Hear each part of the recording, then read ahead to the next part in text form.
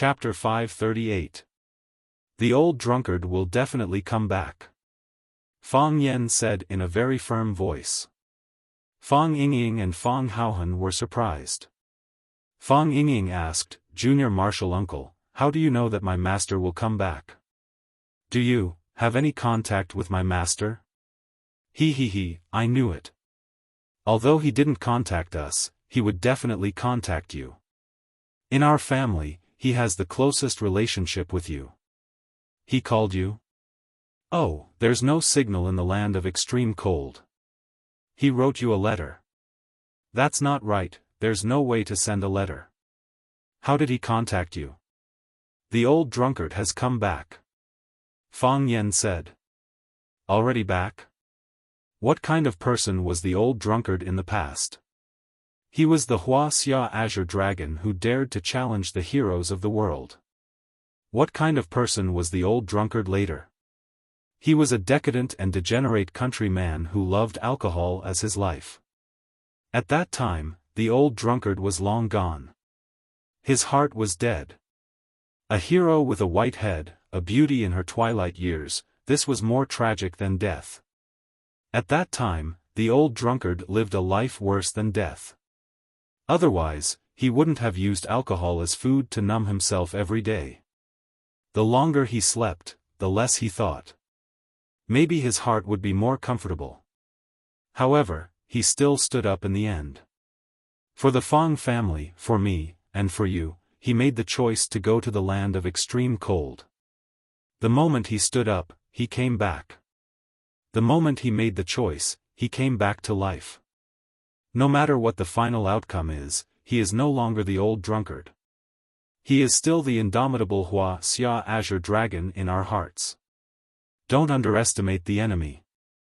A person is not even afraid of death, what else is there to be afraid of? So what if it's the land of extreme cold? So what if it's the invisible ice dragon?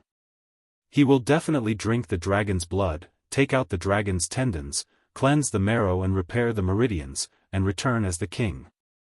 Fang Yingying looked at Fang Yan with red eyes, wiped his nose and said, Junior Martial Uncle, when master comes back, you must beat that Wuxia dragon god up, and Jiang Junling, he also bullied us. Fang Haohan gritted his teeth and said. There's also Jiang Zhulu. He and Junior Martial Uncle are fighting over a woman, there's also Bai Xiu. I feel like beating him up every time I see him. And Zhang Bainian, last time he looked at me sideways, there's also Li Xiaoying. He said that eating glass is an illness and needs to be treated properly. Li Xiaoying even asked me to lose weight. How am I fat? So what if I'm fat? Wearing their clothes and eating their rice? Fang Yingying and Fang Haohan discussed enthusiastically, like children who were left behind to be bullied. They memorized all the names of their enemies and waited for the adults at home to come back so that they could take revenge.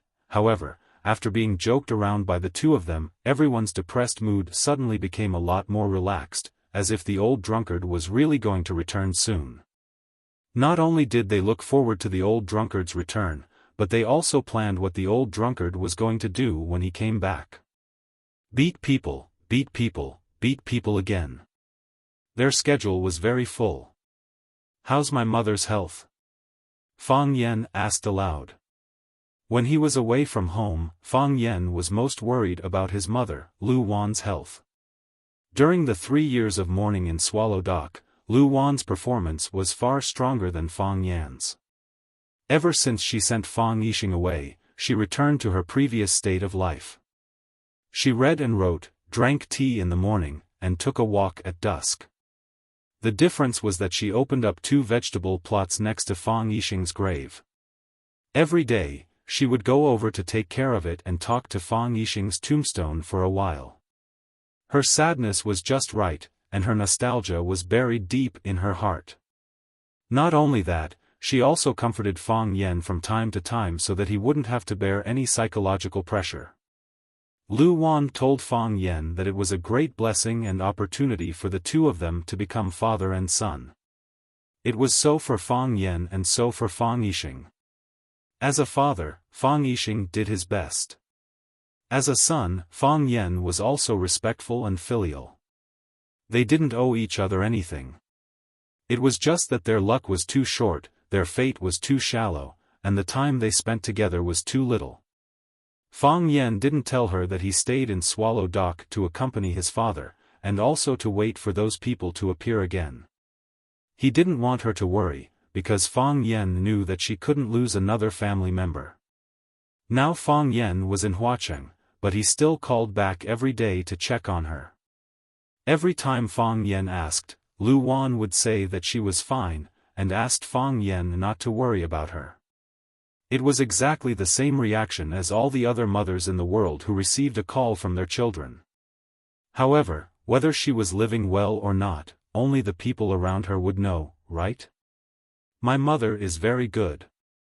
Fang Yingying said, she has a good appetite.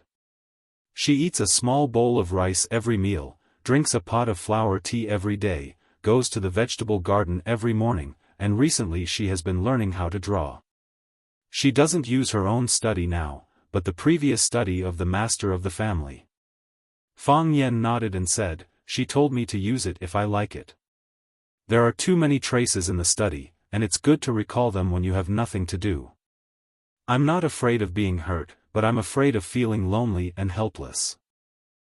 Miss Yi used to drink a pot of flower tea with my mother every day, but recently she didn't go to the study because she was in seclusion. Fang Yen smiled and said, she and my mother should get along well, right?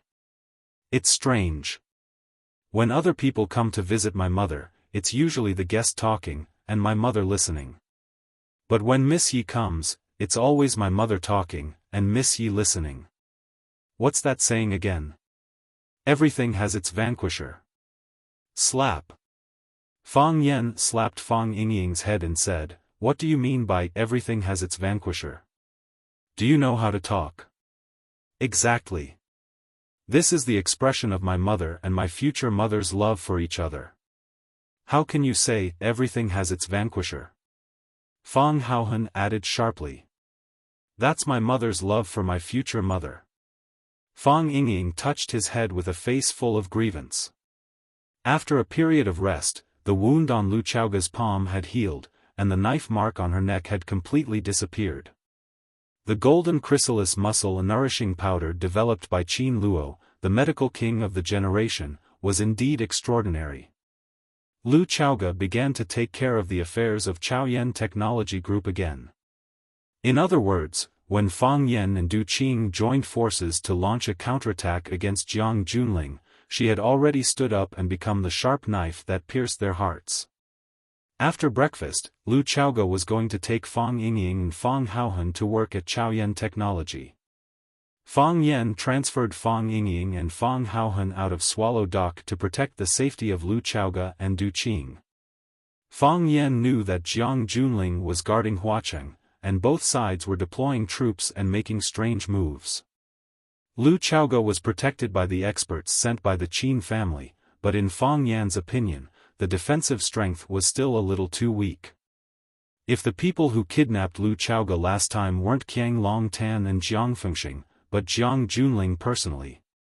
With the strength of the strange people around him, it would be very difficult for him to rescue Lu Chaoga. Fang Yen was also worried about Du Qing. Du Qing was the underground king of Huacheng, and logically speaking, there was no need to worry about his safety. However, Qing Hong had just experienced an internal conflict, and Jiang Junling was even more afraid of Du Qing, the local tyrant, and hated him to the bone. If he wanted to first get rid of this important general in front of Fang Yen, it would be very difficult for Du Qing to escape.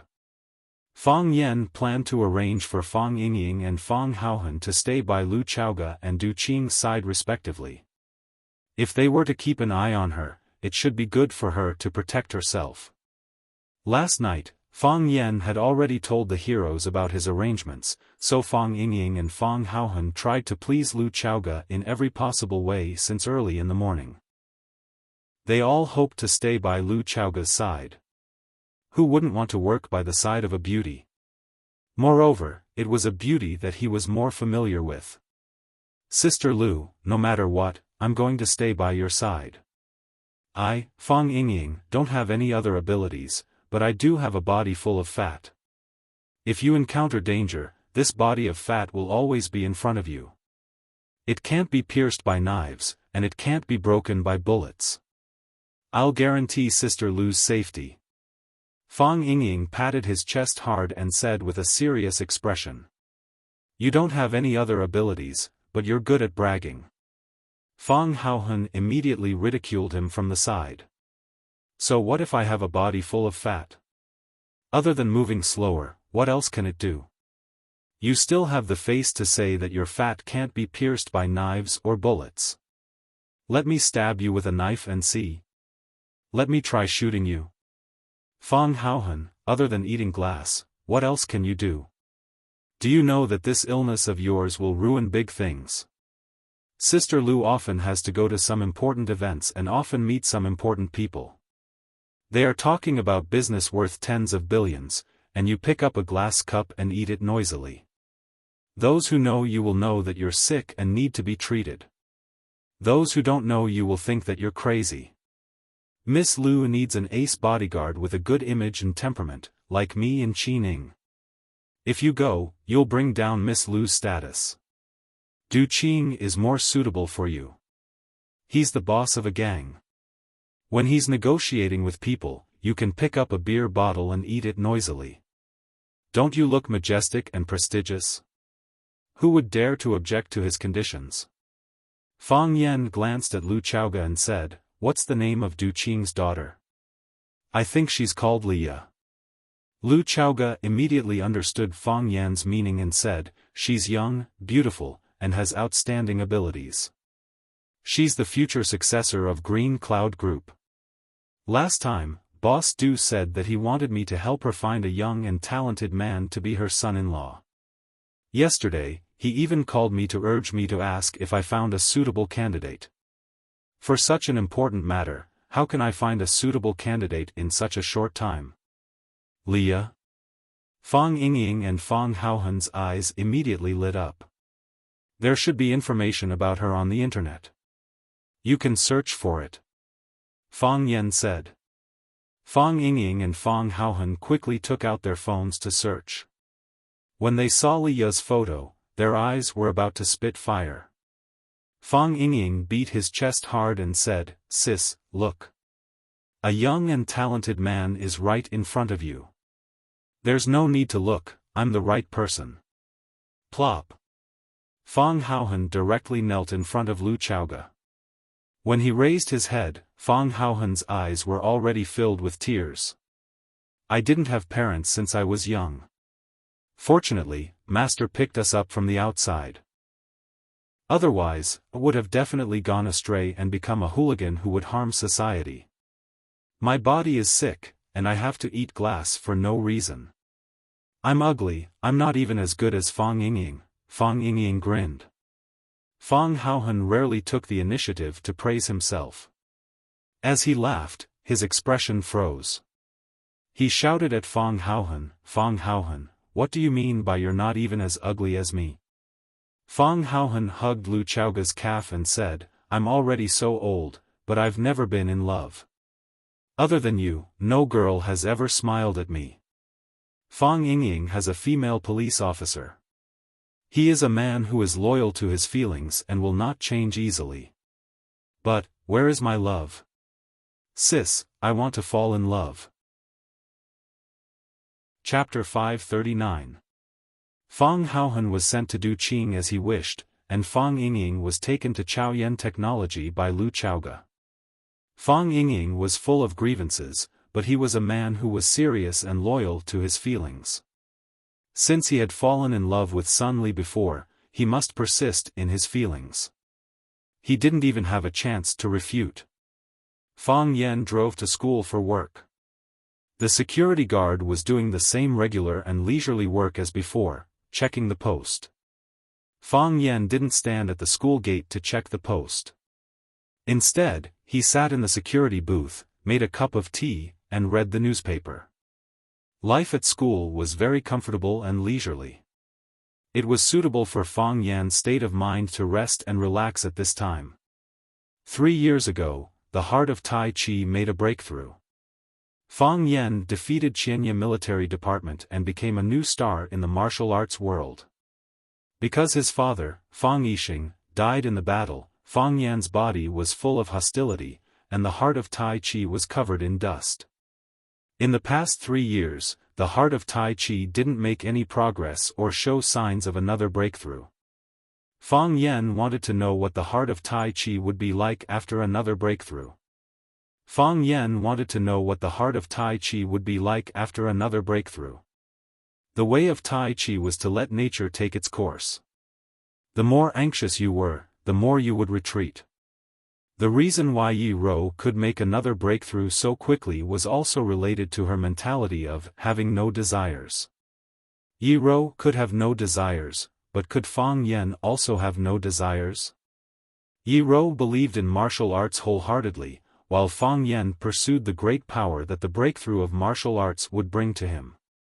Only with power could he protect himself and avenge his father. Stay calm. Fang Yan comforted himself countless times in his heart. When he was in Swallow Dock, facing his father's tombstone and the traces left by his father, it was difficult for him to maintain this kind of calmness. However, he could do it in school. This was a school, a place where teachers taught and educated people, a place where students absorbed nutrition and rich knowledge. This was a sacred place, so sacred that it couldn't be tarnished and destroyed by the scheming, violence, and cruelty outside. At least, that was what Fang Yan thought. Baldy walked over with a teacup in his hand and said, "There's nothing much to do here. You can take a walk around the school. The scenery at the Sparrow River is not bad." Ever since he saw Fang Yan bring his own teacup to make a cup of hot tea every day, Baldy also developed the habit of holding a teacup at work every day. He would take a sip from time to time when he was talking to others. This kind of behavior made him feel very cultured. Later, this habit became a trend, and everyone in the security office of Rosefinch Secondary came to work with a cup of tea. If someone came to the security office to work, they would often see such a scene. Baldy took a sip of tea from his teacup and said, "There are a few more brats who are late today." Wang Chang also took a sip of tea and said, "I've written down all their names. I'll put up a notice in a while. It's time to teach these brats a lesson." Li Daong raised his head and gulped down a big mouthful of tea. He said, "What are we eating tonight? Fish with pickled cabbage and chili? I think the dried pig intestines from second brother Lu's family are not bad." "Pooh. Li Daong, who are you poohing?" "I'm not poohing anyone. The tea got stuck in my throat."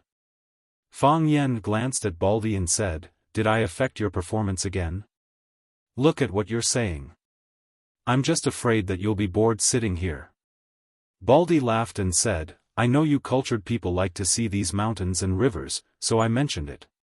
If you don't like it, just pretend I didn't say it." Fang Yan stood up and said, "Then I'll go and take a look." Go. I'll call you if there's anything." Baldy said, "But nothing will happen. What can happen to our security office? Since you came, there's not even a hoodlum at the school gate. You say, if this goes on, will Principal Zhong remove our security office? Hasn't he been cutting the school's expenses recently? You think too much." Fang Yan said snappily. Zhong Dei was indeed cutting down on expenses recently, but it was all for some unnecessary research projects. No matter how much he cut, he wouldn't cut the security office. Zhong Dei and Fang Yan had the same idea. The safety of the students must be absolutely the first priority. Hee, it's good to hear that. It seems that I really thought too much." Baldy said slyly. He asked that stupid question just to sound out Fang Yan's mouth. If Fang Yan said he wouldn't remove it, then he definitely wouldn't remove it. Fang Yan stood up and walked into the depths of the school. The Sparrow River flowed quietly, and the surface of the lake was covered with a layer of gold. The Sparrow Bridge was still there, becoming the bridge that connected the two sides. Fang Yen strolled along the river. The trees were dense, the grass was long, and the soil exuded an alluring fragrance. The scenery was beautiful, and it made people feel relaxed and happy. Seeing that there was no one around, Fang Yen stood by the side of the Sparrow River and put on a Tai Chi stance, preparing to do a round of Tai Chi. Tai Chi focused on the mind and not the routine. The body moved at will, which was why the heart of Tai Chi appeared. Concentrating, the Dantian fire ignited. Whatever he thought of, he would go wherever he thought of. His Tai Chi plum blossom steps produced plum blossoms in 3 steps, and his Tai Chi palm became the wind. He wore a green robe and had a jade-like face. When he was quiet, he was like a crane playing in the water. When he was heavy, he was like a roaring dragon. He lifted something heavy as if it were light, and something light as if it were heavy. He was sometimes fast and sometimes slow, sometimes hidden and sometimes visible. All his skills were now under the early morning sun. What a natural Tai Chi! A loud shout came. Fang Yen stopped and turned around. He saw the excited Hou Zhendong, the martial arts fanatic, standing not far away and sizing him up. "Why are you here?" Fang Yen asked. Fang Yen didn't ask how he got in. With the martial arts fanatic Hou Zhendong's cultivation, he could even enter and exit within the red walls, let alone a school. Baldy and the others could stop the gangsters and ruffians, but they couldn't stop an expert from the Jianhu. They probably didn't even know that a martial arts fanatic had entered, right? "I'm here to thank you in person," the martial arts fanatic said with a smile. "Thank you?" Fang Yen asked, puzzled. He didn't remember doing any favors for the martial arts fanatic. If possible, he wished that he had never met this maniac. "You are my enlightened master," the martial arts fanatic said, looking at Fang Yen with a smile. "I've loved martial arts all my life, and I like to see everything clearly. I've seen fists, palms, knives, spears, swords, rods, Shaolin and Wudong. I've wandered around and experienced hundreds of battles. Some have narrowly escaped death, and some have easily defeated the enemy. In the end, I got the word fanatic. Only when you love to the extreme can you become a fanatic. I like to be called martial arts fanatic." However, it was also because he was too obsessed that he went astray. Wanting to understand everything would only make people more and more confused. I want to find an answer to every question, but many questions have no answer. I open my eyes wide to observe the mountains and rivers, but I can't see the mountains and rivers in front of me clearly. Recently, I've been feeling upset and confused. I always feel that there's something I don't understand, but I can't find out what the problem is. By chance, I met you by the Pearl River, and on a whim, I came up with a question to test you. I didn't expect that you would give me such a surprising answer." Fang Yen looked at the martial arts fanatic and said, "Is this the reason you thank me? Because there's no solution, so there's no need for a solution. Because there's no answer, so there's no need for an answer." The martial arts fanatic laughed and said, "This is what your little girl friend told me. Your way of solving problems let me find a new way of thinking. Standing in your way of thinking and observing myself, I learned not to look. I don't look at mountains, water, or anything in the world. I don't look for it, I just chase it. In this way, sitting and observing myself, I understand myself better. The biggest enemy of mankind is themselves. It's just that too many people don't understand this." Fang Yen nodded with a smile and said, "Congratulations." For a martial arts fanatic, the flash of inspiration and understanding of ideas were more joyful than the happy event of the wedding night or the passing of the exam.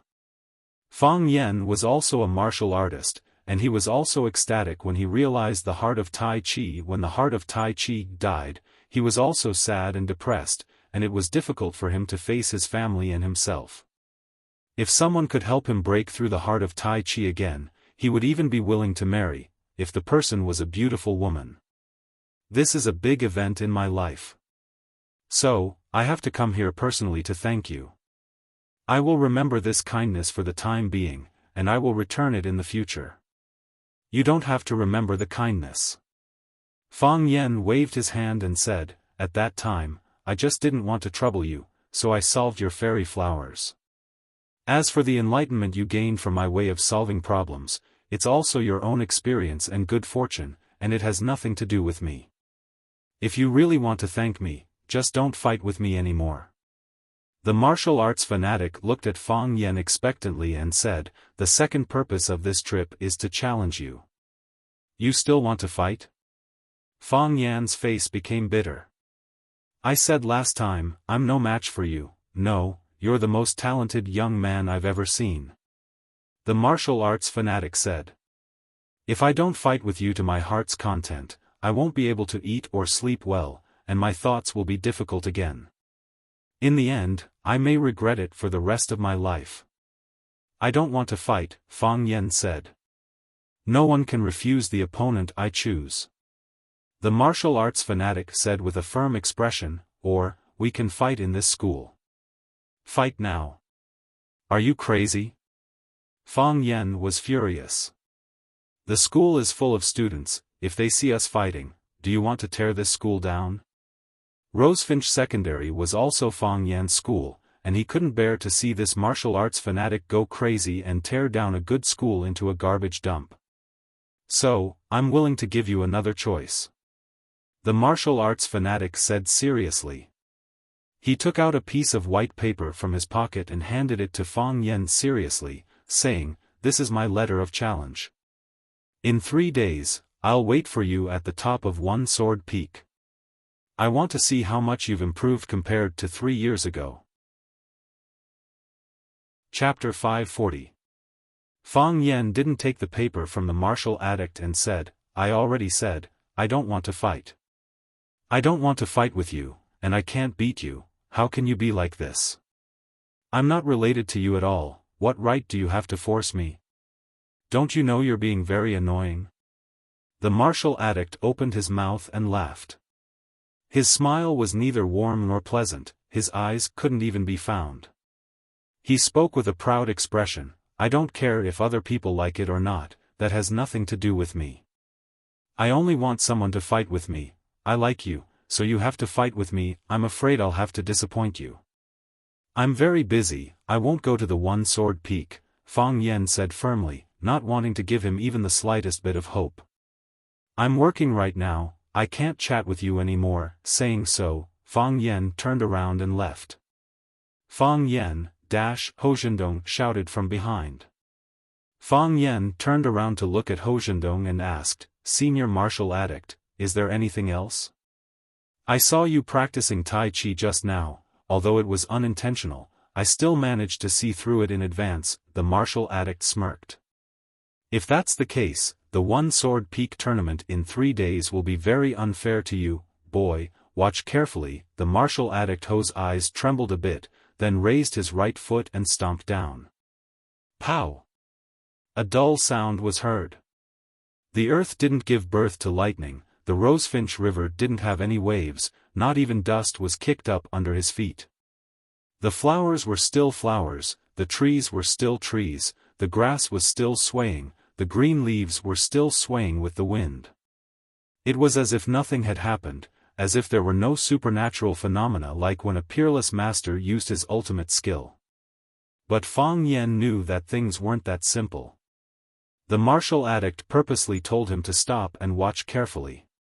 If he only saw him stomp his foot, then he wouldn't be a martial addict, but an idiot. The martial addict saw Fang Yen practicing Tai Chi just now. If he wanted to show his fairness, he would have to show his true abilities.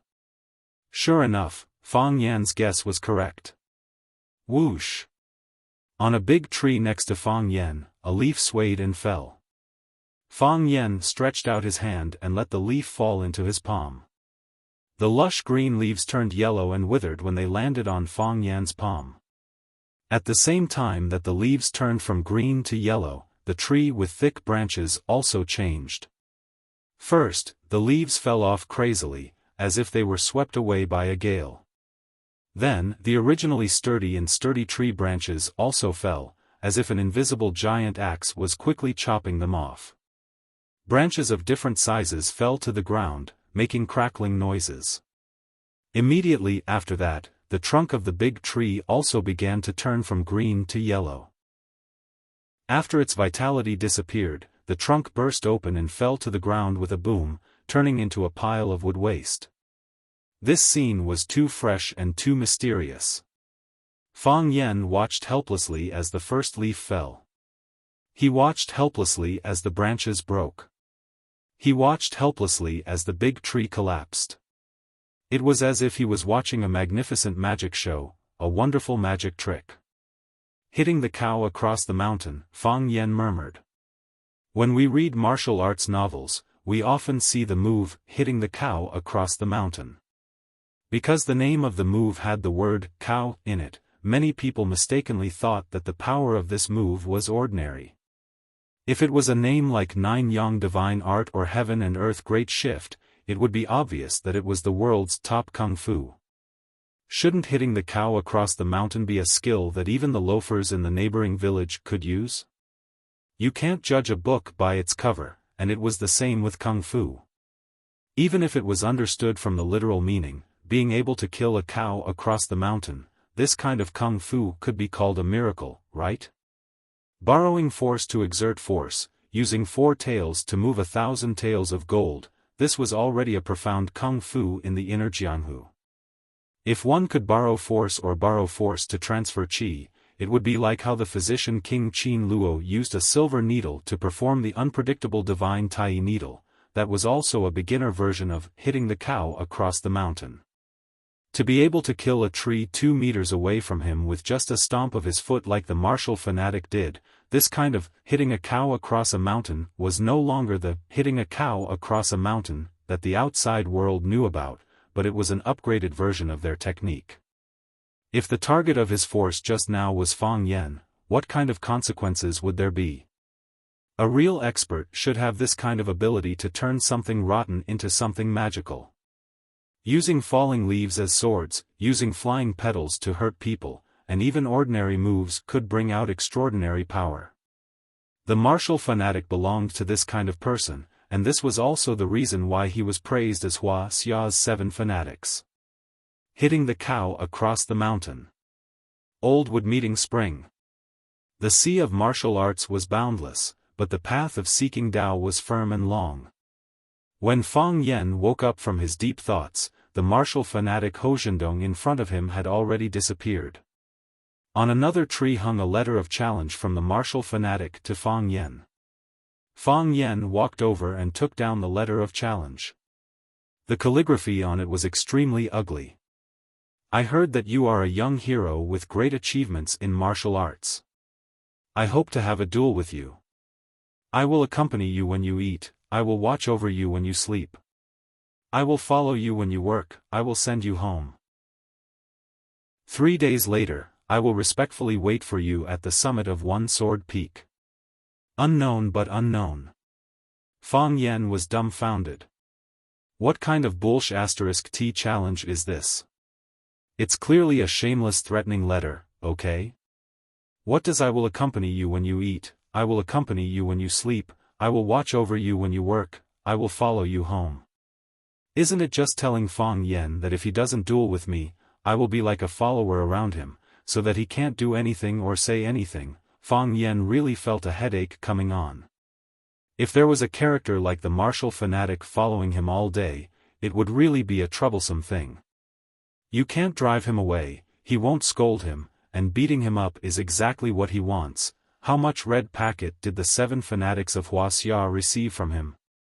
Why did they praise this kind of rogue to such a high position?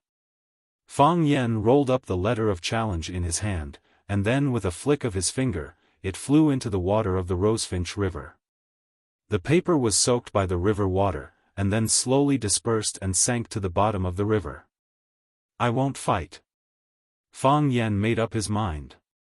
When Fang Yen crossed the Rosefinch Bridge and was about to return to the security office, he saw that there were 2 groups of students confronting each other in the woods by the Rosefinch River.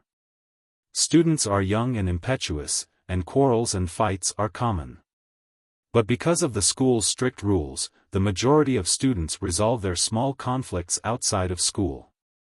So, "Don't leave after school" or "See you in the school woods" has become a threat that the students often say.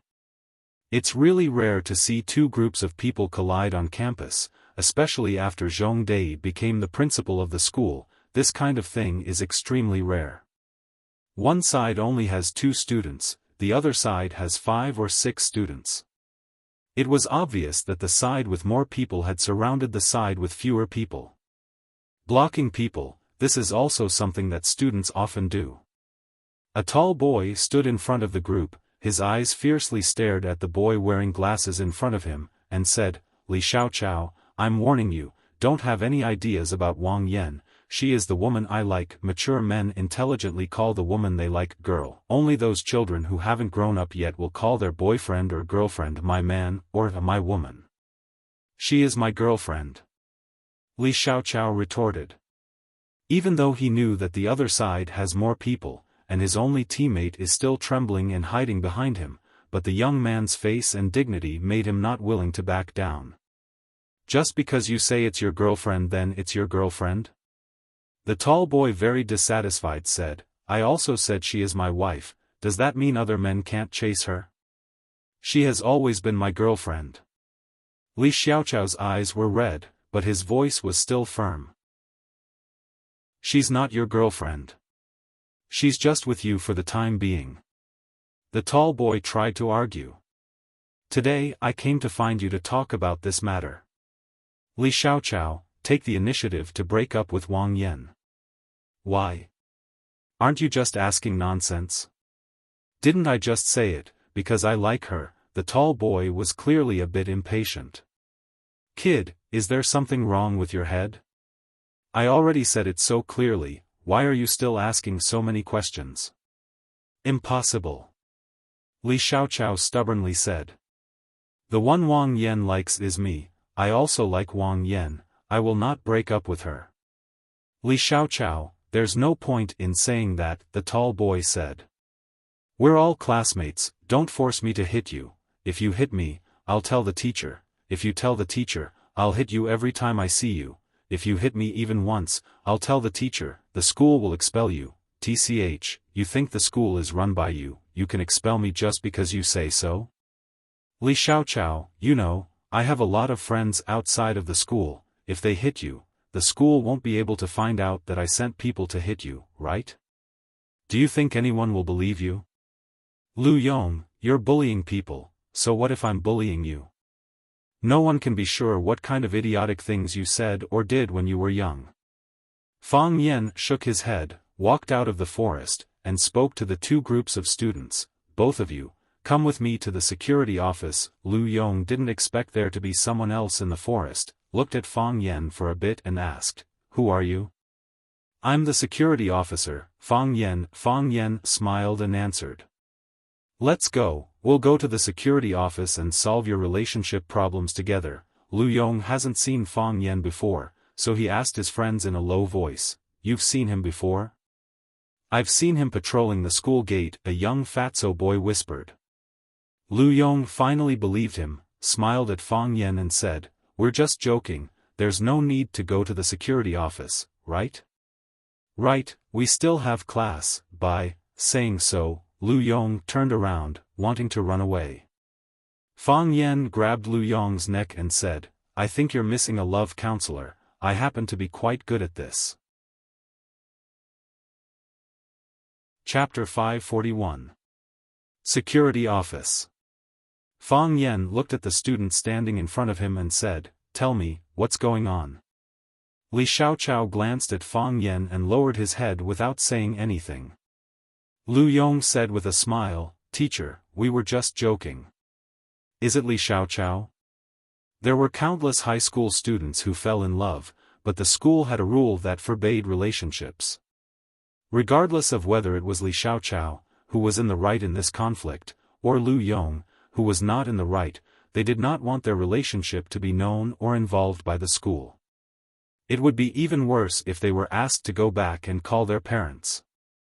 Li Xiaochao didn't want to become Lu Yong's puppet, but he also didn't want the school's teachers or parents to know that he was in a relationship with his classmate, so he said in a deep voice, "We were just joking.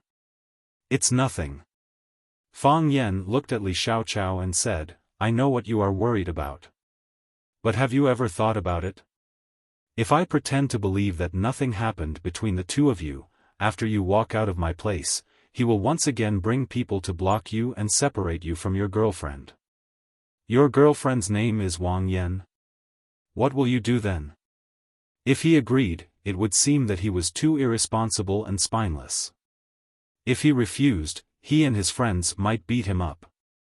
Are you willing to accept such an outcome? Teacher, Lu Yong still wanted to explain. Fang Yan looked at him sharply and said, "Lu Yong, I saw it all. Are you going to lie to my face?" Li Xiaochao hesitated for a long time, then finally said, "I'm in love with Class 9's Wang Yan, he forced me and Wang Yan to separate." Li Xiaochao, you idiot. Lu Yong cursed. "If I die, you won't be able to escape either." Fang Yan looked at Lu Yong and asked, "Is that so?" Lu Yong and Fang Yan looked at each other for a while before saying helplessly, "Yes."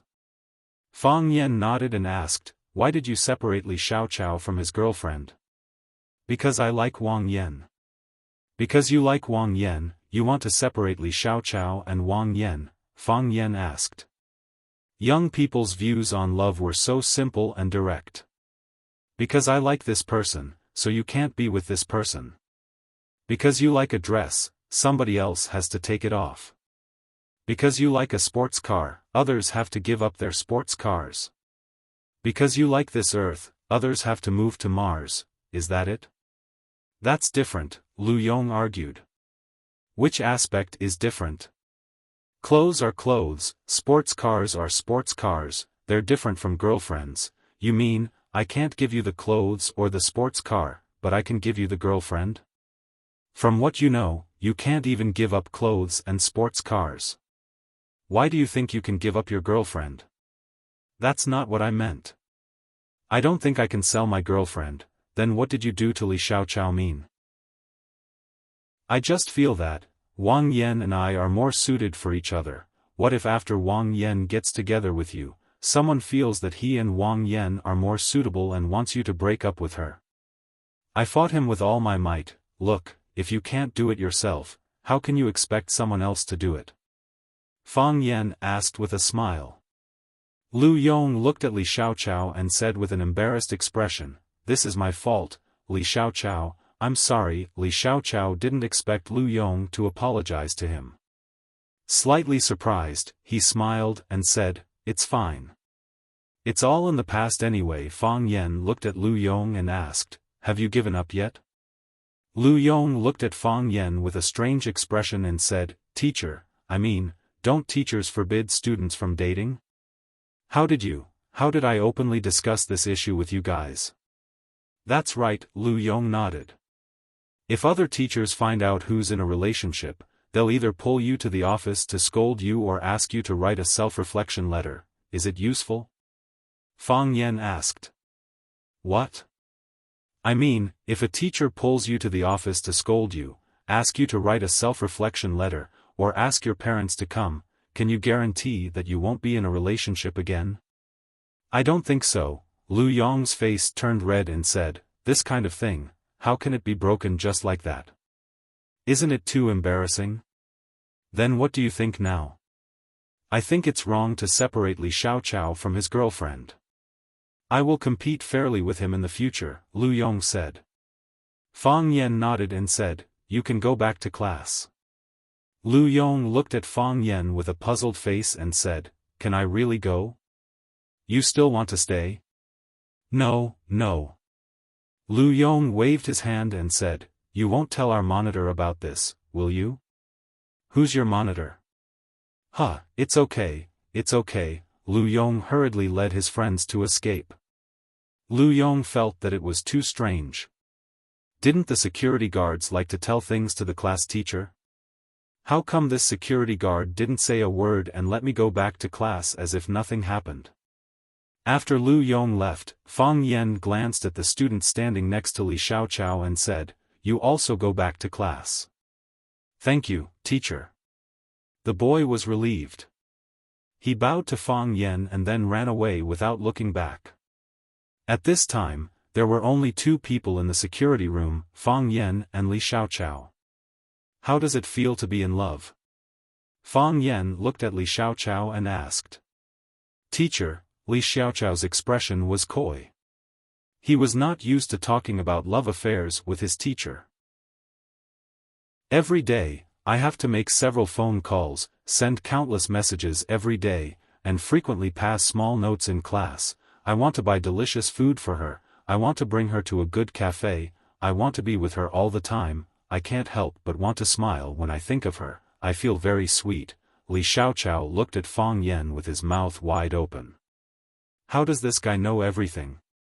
I've also had the same experience," Fang Yen said with a smile. When he fell in love with Phoenix, it was the same feeling. He wanted to give her the best things in the world, as long as she gave him a smile. Li Xiaochao was relieved. He blushed and said, "I don't know what happened, I just liked her all of a sudden. I know this isn't good, but I don't know what to do about it." "Why do you think this isn't good?" Fang Yen asked. Li Xiaochao was stunned for a while, then said, "The school forbids love, the teacher also said it would affect our studies. Do you think it's affecting your studies?" "No." Li Xiaochao said, "Every time I take an exam, I've always been first in class, in the past, in the future." "What about Wang Yen?" "Her academic performance has never been very good. If your love doesn't affect your studies, not only does it not affect you, but you can also encourage each other and improve together. Would the teacher still use this reason to stop you?" Li Xiaochao blankly looked at Fang Yen and said, "Teacher, what do you mean?" Fang Yen smiled and said, "Actually, I don't mean anything. You're no longer a child, you already have your own thoughts. If we tell you what you must do or what you can't do, you'll have a rebellious mentality instead. I just want to tell you that you have to think carefully before you do anything. If you feel that what you're doing is right, that it's beneficial to your life and future, then seriously don't let them down. Don't let others down, and especially don't let yourself down." Li Xiaochao thoughtfully looked at Fang Yen. "I don't expect you to understand in an instant, but you still have a lot of time to think about it." Fang Yen waved his hand and said, "Go back to class." Li Xiaochao bowed deeply to Fang Yen and said, "Thank you, teacher, I understand what I should do." When Fang Yen came out of the office, he just happened to see Baldy running in from outside. Baldy glanced inside the office and said, "Where are those bastards?" "What bastards?" Fang Yen asked. "They said you brought a group of students to the office. Did those bastards get into a fight again?" Baldy asked with concern. "Is everything okay?" "Nothing," Fang Yen said. "I asked them to investigate something, and they've already gone back to class." "That's good." Baldy was relieved. "I'm just afraid of the students fighting. They're all hot-tempered kids, they won't hold back even the slightest bit. By the way, are you okay today?" "What's wrong?" Fang Yen looked at Baldy cautiously and asked. "It's nothing, it's just that, someone wants to see you." "Who?" Fang Yen thought for a bit and asked, "Is it Su Qi?" "I've talked to that girl before, and I think she's not bad, Baldy, but I've already told her very clearly that Mr. Fang already has a girlfriend, and that she shouldn't have any delusions, and that she should study hard and improve every day, make herself better, so that she can find a better partner in the future." Fang Yen smiled and said, "Just do your job." "My job is to ensure the safety of the students and teachers in the school," Baldy said. Not just personal safety, but also emotional safety. Fang Yen felt that Baldy had the potential to become a philosopher. "Mr. Fang, let's go eat hot pot after work." Baldy pulled Fang Yan's arm and said, "We'll go Dutch. I won't take advantage of you." After work, Fang Yen drove back and found a black Mercedes-Benz following him. Fang Yen turned the car to the side of Swan Lake, and the black Mercedes-Benz followed. The car window rolled down, and a woman with delicate features looked at Fang Yan and said, "Fang Yan, buy me a drink." Chapter 542. The Mercedes-Benz and BMW were very close to each other, so Fang Yan was not far from the woman. Fang Yan looked at this woman who was definitely not supposed to appear here and say such words to him with a puzzled expression. He asked, "Did you find the wrong person?" "I am not looking for the wrong person. The person I am looking for is you." Fang Yan. Jiang Shangxin confirmed her stance once again as she looked into Fang Yan's eyes with an extremely determined gaze. "Treat me to a drink." "Why?" Fang Yan asked. "Why me?" Fang Yan felt that this woman was too weird. Why him? She was the daughter of the Jiang family. If she wanted to drink, she should look for someone from the Jiang family. Jiang Junling or someone else from the Jiang family. She was Jiang Zhuliu's woman. If she wanted to drink, she should look for her husband, Jiang Zhuliu, or someone else who was close to her. Why him? Wasn't she clear enough? She was the thorn in Jiang Junling's side, the thorn in Jiang Zhuliu's flesh, and the mortal enemy of the Jiang family and the Jiang family. If Fang Yan's guess was right, they would push the blame for the tragic deaths of Feng Xing and Shangxin's father on him. Why did she ask the enemy who killed her father to treat her to a drink? Fang Yan's first reaction was that this was a conspiracy, a trap, and a honey trap. Fang Yan scoffed at this behavior. Who did they think he was? Was he the kind of man who would be easily tempted by beauty? He looked at Jiang Shangxin's pretty face seriously. As he was taller than Jiang Shangxin and his eyes were very bright, he was able to see the large patch of snow white at the collar of Jiang Shangxin's white satin shirt. Gulp, gulp, Fang Yan swallowed a few mouthfuls of saliva and felt a little thirsty. "Because I couldn't find anyone else," Jiang Shangxin said. Her expression was gloomy and her voice was low. She looked like a pitiful child who had been wronged but couldn't voice it out. Fang Yan had not expected her to give such an answer. Based on her understanding of Jiang Shangxin, she was a very proud girl. To make a proud person admit that he wanted to drink but couldn't find anyone else. It seemed that this was indeed a well-designed honey trap. Fang Yan was too angry. He didn't expect his opponent to be so insidious and cunning. He actually used such a despicable and wretched method. Who did they think they were? Fang Yan decided to challenge his weakness. As such, Fang Yan looked at Jiang Shangxin and said, "I'm fine with tea, but I'm not familiar with bars." "Follow me," Jiang Shangxin said. As she spoke, she had already rolled up the window. Then he started the car and led the way. Fang Yan's fingers tapped on the steering wheel, and his body softly leaned against the leather seat. With a faint smile on his face, he said, "How interesting." Seeing that the black Mercedes-Benz was about to leave his sight, Fang Yan stepped on the accelerator, and the car rushed toward the Mercedes-Benz in front like a stallion in heat. "King!" The King Bar. Jiang Shangxin parked the car at the entrance of the bar and stood there, waiting for Fang Yan to arrive. Fang Yan parked the car.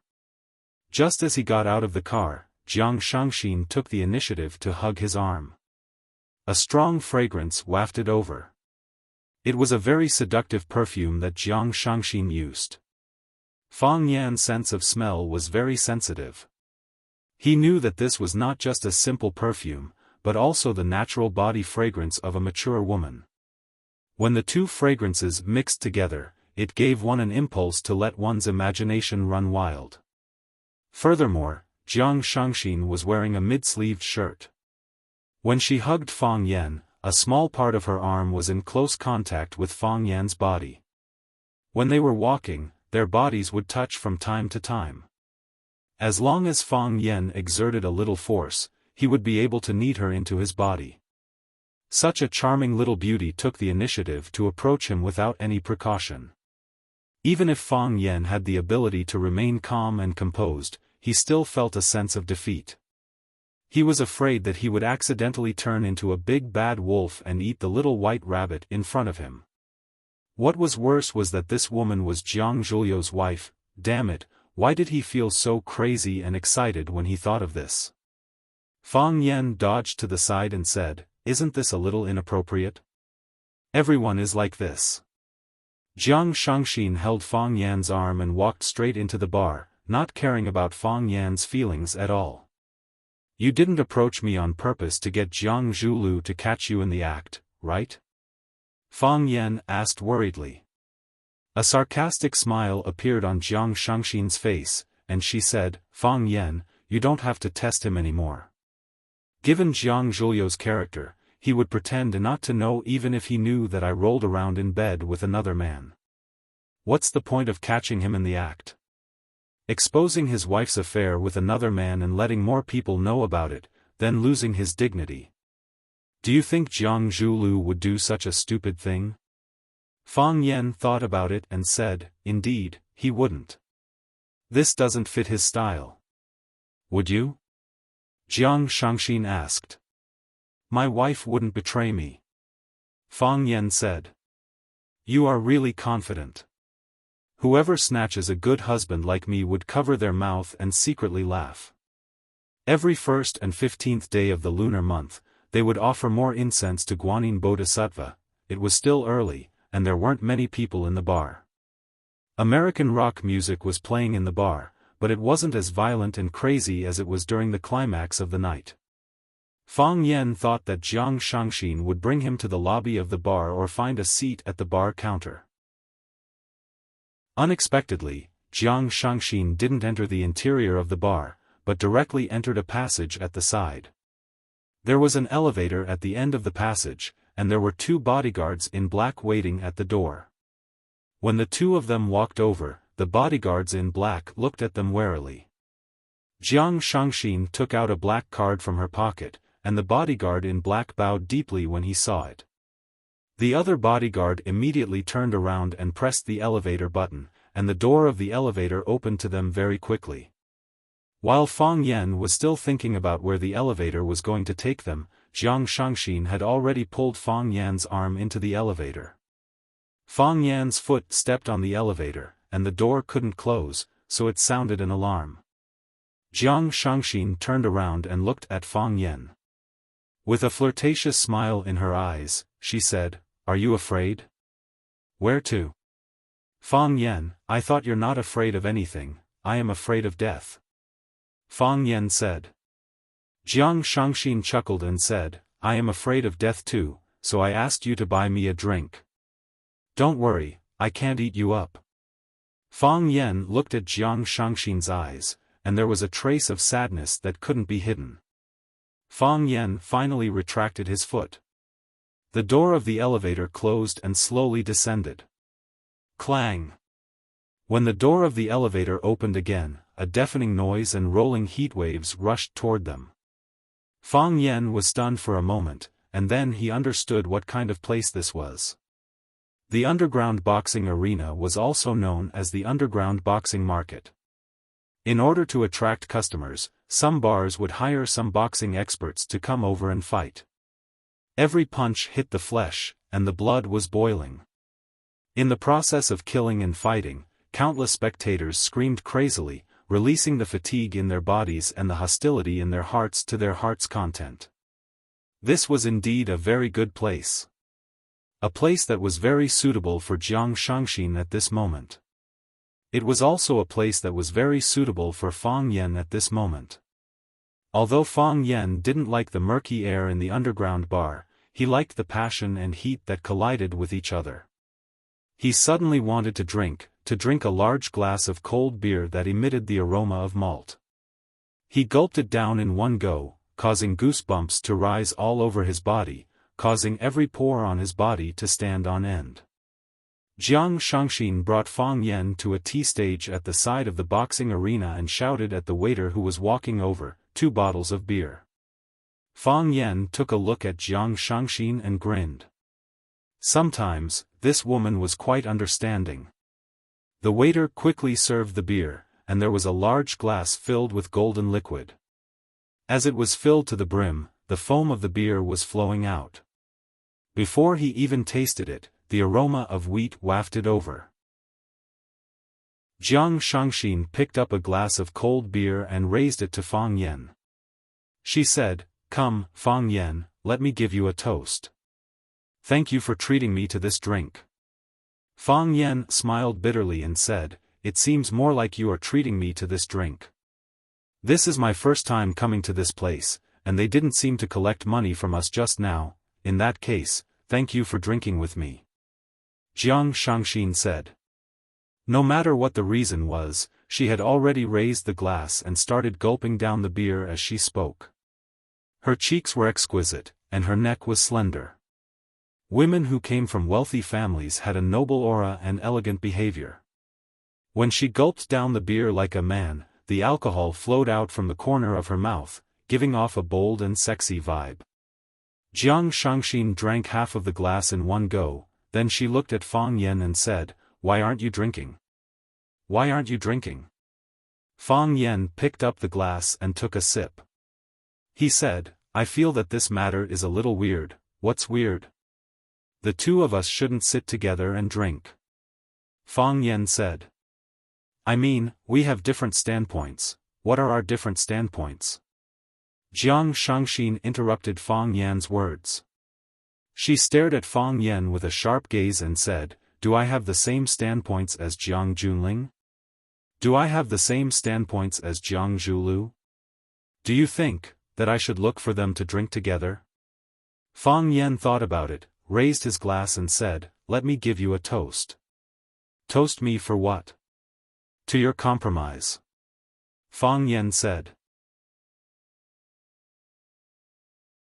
Chapter 543. To your grievances. To your anger and indignation. To your loneliness and helplessness. And to your strength and bravery. Jiang Shangxin had been holding it in for the past few days. She felt that she was about to explode. She was like a vacuum-packed fish. She breathed with all her might and struggled over and over again. In the end, she could only spit out bubbles helplessly. Her body was getting weaker and weaker, and her consciousness was getting more and more blurry. She was going to die. She knew that she was going to die if she didn't do something. What kind of woman am I? Jiang Shangxin gulped down a big mouthful of wine and slammed the table in front of her. She looked at Fang Yan, who was sitting opposite her, and shouted, "I am a woman from the Jiang family." "Who is the Jiang family?" "The Jiang family is the Jiang family. It is the Jiang family that everyone envies and fears. As long as you are a member of the Jiang family, you will definitely be the target of everyone's envy and fear. No matter how pretty or ugly you are, no matter how high your IQ is, you are at the top of society. Don't believe the nonsense that there is no hierarchy in this world. Those people who are high up in the hierarchy have terrifying connections and influence. They don't even need to do anything.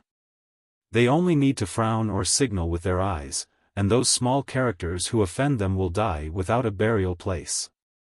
Jiang Shangxin glanced at Fang Yan from the corner of her eyes and said, "Jiang Junling. Jiang Junling doesn't like you very much." Originally, he thought that he only needed to use his eyes to signal someone to get rid of you, but he didn't expect you to be like a cockroach that can't be killed. Your vitality is quite tenacious, and you make him suffer again and again, making him lose face again and again. "Evil will never win over good," Fang Yan said with a serious look. "I stand on the side of good, so he can't win over me." Jiang Shangxin laughed maniacally. She laughed so hard that she was swaying back and forth. She laughed so hard that her voluptuous chest swayed a few times, as if it was about to break through the cage of her shirt and appear right in front of Fang Yan. She pointed at Fang Yan with her finger that was smeared black and said in an extremely disdainful tone, "Fang Yan, what you said is nonsense. Do you believe in such nonsense? How many good people in the world have been wrongfully killed? At that time, why didn't anyone tell them that evil would never prevail over good? This was a society where strength was respected. Whoever has the bigger fist has the right to speak loudly. Shifting Shangxin's arm to the side, he pointed at the two boxers who were engaged in an intense battle in the arena and said, "Look at them, who is evil and who is righteous? Would the side of justice be able to defeat the side of evil? The only difference is that they are risking their lives on the stage, while countless people are risking their lives off the stage." Fang Yan smiled and said, "You have your own ideas, and I have my own insistence. Our lifestyles are different. Living in that kind of environment, all you see and think about are those powerful people, those influential people who use all kinds of methods to obtain victory after victory. I live in a small village. Except for a few people I don't like, most of the people there are kind-hearted. They don't hesitate to shed blood for something that seems silly to outsiders. It has been passed down from generation to generation and has lasted for thousands of years. When I was young, I had always been thinking about how such a tribe could exist in this world. Until now, I still haven't figured out the answer to this question. Why does such a tribe exist? However, since it already exists, then there should be a reason for it to exist. What's worse is that I'm willing to die for it. I respect and admire those wise sages who have sacrificed themselves and those seniors who have sacrificed themselves. I wonder what kind of choice I would make if it were to be my turn one day. I didn't even think for too long before I got the answer in my heart. If it were to be my turn one day, I would make the same choice as them. My ancestors made such a choice, my great-grandfather made such a choice, my father and uncles made such a choice. How can it be broken when it comes to my generation? We have a custom where we come from. Whenever a descendant of a family dies in battle, the whole village will hang up a white banner. It doesn't matter if there were any disputes, quarrels, or who knocked out someone's front teeth or who broke someone's arm. On that day, all grudges will be put down, and the deceased will be the most important. To me, these people are all righteous. They aren't even afraid of death, so why would they be afraid of the temporary dark clouds that cover the sun? Jiang Shangxin didn't expect Fang Yan to say such things to her. After being in a daze for a while, she asked, "The place that you are talking about, is Swallow Dock?" "That's right." Fang Yan nodded. "General, get off the horse, Prime Minister. Swallow Dock. If there's a chance, I must go and take a look," Jiang Shangxin said with infinite longing. "Because of you, I know of such a place and its various legends. But I always feel that those legends are too far away, and those stories are too old. I feel that everything is exaggerated and made up. So, such a group of people really exists. Remember to park your car at the threshing ground at the entrance of the village." Fang Yan smiled and said, "Other than the cars of our own people in the village, all the cars that go to other places will be parked there." "I'll remember." Jiang Shangxin said, "Are you sending me an invitation? If I go to Swallow Dock, you'll entertain me, right?" Fang Yan smiled and asked, "Now, do you believe that evil will never prevail over good?" Jiang Shangxin shook her head and said, "I don't believe it. Just like what you said before, I've seen too many good people being purged and buried. This is a cannibalistic society, and some people will really open their bloody mouths to eat people. Just like you come from such a magical place. Do you have the confidence to defeat Jiang Junling? Even if you defeat Jiang Junling, there's still the powerful Jiang family behind him. Fang Yan, you might not understand, but you're only fighting against Jiang Junling now.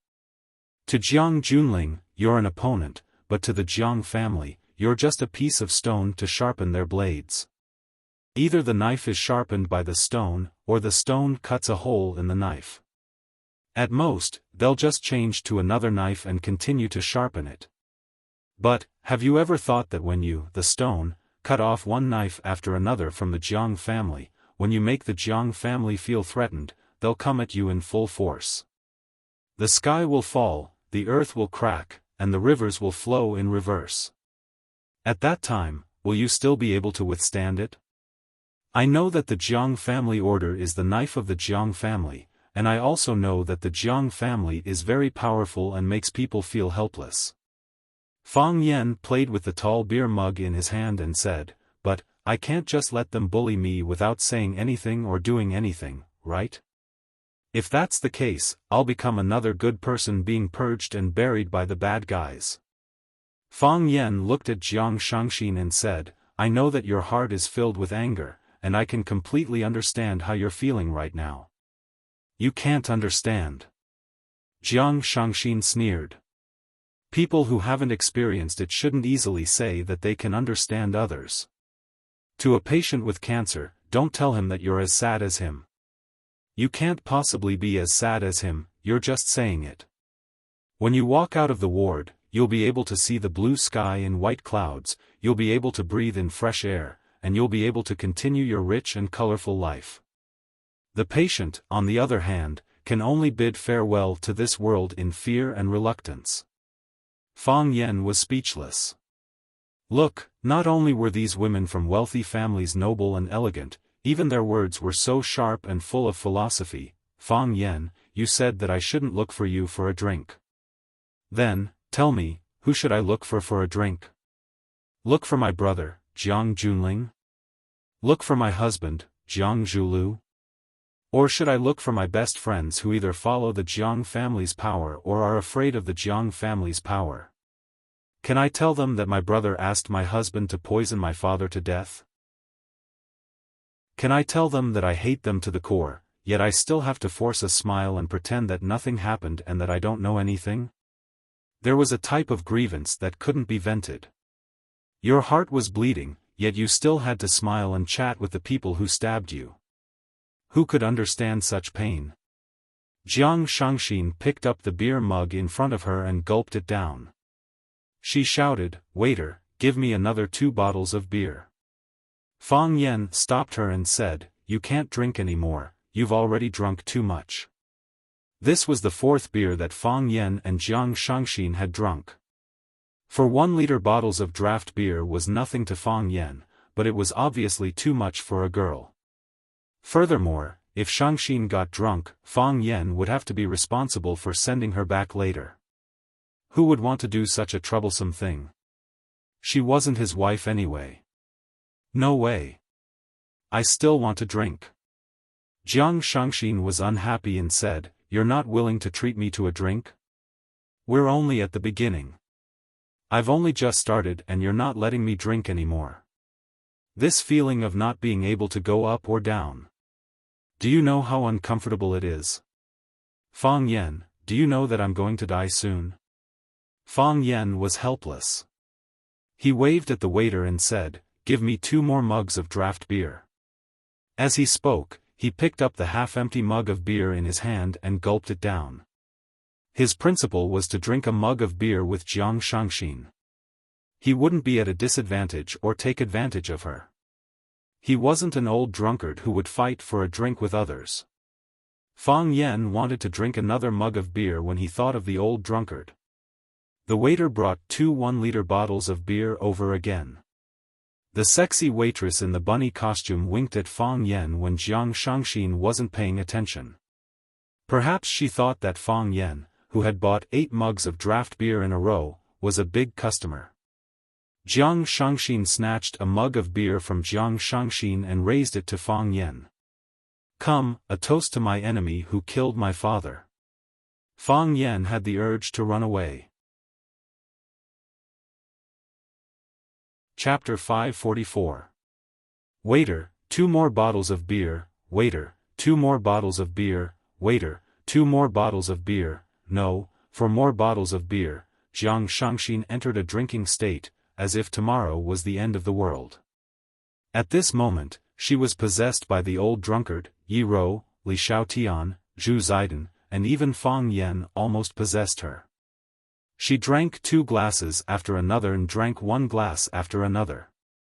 She drank more and more alcohol, but the speed at which she drank was getting faster and faster. She really wanted to get drunk. She really wanted to get drunk. After Fang Yan tried to persuade him several times but to no avail, he decided not to stop him anymore. If she drank 1 glass, he would drink 1 glass with her. If she drank 2 glasses, Fang Yan would drink 2 glasses with her. If it really didn't work, he would suffer some losses and send her back when she was drunk. Fang Yan, Jiang Shangxin's body was sprawled on the runway. If it wasn't for the support of the runway, she would have lost her balance. She looked at Fang Yan with her beautiful eyes and said, "Do you think that I'm ridiculous? Do you think that I, Jiang Shangxin, am an idiot? I also think that I'm ridiculous, and I know that I'm an idiot. But, I have to find someone to talk to and drink with, don't you think it's weird? When Jiang Zhulu slapped me, I wasn't angry. I wasn't angry at all. I thought it was natural. I thought he should do something like that. At that time, he pressed me down on the sofa. I thought of you. I thought I must find a chance to drink with you. Why did I look for you?"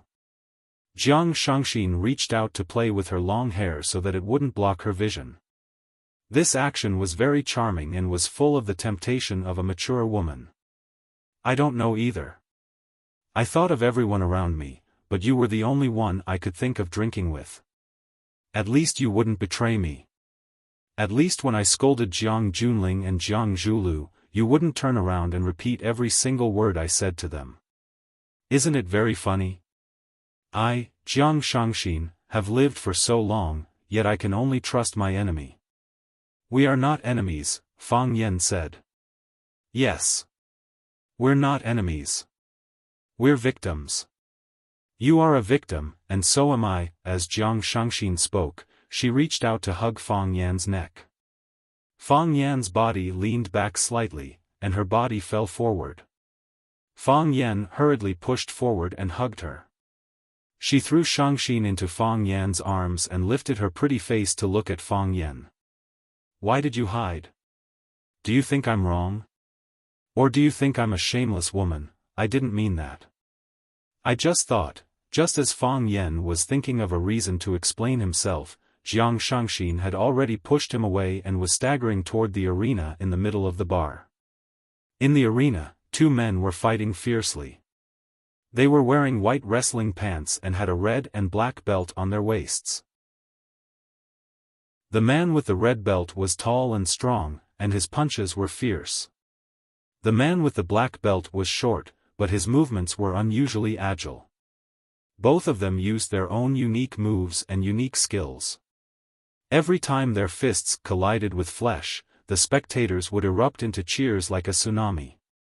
Fang Yan couldn't understand why these people were so obsessed with this game. It was still so early, but there were already so many spectators gathered here. What Fang Yan didn't know was that this underground boxing arena opened for business in the afternoon.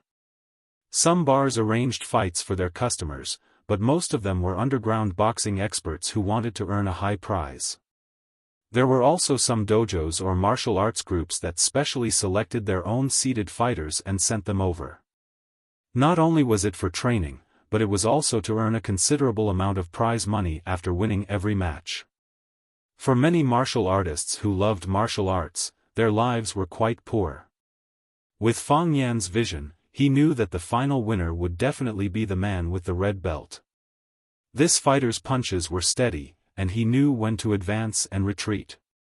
Although most of his attacks were dodged by his opponent, he was like a gorilla being played by a cunning monkey. However, when did you ever see a monkey beat a gorilla? The skinny player with the black belt was the monkey. He jumped up and down, rushing left and right. It seemed that he had the upper hand, and the gorilla was completely subdued. However, he had a fatal problem. His foundation was not stable, and his punches were weak. Although there was a saying that speed was the only thing that could not be broken in the world of martial arts, if your speed was not fast enough to pull away from others, then in the end, it still depended on the ingenuity of your strength. On this point, the monkey had no advantage. Sure enough, the gorilla faked and fell forward. When the monkey took the opportunity to sneak attack from behind, the gorilla's body turned 180 degrees, ignoring the monkey's dodge and fancy counterattack, and punched him in the cheek. Bang! The monkey screamed miserably. His body flew out and fell heavily on the floor not far away. Someone ran over and dragged the monkey away. More people cheered and applauded the gorilla on the stage. The gorilla waved his arms and shouted to the audience, "Who else? Who else? Who else dares to come up and challenge me? I am the best in the world, I am the best in the world." The audience applauded even more enthusiastically. Many people liked the domineering CEO demeanor of, "I am the best in the world, and you can't get rid of me even if you don't like me." To them, this was a man's, fierce. Too arrogant. Jiang Shangxin raised the beer mug in her hand and smashed it toward the gorilla on the arena. Bam! The beer mug smashed onto the stage floor and shattered. The sound of its shattering was not loud enough, but it was enough to attract everyone's attention. The audience stared at the transparent flying object that suddenly fell on the arena in astonishment. They did not know what had happened. The gorilla stared blankly at the glass mug that had fallen at his feet. After a few seconds, he was completely enraged. He bared his fangs and roared at the audience, "Who is it? Which bastard threw something and sneaked an attack on me? If you are so capable, come up and fight with me, I will tear you into two." When Fang Yan saw that Jiang Shangxin had caused trouble, he hurried forward and dragged her away from the scene. This woman's alcohol tolerance was really bad. How could she do anything? "Don't pull me." Jiang Shangxin pushed Fang Yan's hand away and shouted toward the stage, "You gorilla, gorilla?" Fang Yan was stunned. He only felt that this contestant looked like a gorilla. Why did Shangxin call him a gorilla? Could this be his stage name? After Shangxin had drunk too much alcohol, she let out a drunken burp and continued to shout, "What is there to be proud of? With your mediocre skills, you're not even worthy of carrying my boyfriend's shoes." Fang Yan looked around and asked in a low voice, "Who is your boyfriend? Is he here?" If Jiang Shangxin's boyfriend was here, Fang Yan could throw this woman to him and go home to sleep. However, after Jiang Shangxin shouted this sentence, everyone's attention shifted to Fang Yan. When the gorilla was called a gorilla in public, he wanted to tear this beautiful woman into pieces. He could not bear to tear Jiang Shangxin into pieces, so he accumulated his hatred on Fang Yan. He wanted to tear Fang Yan into pieces so that no one would feel heartache. As for why he wanted to tear Fang Yan into pieces, who cared? He pointed at Fang Yan and shouted, "Gigolo, come up here." Fang Yan rejected him and smiled awkwardly. "Don't misunderstand, I am not her boyfriend. My friend drank too much, I will bring her back first." After that, he ignored Jiang Shangxin's struggle and dragged her out of the bar. "Coward," someone in the audience shouted. "Gigolo, fight with him, beat him to death, the girl will belong to whoever wins." Jiang Shangxin turned around and shouted at the gorilla on the stage, "If you can beat my boyfriend, I will sleep with you for a night." Fang Yan hurriedly reached out to cover Jiang Shangxin's mouth, but it was too late. "I will sleep with you for a night." This sentence was not very tempting when it came from the mouth of Fang Yingying and Fang Haohan. However, it was too lethal when it came from the mouth of such a beautiful woman like Jiang Shangxin. The gorilla swallowed his saliva and felt his blood boiling. He shouted at the audience, "Everyone here, be my witness. Today, I, Chen Dachui, will bring the beauty home and enjoy myself." Seeing that Fang Yan was dragging Jiang Shangxin toward the elevator, Chen Dachui panicked and shouted, "Gigolo, don't you dare run away." With a flick of his foot, he scooped up the glass shards in front of him and threw them toward Fang Yan's back. A strong gust of wind blew behind him, but Fang Yan spun Jiang Shangxin 90 degrees without looking back. Crack, crack, the glass shards hit the sturdy wall and turned into even finer shards. Chen Dachui was even more excited when he saw that Fang Yan had dodged his attack. He shouted at Fang Yan, "Gigolo, you are good at dodging, but I don't know how good you are at fighting. Come, let Grandpa give you a few punches. If you can beat me, you can take the woman and the prize. If you lose, hee, I'm afraid that your life will be over." Those who were watching the show shouted at the gorilla, "Beat him to death, beat him to death." Jiang Shangxin, who was lying in Fang Yan's arms, had no intention of going back on her words. She gave the gorilla a thumbs up. The gorilla opened its mouth and laughed, but as it laughed, the smile on its face froze. This was because Jiang Shangxin had turned her thumb upside down in front of the gorilla. Humiliation. This was another humiliation. Then, she used 2 fingers as a gun and aimed at the gorilla's head. Bang! "You are dead," Jiang Shangxin said to the gorilla. Chapter 545. The gorilla couldn't hear what Jiang Shangxin was saying because he was quite a distance away. However, he saw Jiang Shangxin giving him a thumbs up and shooting him in the head. He saw her moving her red lips. With the gorilla's extraordinary intelligence, he knew that Jiang Shangxin wasn't saying anything nice. He felt insulted and looked down upon. Furthermore, he was being looked down upon by a beautiful woman whom he had never had the chance to interact with before. He was already a little proud and arrogant after winning the battle. Moreover, he was insulted in such a manner, causing his rage points to rise to the highest point. The gorilla roared into the sky, pointed at Fang Yan, and shouted, "If I don't tear you into pieces today, I, the gorilla, Chendachui, will write my name backwards. Lad, come up and fight with me if you are a man." What would a gorilla's name be written backwards? Gorilla. However, Fang Yan felt extremely depressed and aggrieved. Others were the ones who called him a gorilla, not him. I only called him that in my heart. Shangxin was the one who had provoked him, but he hadn't even said a single word. Why didn't you look for the person in question? Why did you have to tear him into pieces? I don't want to fight, Fang Yan said. He dragged Jiang Shangxin and prepared to leave this place. He didn't provoke anyone. Why did he want to fight with someone? It would be fine if it was a suitable opponent, but who would want to fight with a gorilla? Was there a need to prove his intelligence by solving a math problem for elementary school students? Fang Yan pressed the elevator button and waited for the doors to open. Coward, you are really a coward. Ha ha ha, a gigolo will always be a gigolo, nice to look at but useless. Chendachui, we support you. That girl is yours. Chendachui was also anxious. He jumped down from the arena and shouted at Fang Yan, "Gigolo, you can leave if you want, but leave that woman here." In Chendachui's opinion, this woman was already a beauty in his bed. Didn't she say it just now? As long as he won, her boyfriend would sleep with him for a night. As long as that gigolo agreed, he would be able to KO him in a second. Of course, even if he didn't agree, he could KO him in a second. In his opinion, Fang Yan wanting to escape was a coward.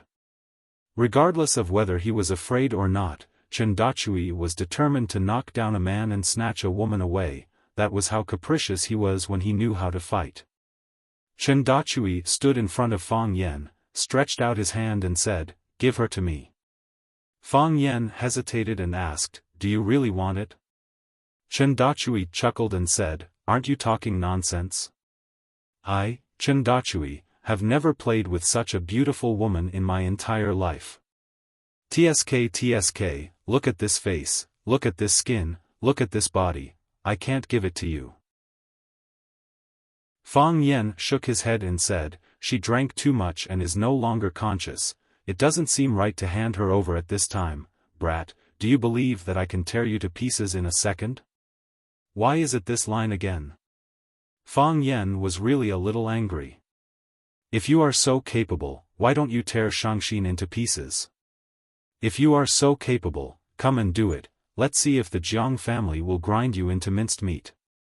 Let's see if Jiang Zhulu will make your entire family die without a burial place. You only pick on the weak and bully the honest. You really have no morals at all. Bastard. What are you talking about?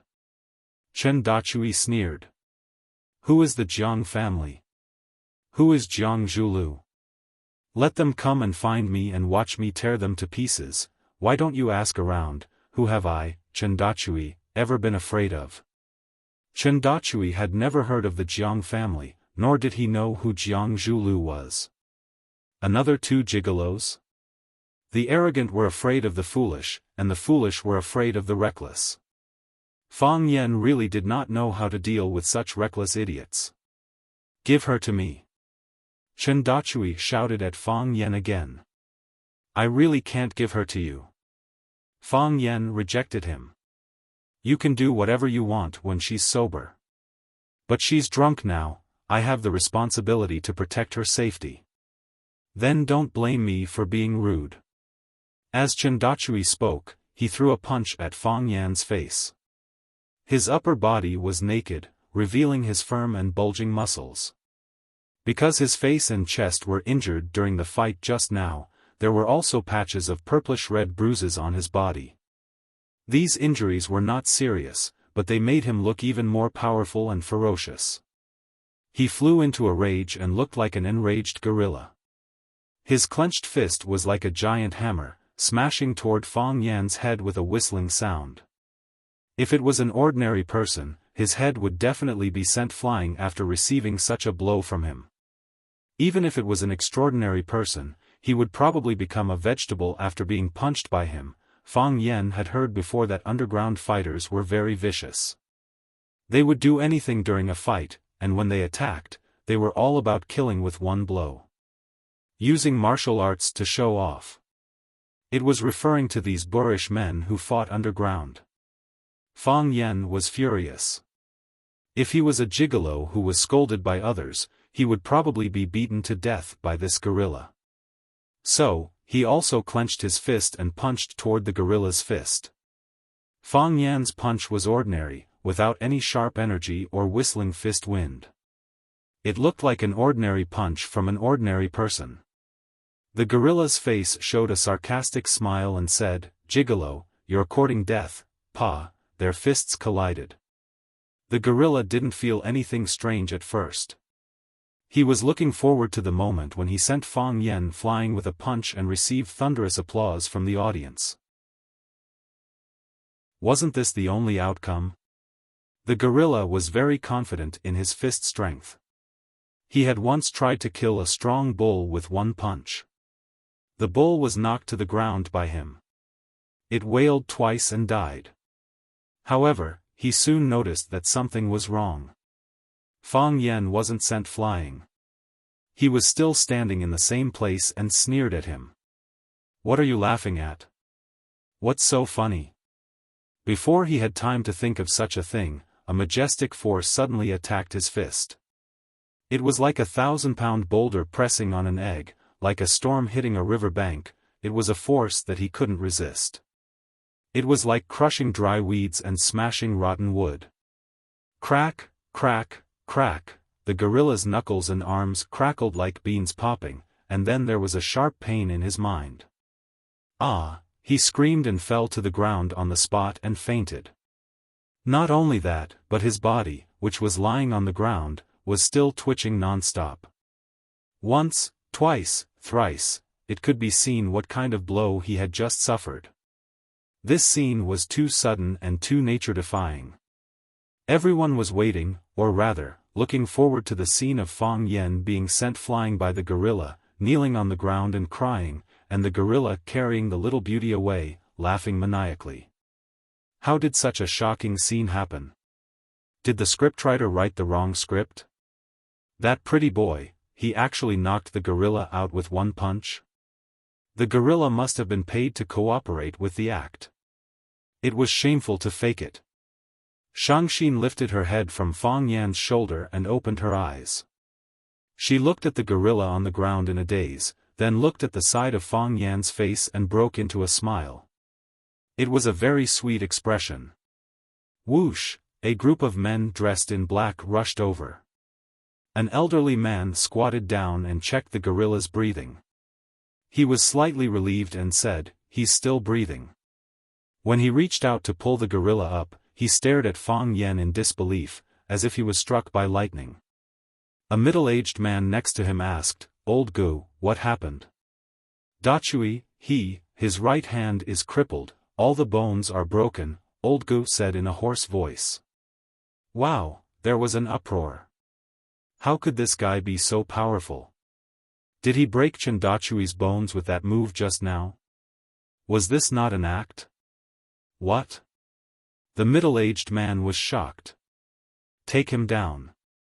Hearing the middle-aged man's words, the men in black immediately surrounded Fang Yen. Gray stood up and stared at Fang Yen angrily. "How could you cripple someone's arm just now? How could you be so vicious?" Fang Yen looked at Gray expressionlessly and said, "Did you see him injuring me with his punch just now?" "Did he injure you?" Gray asked. "What if he did? Your skills are way better than his, how could you be injured by him?" The old man was even angrier. Fang Yen sneered and said, "When he punched me, did you know that my skills were way better than his? What if I don't know any kung fu at all? You're saying if, yes, I'm saying if I didn't even have the strength to truss a chicken, wouldn't I have been killed by that punch just now? Why didn't you say anything to stop him? Why didn't you say that he was vicious? You're twisting words and forcing logic." The middle-aged man shouted, "Now the facts are right in front of us. You crippled Dachui's arm for no reason, you must give Dachui an explanation, give our club an explanation." Chen Dachui was an underground boxing expert trained by the True Martial Club. He was also one of the True Martial Club's most important money trees. Now that Fang Yen had crippled Chen Dachui's arm, it was a huge blow and loss to the True Martial Club. "That's right, you must give our club an explanation. If you don't give us an explanation, don't even think about leaving today, brothers, *CK this guy, let's spar with this little bastard." The True Martial Club's experts surrounding Fang Yen all shouted, ready to use their advantage in numbers to take down Fang Yen. How strong can a man who's holding a woman be? Although Chen Dachui was defeated by this kid, that was because that idiot underestimated him. They wouldn't make such a mistake again. Once they started fighting, they would be ruthless. They wouldn't give Fang Yen any chance to fight back. Fang Yen smiled at the middle-aged man and asked, "You want an explanation?" Chapter 546. That's right, you have to give us an explanation. There's no difference between breaking someone's arm and chopping off their head. You have ruined Dachui's life. If we let you go like this, the martial arts club will not be able to establish itself in the underworld. The middle-aged man said fiercely. Life was like a box of chocolates, no one knew which one would grow worms. In one's life, one would meet all sorts of strange people. Some people would share the same attribute as you and become your friend, but most people would become strangers who brushed shoulders with you. Some people would make you laugh and cry, while some people would make you want to beat them up and scream. This was too much of a bully. Jiang Shangxin was the instigator of this incident. If the gorilla really felt insulted, it would be natural for him to jump down and beat Jiang Shangxin up. Of course, from Fang Yan's point of view, he had the responsibility to protect Jiang Shangxin. At the very least, he couldn't let Jiang Shangxin get seriously injured. This was also the reason why Fang Yen was indifferent and refused to go on stage even though the gorilla had repeatedly provoked him and even called him a gigolo. Fang Yen knew that he was in the wrong, and since he was in the wrong, he had to accept the other party's retaliation. Why was it that you could throw bottles at others, but others couldn't call you a gigolo and tear you apart? Fang Yen was really angry with the gorilla because he really wanted to tear him apart. When we watch movies, we often hear a familiar line, "Fists and kicks have no eyes." If it's a minor injury, it can lead to a fatal one. Since everyone in the underworld knows that fists and kicks have no eyes, they should be even more cautious. However, the gorilla didn't know what was going on and threw a punch at his head. Based on the strength that Fang Yan felt, that punch was enough to smash his head into pieces.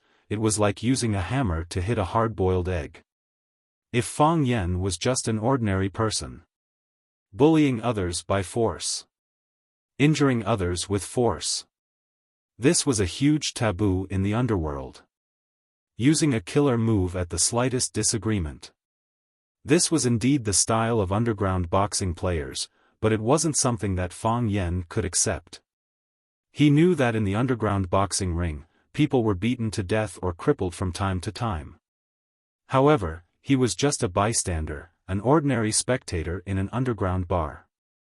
It was not appropriate for Chen Dachui to deal with him with the methods and moves that he used to deal with underground boxers. Therefore, Fang Yan struck out in anger and directly crippled one of the gorilla's arms. That man was too violent and lethal. He had to give him some punishment. Otherwise, his thoughts would be clouded again. When Chen Dachui repeatedly provoked and insulted Fang Yan, his fellow disciples did not say anything. When he punched out to end Fang Yan's life, his fellow disciples didn't say anything. Now that Fang Yan had defeated someone and destroyed Chen Dachui's arm, they jumped out to say that Fang Yan was vicious and wanted Fang Yan to give them an explanation. Did the experts of the inner river deserve to be bullied by outsiders? This is bullying, Fang Yan said with a smile. If I was killed by him, could you give me an explanation? Give my family an explanation? Would the true martial arts guild hall have a way to stand in the underworld then? You're talking about something that didn't happen at all. You're just making things up. What if Dachui's punch suddenly changed direction? What if it suddenly retracted when it hit your head? I said you wanted to kill me, and you didn't kill me. Would the judge sentence you for murder? The middle-aged man said. He pointed at Chen Dachui, who was lying on the ground, with a face full of regret. He said, a good seedling was destroyed by you just like that.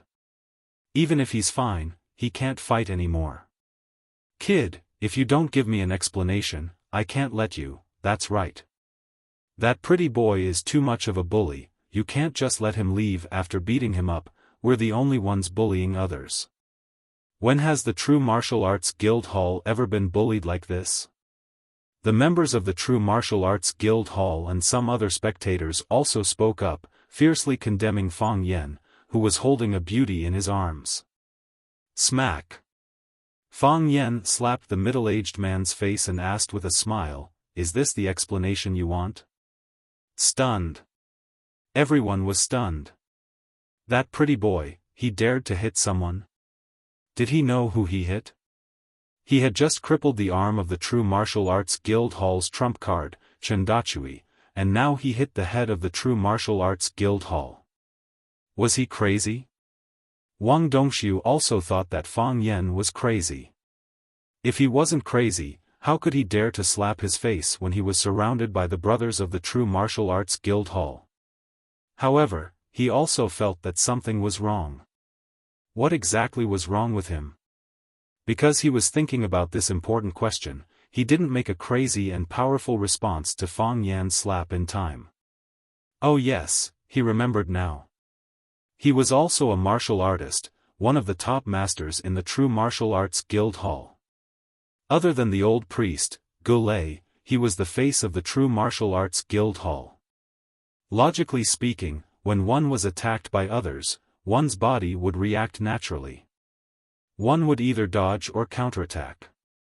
This was the basic quality that a martial artist should have. However, why didn't he react when that pretty boy hit him? He didn't dodge, he took the slap head-on.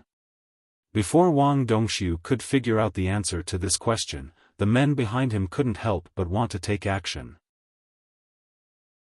Brothers, let's destroy this pretty boy, break both his legs. Curator, hurry up and say something. Fang Yan hugged Shangxin tightly with one hand and let her head rest on his shoulder. That way, he could avoid getting hurt by accident or using her as a weapon if they were to really fight. You want to hit someone because you can't win? Fang Yan said with a wronged expression. Taking turns to fight? Is this the style of the true martial arts club? You can only win because you have more people? If you are so capable, why don't you fight me one by one? Let's fight one-on-one then. Just as the idiot spoke, he was sent flying by Gulei's slap. If you want to die, don't drag everyone down with you. How could someone who could cripple Chen Dachui's arm be easy to deal with? Gulei looked at Fang Yan cautiously and asked, Sir, what's your name? Do you guys want to know what's going on before you hit someone? Fang Yan didn't want to say his name. He was Fang Yan, the security guard of Rosefinch Secondary. After the previous lesson, he didn't want to bring any negative impact to the reputation of Rosefinch Secondary. From the moment you attacked, I knew that you are a martial artist. Every tree has its roots, and everyone has their own sect. You have to know your surname, name, and sect. There are too many people who come out to make a living in the underworld, and it's inevitable that there will be incidents like this, Gulei said calmly. He was very interested in Fang Yan's background.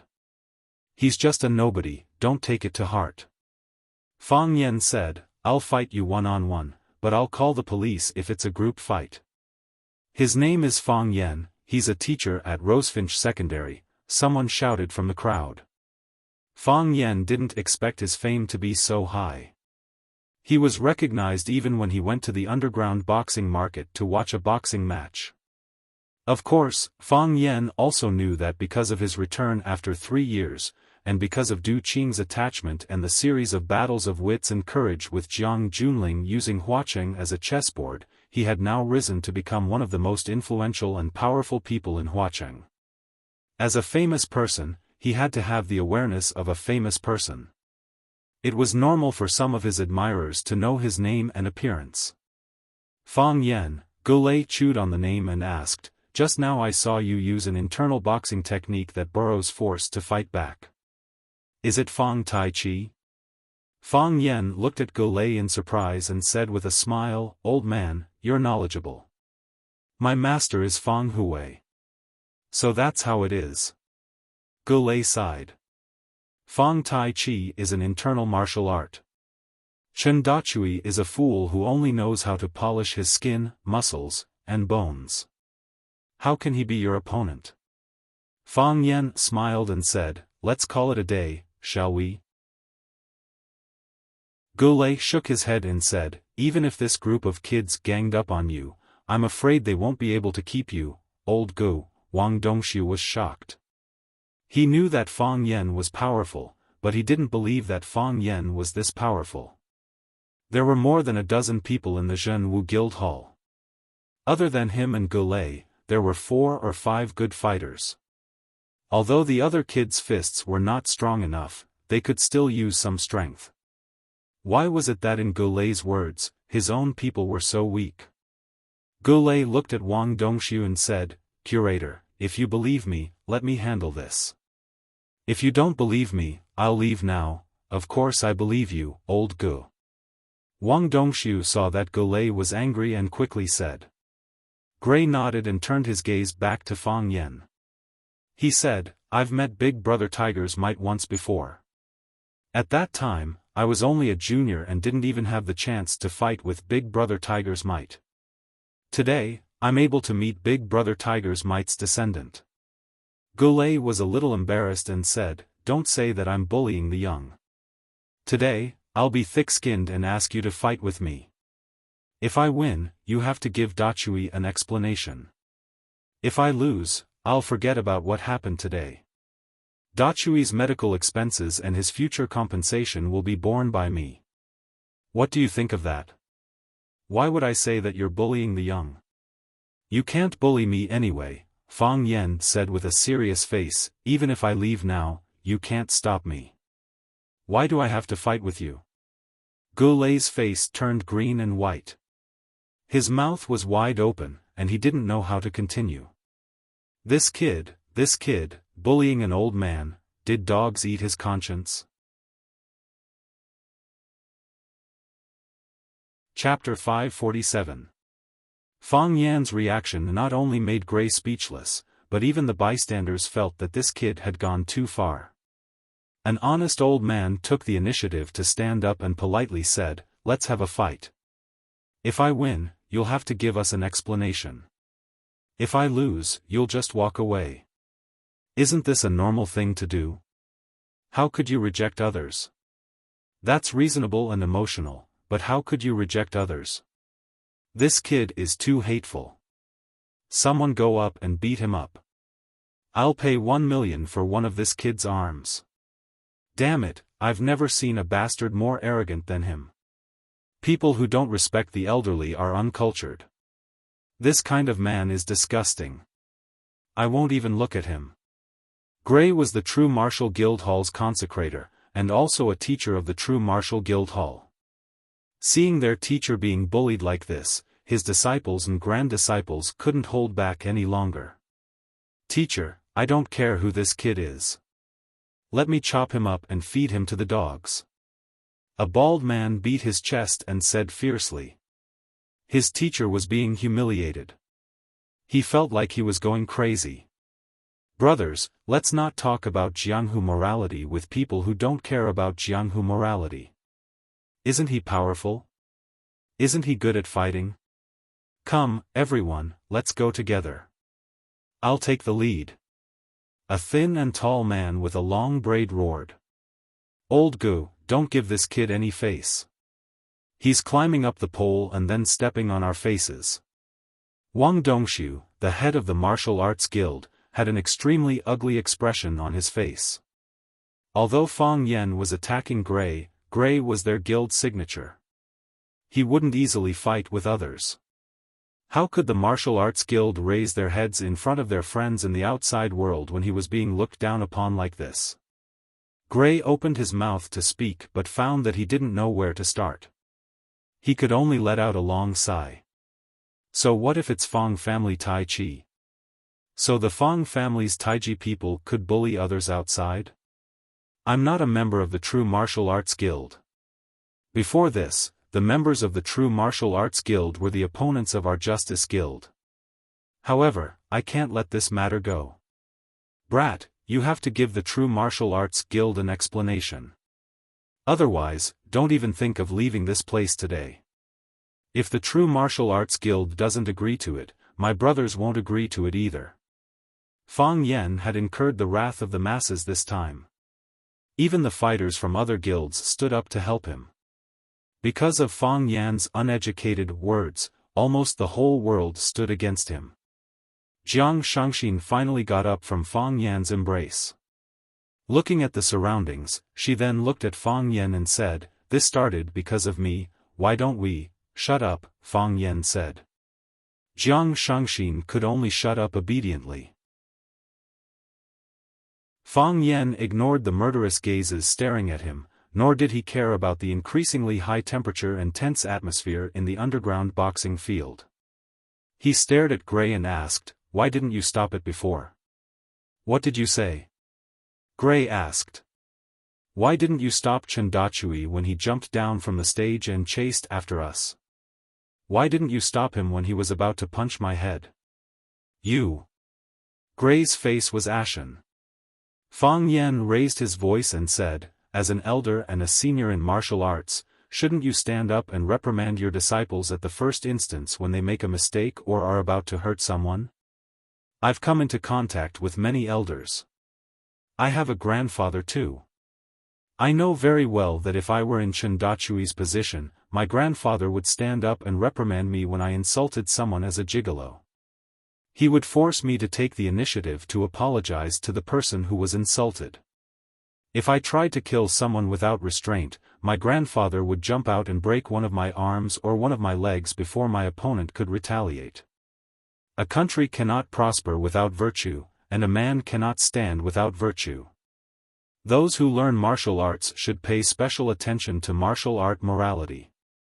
If Elder Gu had stood up and told Chendachui that he was wrong, if Elder Gu had punished Chendachui before he punched me, then things wouldn't have developed to this stage, and you would still be a senior that I respect and adore. But you didn't do that. Some things have nothing to do with age, but are closely related to a person's moral character. It's naturally difficult for a man without virtue to stand up. I don't want him to stand up in front of me. Fang Yan's gaze was like a searchlight as it swept across the people who were staring at him. He said, "Ask yourselves, is it really because of what I said that you attacked me as a group? Is it really because I didn't respect the old man in front of me that I didn't want to respect?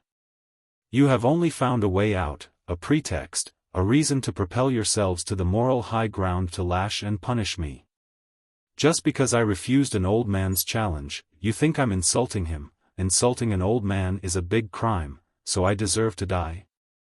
Whether it's a group fight or a one-on-one fight, you all think it's natural and righteous." I heard someone shout just now, "We don't need to talk about Jianghu morality with people who don't care about Jianghu morality.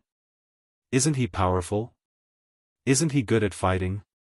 Come on, everyone, let's go together. Don't you feel good about this? When you beat me to the ground, you can still proudly spit on my face and scold me for being a despicable and shameless villain. You can even bully an old man. I wonder how bad your character is. At that time, don't you want to give yourself some applause? There's no more perfect counterattack than this. You can teach me a lesson, and you can win the applause and favor of the beautiful women around you. If you're lucky, someone might even offer to sleep with you, but, when all of you were cheering and celebrating, what exactly did I do wrong? In order to protect a drunk woman, I wanted to take her away, and then I was scolded repeatedly and might even be punched to death, minus the complicated process in the middle. This is the original truth of the matter. Is this the reason why I should be despised and beaten up by all of you?" The onlookers looked at each other and realized that what Fang Yan said made so much sense that they actually had no words to refute him. Jiang Shangxin stared at Fang Yan with a burning gaze and hugged Fang Yan's neck even more tightly. Her sexy red lips whispered into Fang Yan's ears, "Fang Yan, I think I'm falling in love with you." When she spoke, her voice carried the malt fragrance of beer. Just listening to it was enough to make one drunk. Fang Yan shifted his gaze to Gray's face again and said, "There's another important reason why I refuse to accept your challenge. I'm not in the wrong. You didn't stand out to punish Chandachui, so I did it on your behalf. I didn't do anything wrong. I won't bear any losses for something that I didn't do wrong. Also, when you challenged me, you said that if I lost, I had to give Chandachui an explanation. Even if I lost, why would I have to give him an explanation? Because he wanted to kill me, so it was wrong for me to destroy one of his arms. As for what you said about me being able to leave after I won, you were being generous at the expense of others."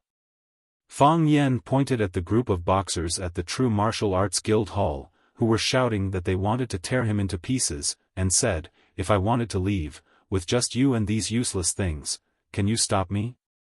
This was no longer an insult, it was pointing at someone's nose and scolding them. Whether I leave or stay depends entirely on my own attitude. If I want to leave, I'll leave. If I want to stay, I'll stay. Who can do anything about it? Jiang Shangxin's beautiful eyes widened and her little mouth opened wide. Her body trembled as if she had received a slight electric shock, giving her an uncontrollable sense of joy.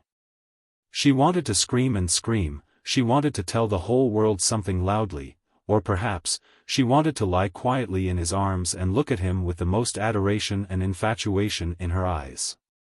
In the past, when she had just started dating Jiang Zhulu, she felt that he was gentle, meticulous, scheming, and was a very charming man. However, she had never experienced this kind of feeling from Jiang Zhulu, this kind of majestic and heroic feeling that he was the only one in the world, even if there were millions of people around him. This was really a man who made one love him from the inside out, to the depths of one's soul.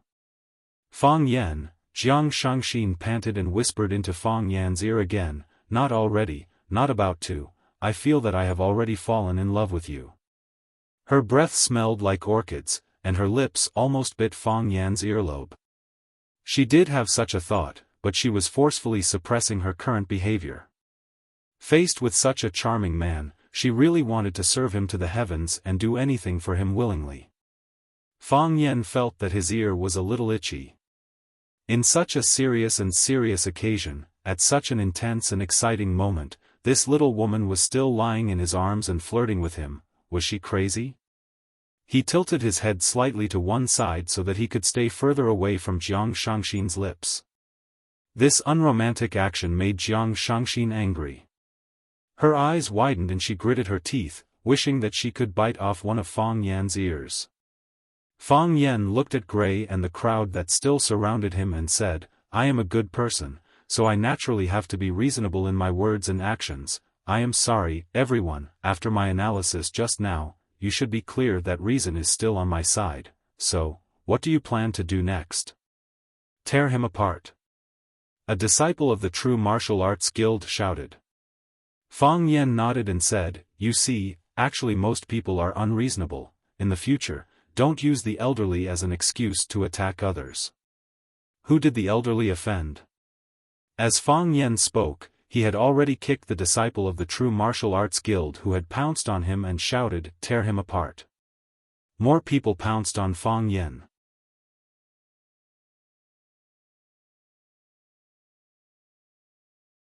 Chapter 548. Jiang Shangxin felt that she was about to fly. She kept flying, from the sky to the sea, and from the sea to the forest. She had flown before, but this was the most enjoyable driving experience for her. Oh, no, it was the experience of being driven. It was very strange that Jiang Shangxin did not feel afraid at all.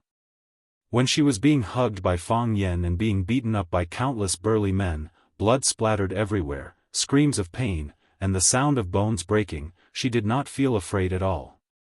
Her heart was filled with excitement. In order to maintain her soft and sexy figure, she did not practice taekwondo like many socialites or hire a martial arts teacher to guide her. Other than practicing yoga for an hour every day, she would run 4 times a month. Other than that, she did not exercise at all. Other than letting others exercise, she did not have any ability to protect herself. The only thing she could do was to give herself to Fang Yan. She believed that Fang Yan would protect her, just like he did just now. She believed that Fang Yan would be able to protect herself. She did not doubt this at all.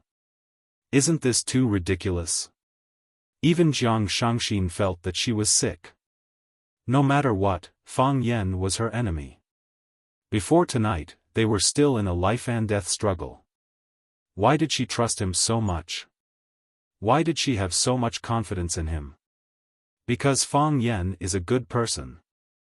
Jiang Shangxin thought to herself. Of course, she was very clear that this was not the only reason. In fact, it was not even the most important reason. There were so many good people in the world. Why did she only trust Fang Yan? Fang Yan was a charming man. Fang Yan was a man that people were infatuated with. Fang Yan was a man that she fell in love with. This is no longer ridiculous, it's a fantasy. Jiang Shangxin thought to herself. How could she fall in love with a man with only a few encounters? However, when this thought surfaced in her mind, Jiang Shangxin realized that she could not refute it, she could not convince herself. Fang Plum Blossom Steps. Fang Yan's feet stepped on the plum blossoms, his body passing through the crowd like a gentle breeze. With a single punch, he sent a man in black, who was clenching his teeth and pouncing at him flying. The man's teeth fell out. With another lightning-fast step, the face of a big guy who was sneaking up on him turned the color of pig liver. He covered his crotch and squatted down. Drunken crane rides the wind. Fang Yan was like a drunkard who had too much to drink. He was holding a woman in his arms as he staggered in the crowd. Every time he hit someone with his shoulder or knee, the person who was hit would be sent flying, the bones in his body cracking. Iron skin. His body was like iron bones, anyone who came into contact with it would be injured. The trump cards of the True Martial Guild Hall were indeed quite strong.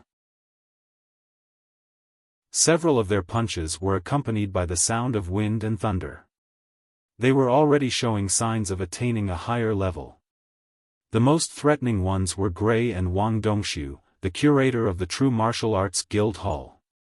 The two of them were in the middle of the Jianghu and the Jianghu. They were the top figures in the Jianghu, but they could not enter the Jianghu. In other words, even though they knew the cultivation method, it was still difficult for them to enter the more profound and mysterious world of the Jianghu. Just like Fang Yan's disciple, Zhang Chen, who had been the champion of Huaqing Sanda for many years and was already a top expert in the Jianghu. However, when he met Fang Yan, he did not have the slightest bit of power to retaliate. This was the difference between understanding the force and using the qi. However, they could not stop Fang Yan's footsteps even if they worked together. They could not even hurt his hair and clothes. No matter how hard they tried, the gap was too big. Before they could even touch Fang Yan's body, they were sent flying by a heavy blow. It was like a chick and a goshawk, like a house cat and a wild leopard, like a gun and a cannon, and even more like an egg and a stone. An egg would not touch a stone. Would a basket of eggs be enough? Would a cart of eggs be enough? The answer was no. Bam, bam, bam, Gray did have a few tricks up his sleeve. Every time he punched out, there would be a loud sound of impact. That was the sound produced by his fist and the stirring of the air. His fists did not hurt anyone, but the force from his fists made one's face burn with pain. Of course, it made Shangxin's face burn with pain. Even though Fang Yan had her in his arms, she would definitely be the first target of those punches, kicks, elbows, and whatnot when facing the enemy head-on. She looked like a protective doll that Fang Yan had placed in front of him. Fang Yan took 3 quick steps, turned his body to Gray's left, and kicked him away with a black dragon swings its tail. Gulei retreated continuously and only managed to stand up with difficulty after Wang Dongxiu supported him from behind. "Old Gu, are you all right?" Wang Dongxiu asked with concern. When Gulei saw that Wang Dongxiu was bleeding from the corner of his mouth, he knew that he had suffered an internal injury. With reddened eyes, he said, "Dongxiu, this kid is tricky. Let him go. Don't let the kids be at a disadvantage." Wang Dongxiu stared at Fang Yan fiercely and could not make the final decision. If he allowed Fang Yan to leave just like that, the martial arts club would lose a lot of face. After today's incident, the martial arts club could be completely removed from the underground boxing scene. If they could not even defeat one person, how could they still have the face to stand in the arena and fight with others? However, they had brought the entire club to attack Fang Yan. They even had some good friends who had volunteered to help. For example, Master Zheng from the Justice Boxing Club and Master Li from the Great Accomplishment Boxing Club. Of course, they were all lying on the ground and howling in pain. If they could not even take down that kid with such strength and made him suffer a few punches and kicks, was there still a need to continue fighting this battle? Even if they persisted, not only would more members of the club get injured, but Gulayan himself would also not end up well. From the way he dealt with Chen Dachui, it could be seen that this kid was ruthless. If they really enraged him, Wang Dongxiu hesitated for a moment and said, pretending to be in a difficult position, "Since old Gu has spoken, we juniors can only obey." Wang Dongxiu waved his hand and shouted, "Back off, all of you." Phew, someone breathed a sigh of relief. Because countless people breathed a sigh of relief at the same time, the gathering of this soft sigh sounded particularly ear-piercing. Those members of the martial arts club were already in a dilemma. If they advanced, they could not win. If they retreated, they would lose face. Now that the curator had personally spoken, they naturally felt happy both physically and mentally. Everyone looked at each other, feeling a little embarrassed. Gulei and Wang Dongxiu were also very embarrassed. They glared at those kids with disappointment and shouted, "What a disgrace." Many people were lying on the ground. The onlookers had long hidden far away, saying that Fang Yan was not human. Fang Yan, who was standing in the middle of the crowd, was extraordinarily handsome, like a top-notch swordsman who had never been seen in the world. He had won. The victory was easy and pleasing to the eye. Although Fang Yen had never seriously fought with anyone, the only thing he had done was to shuttle around the crowd with a charming little woman in his arms. However, every time he punched, someone would be sent flying, and every time he kicked, someone would fall to the ground. Like a butterfly playing with a flower, he was free and unfettered. In other words, among so many people present, no one was worthy of him seriously fighting. He did not even use the heart of Tai Chi. Although it was difficult for him to speak, some words had to be said. Wang Dongxiu cleared his throat and looked at Fang Yen with unfocused eyes. He said, "It's our bad luck that our skills are not as good as others. You should go." Fang Yen smiled and pointed at Chen Dachui, who was still unconscious after being dragged not far away by them. He said, "If you were really unlucky, you would have been like him." Wang Dongxiu felt suffocated. He could not argue with him, and he could not beat him in a fight. If he were to meet such an opponent again, he would hide further away. Fang Yen did not want to talk anymore. Under the gaze of countless people, he pressed the elevator button. When the elevator door opened, he carried Shangxin and walked into the elevator. Clang! When the elevator door closed again, everyone in the underground boxing arena heaved a sigh of relief at the same time. This was a feeling that made people blush. It was a kind of pressure that was condescending, so everyone wanted to deliberately ignore it. Therefore, those who were boxing continued to box, and those who were drinking continued to drink. Those who were flirting continued to flirt, and those who were cursing continued to curse. Wang Dongxiu supported Gray and wanted to say something, but he could not say anything. Gray sighed and said, "Boxing is scary, young man. Let's admit defeat this time. Let the children get up and send Dachui to the hospital." "I will make the arrangements," Wang Dongxiu said. In the elevator, Fang Yen felt that Shangxin's breathing was getting heavier. He asked, "Are you all right?" "I want to go to the washroom." Jiang Shangxin's voice was like the buzzing of a mosquito as she whispered into Fang Yan's ear. She had drunk a few mugs of beer in a row, and it had long become a burden on her body. She did not feel anything when she was fighting with others just now, but now that the fight was over, she felt that it was unbearable. Fang Yen nodded and said, "I will send you there." The elevator stopped at the side hall of the bar.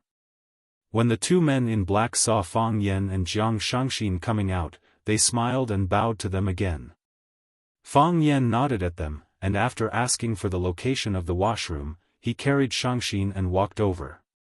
Fang Yen placed Shangxin at the entrance of the ladies' washroom and asked, "Are you all right?" "No problem," Jiang Shangxin replied.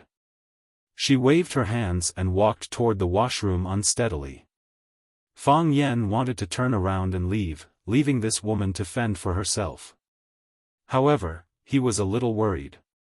He had injured so many people in the underground boxing arena just now, and only God knew if there would be some extreme fellows who would come after him and do something as revenge. If they really did anything to Jiang Shangxin, he wouldn't feel good about it either. "I will go back after sending her away," Fang Yen thought to himself. The washroom of the bar was very luxuriously decorated.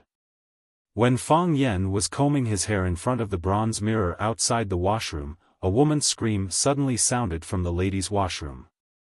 "Ah!" Fang Yen was shocked and rushed out of the washroom hurriedly. Chapter 549.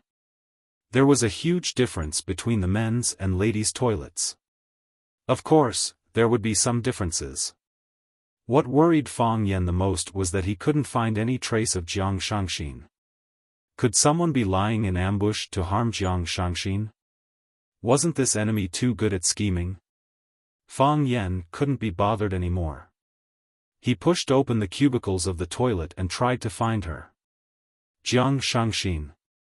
Jiang Shangxin. When Fang Yen pushed open a cubicle, a fair and tender arm suddenly reached out and pulled him out. When Fang Yen was about to counterattack, he smelled a familiar perfume, he had hugged Jiang Shangxin for almost half the night and was very familiar with her scent. Jiang Shangxin, just as Fang Yan was about to ask what was going on, Jiang Shangxin's body had already fallen toward Fang Yan. Fang Yan reached out to support her, but Jiang Shangxin had already reached out to hug Fang Yan's neck.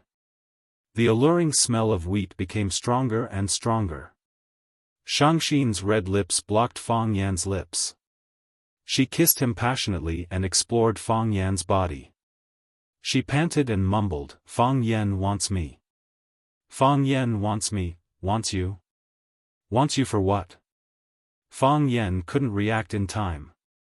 What was this woman trying to do? Why did she want to sacrifice herself to seduce him? Is there a camera installed in the toilet? Were they trying to ruin his reputation to defeat him? These people's hearts were truly too vicious. Bam! Fang Yan exerted his strength and pushed Shangxin's body over. "Jiang Shangxin, what exactly are you trying to do?" Fang Yan shouted angrily. "What kind of person do you think I am? I think you are a man." Jiang Shangxin panted as she spoke. Under the illumination of the lights outside, her eyes sparkled and shone with a bewitching glow. "I don't want anything, I want you to do something. What do you want me to do?" Fang Yan was very vigilant, every question he asked was very careful. "What do you think?" Jiang Shangxin pounced toward Fang Yan once again. She hugged Fang Yan's body, and her hot kiss once again drowned Fang Yan's rationality. Fang Yan finally calmed himself down. After hesitating for a while, he finally decided to reject Shangxin. Only then did he reach out to push Shangxin away, so soft, he pushed in the wrong position. Fang Yan hurriedly retracted his lecherous hands. Grabbing onto Jiang Shangxin's arms, he shouted, "That's enough, Jiang Shangxin, stop now. Stop talking too. Let's have a good talk. You don't like me? It's not that I don't like it, but it's not that I like it. You know, we've only known each other for a short time, and we've only met a few times. I don't know you very well, and you don't know me very well either. I know you won't like me, at least not now." Jiang Shangxin said, "But I think you should at least like me. Don't all men like coquettish women? Don't you think I'm coquettish enough? I think you're already very coquettish. I just feel that I'm not a casual person. Let go of me first, don't be rash." Jiang Shangxin's eyes started to turn misty. She stared at Fang Yan and asked, "You think I'm dirty?" "I don't mean that. Why would I think you're dirty? You're clean, and the perfume you use smells good. I just feel that we don't have to do this." Fang Yan persuaded her seriously. "Fang Yan, do you believe me? I've fallen in love with you," Jiang Shangxin said. The lyrics of a song came to Fang Yan's mind. "Love comes too fast, like a tornado can't leave the circle of the storm in time. I can't think anymore, I can't think anymore, I can't, I can't, I can't, I can't, I can't." Jay Cho was right, Fang Yan really couldn't. "I know you won't believe it, and I find it hard to believe too. Do you remember the first time we met?" "I remember." Fang Yan nodded. "When I went to the hospital, the security guard didn't let me in. You helped me inform the security guard. At that time, I thought that this woman was quite kind. I knew you before I came to Huacheng." Jiang Shangxin said, "I wanted to see what kind of person could steal the woman that Jiang Zhulu liked. At that time, Jiang Zhulu was still very important in my heart. Because you know me, that's why you helped me out? Even if I didn't know you, I would still help you." Jiang Shangxin said. "Because it was just a matter of a sentence. Our family education taught us to know when and what to do to establish a good image of ourselves. Of course, I didn't have any good feelings for you at that time. When I saw you and Jiang Zhulu walking together, I didn't like you very much either. I feel that you and Jiang Zhulu are the same kind of person, and Jiang Zhulu happens to be the kind of person that I hate very much." Fang Yan, How dark must a person's heart be to be able to lay a murderous hand on his wife's father? I can't answer this question. Fang Yan said, because I've never thought of such a thing. I know that you've been guarding against me. From the moment I appeared in front of you, you've been worried that I would set a trap. Fang Yan smiled and said, I've been bullied so often that I'm really scared. But, to me, tonight is the happiest day I've had in all these years. I've never trusted someone so much, and I've never relied on someone so much. It feels so good to be able to say whatever I want. It feels so good to be able to scold whoever I want and not have to worry about being found out. Do you think that I threw the wine bottle at the stage because I was drunk? I know your skills, and I know that the gorilla can't possibly defeat you. I just wanted to enjoy the feeling of being protected. I know that you will definitely protect me. I also thought of pretending that I don't know you. Fang Yan, you won't. Jiang Shangxin said, you're too smart, so you won't do such a stupid thing. You know that I'm here to look for you to represent a chance, so you won't let me be bullied, you won't let me be hurt. I'm not a particularly complicated man. Fang Yan's explanation was rather weak. I just can't bear to see a man bully a woman. Even so, I'm still very happy. I'm happy to see you stand up for me, happy to see you want to take me away, and even happy to see you fight for me. Do you think I'm very perverted? I know men like kind-hearted women, but I don't care whether the gorilla's arm is injured or not. I don't even care if he's dead or alive. How can a woman like me care about an insignificant guy's life or death? When you refused the old man's request for a duel, I felt that I was about to fall in love with you. When you said that if I wanted to leave, who could make me stay, I felt that I had already fallen in love with you. Women have the genes to attach themselves to the strong. A soft woman hopes to find a man with a strong character, and a strong woman hopes to find a more domineering man to conquer her. I've never seen such a man's charm. Even when you held me in your arms and fought with the crowd, I didn't feel the slightest bit nervous. I just hoped that it wouldn't stop, and that it wouldn't end so quickly. Unfortunately, the opponent was too weak, and the battle ended too quickly. Fang Yan, what I've experienced tonight is something that I've never experienced before. I have everything. I have a luxury car, I have a mansion, I have an endless amount of money, and I have a family background that people admire and look up to. But, I just want to be like other women and enjoy my man selflessly sacrificing himself for me, fighting with others to protect me. Fang Yan, only you can fulfill my wish. Tell me, what reason do I have not to fall in love with you? I know that I'm very outstanding. Fang Yan tried hard to choose his words and said, but this kind of thing is not up to me to control. I didn't come here to seduce you with ulterior motives. I was born with a face that could easily make people fall in love with me. Jiang Shangxin looked at Fang Yan seriously. She really wanted to know how this man could say such a thing with a serious face. I can understand your feelings, and I sympathize with your situation. Fang Yan also looked into Jiang Shangxin's eyes and said, but, our relationship doesn't need to be maintained by this kind of thing. Fang Yan, I won't let you take responsibility. If I do it, I want to take responsibility, Fang Yan said. If you insist on taking responsibility, but I don't want to take responsibility for you, so, it's better not to do it. Otherwise, you'll be in a dilemma. Fang Yan took out a tissue from his pocket and carefully wiped the tears from the corners of Jiang Shangxin's eyes. He said, my father has been gone for 3 years, but this matter still seems like it happened yesterday. I can understand how you feel at this moment. I really do understand. If you need my help, you can call my number. I believe that it won't be difficult for you to get my number. From tonight onward, we will be friends. Life is not easy, but we still have to grit our teeth and persevere. Because, no one knows if there will be a turning point waiting for us. Fang Yan patted Jiang Shangxin's shoulder like an old friend, opened the door of the cubicle, and turned to leave. Jiang Shangxin's back leaned against the wall of the toilet weakly, and her body fell limply to the ground. She squatted on the ground and covered her face with her hands. Big drops of tears flowed out from the gaps between her slender fingers.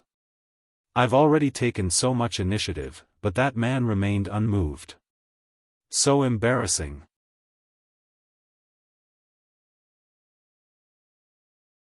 Chapter 550.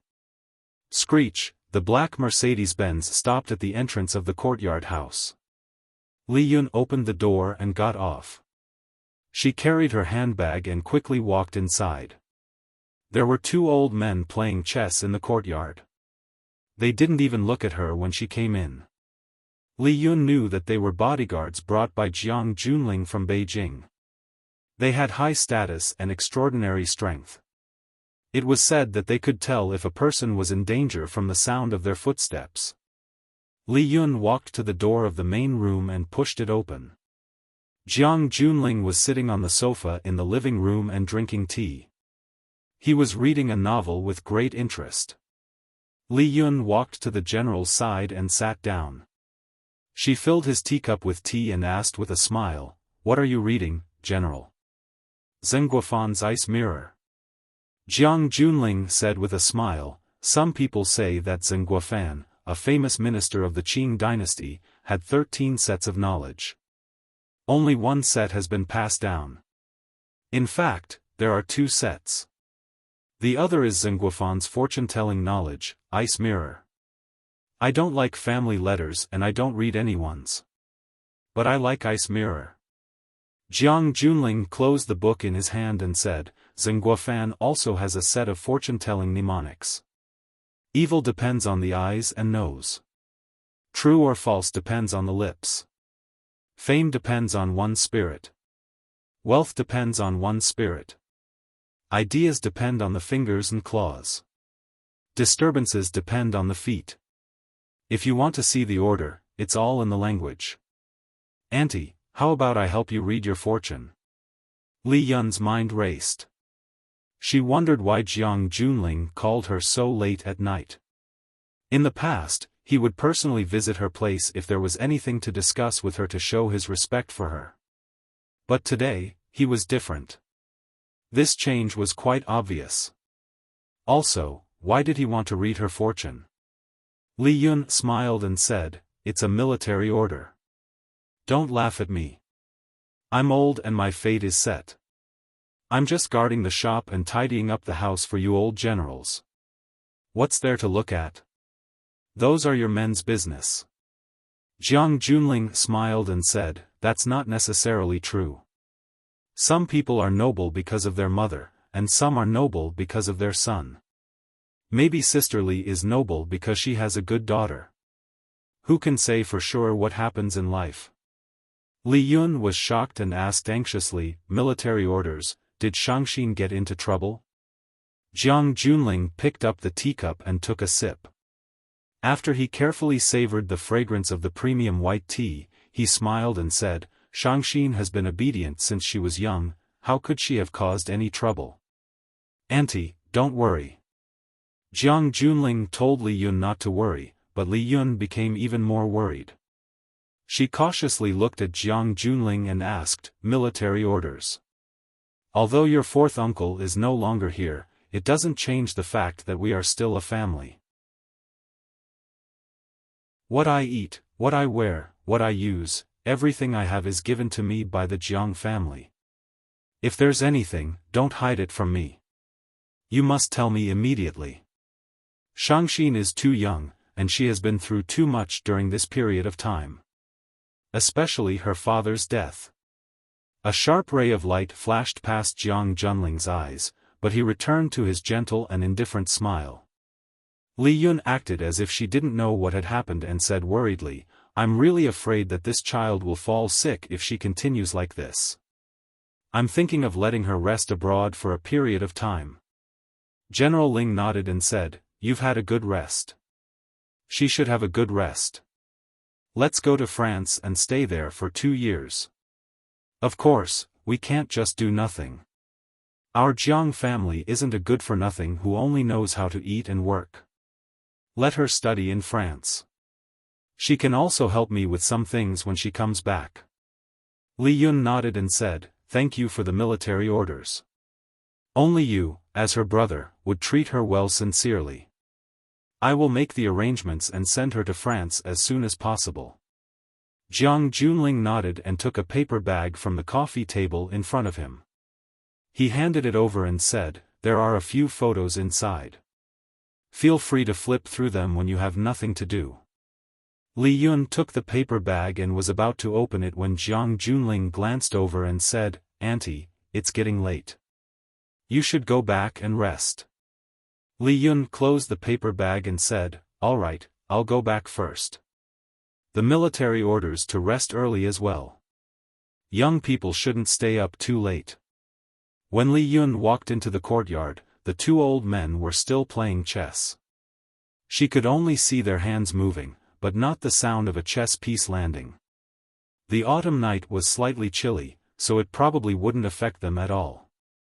Li Yun entered the car and opened the bag with the help of the lights in the car. There were a few photos in the bag. They were photos of Shangxin lying in the arms of a man. When she flipped to the last photo and saw the man's face clearly, her face instantly turned as white as a sheet.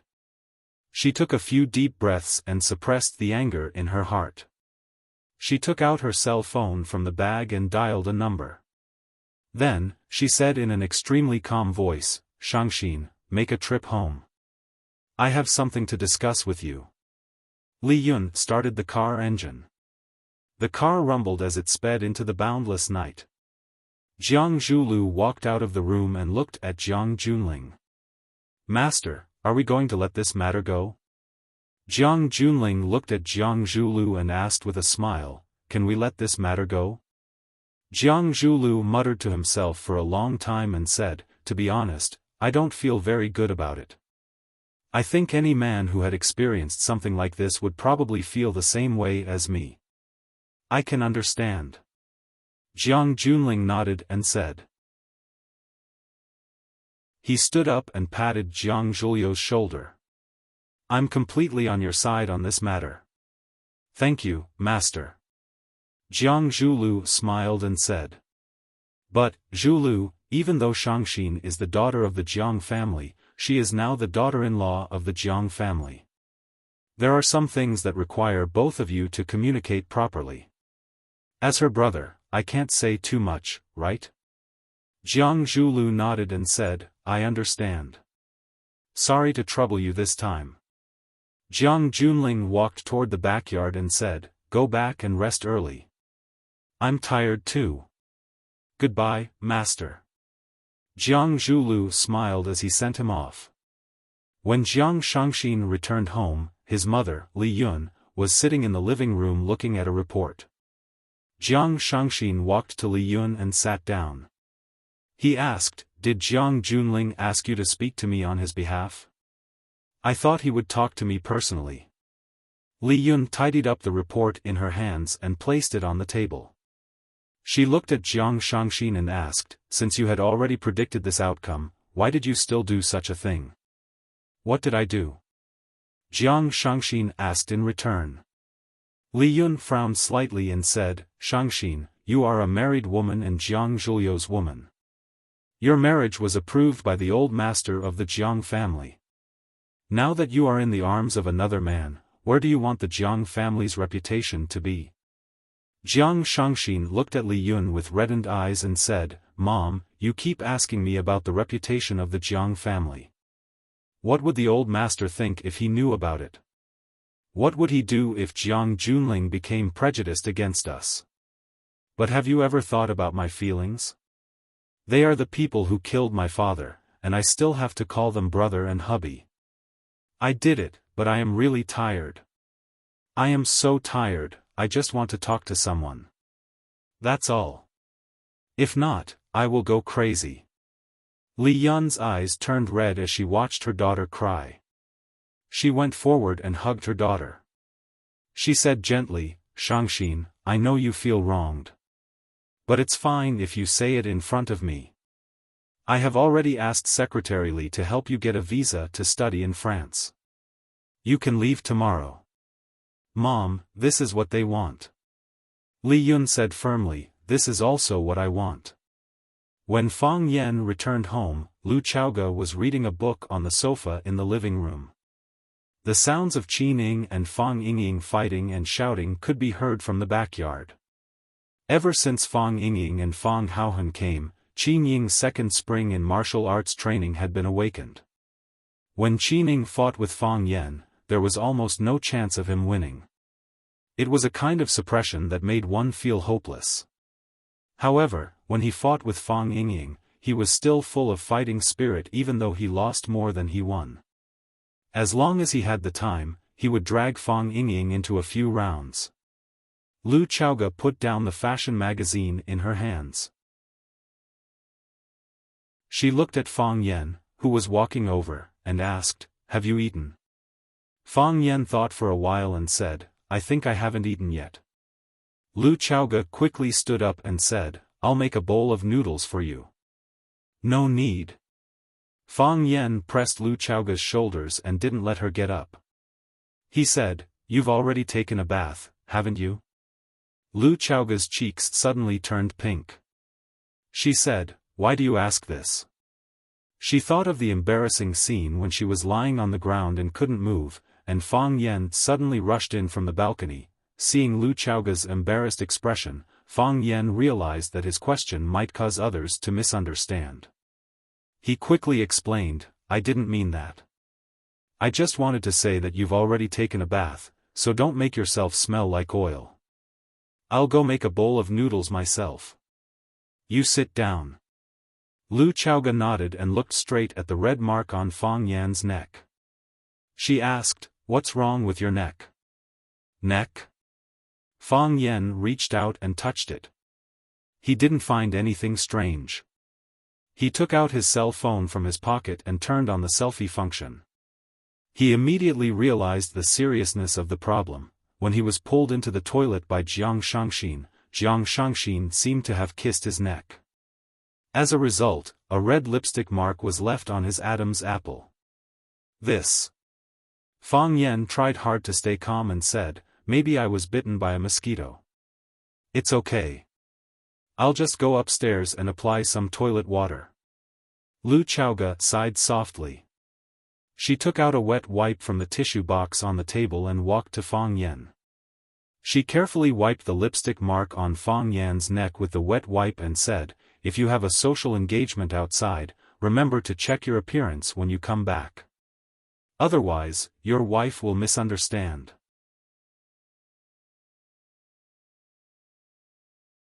Chapter 551. A bowl of cold noodles and a few side dishes. This was the dinner that Fang Yan had prepared for himself.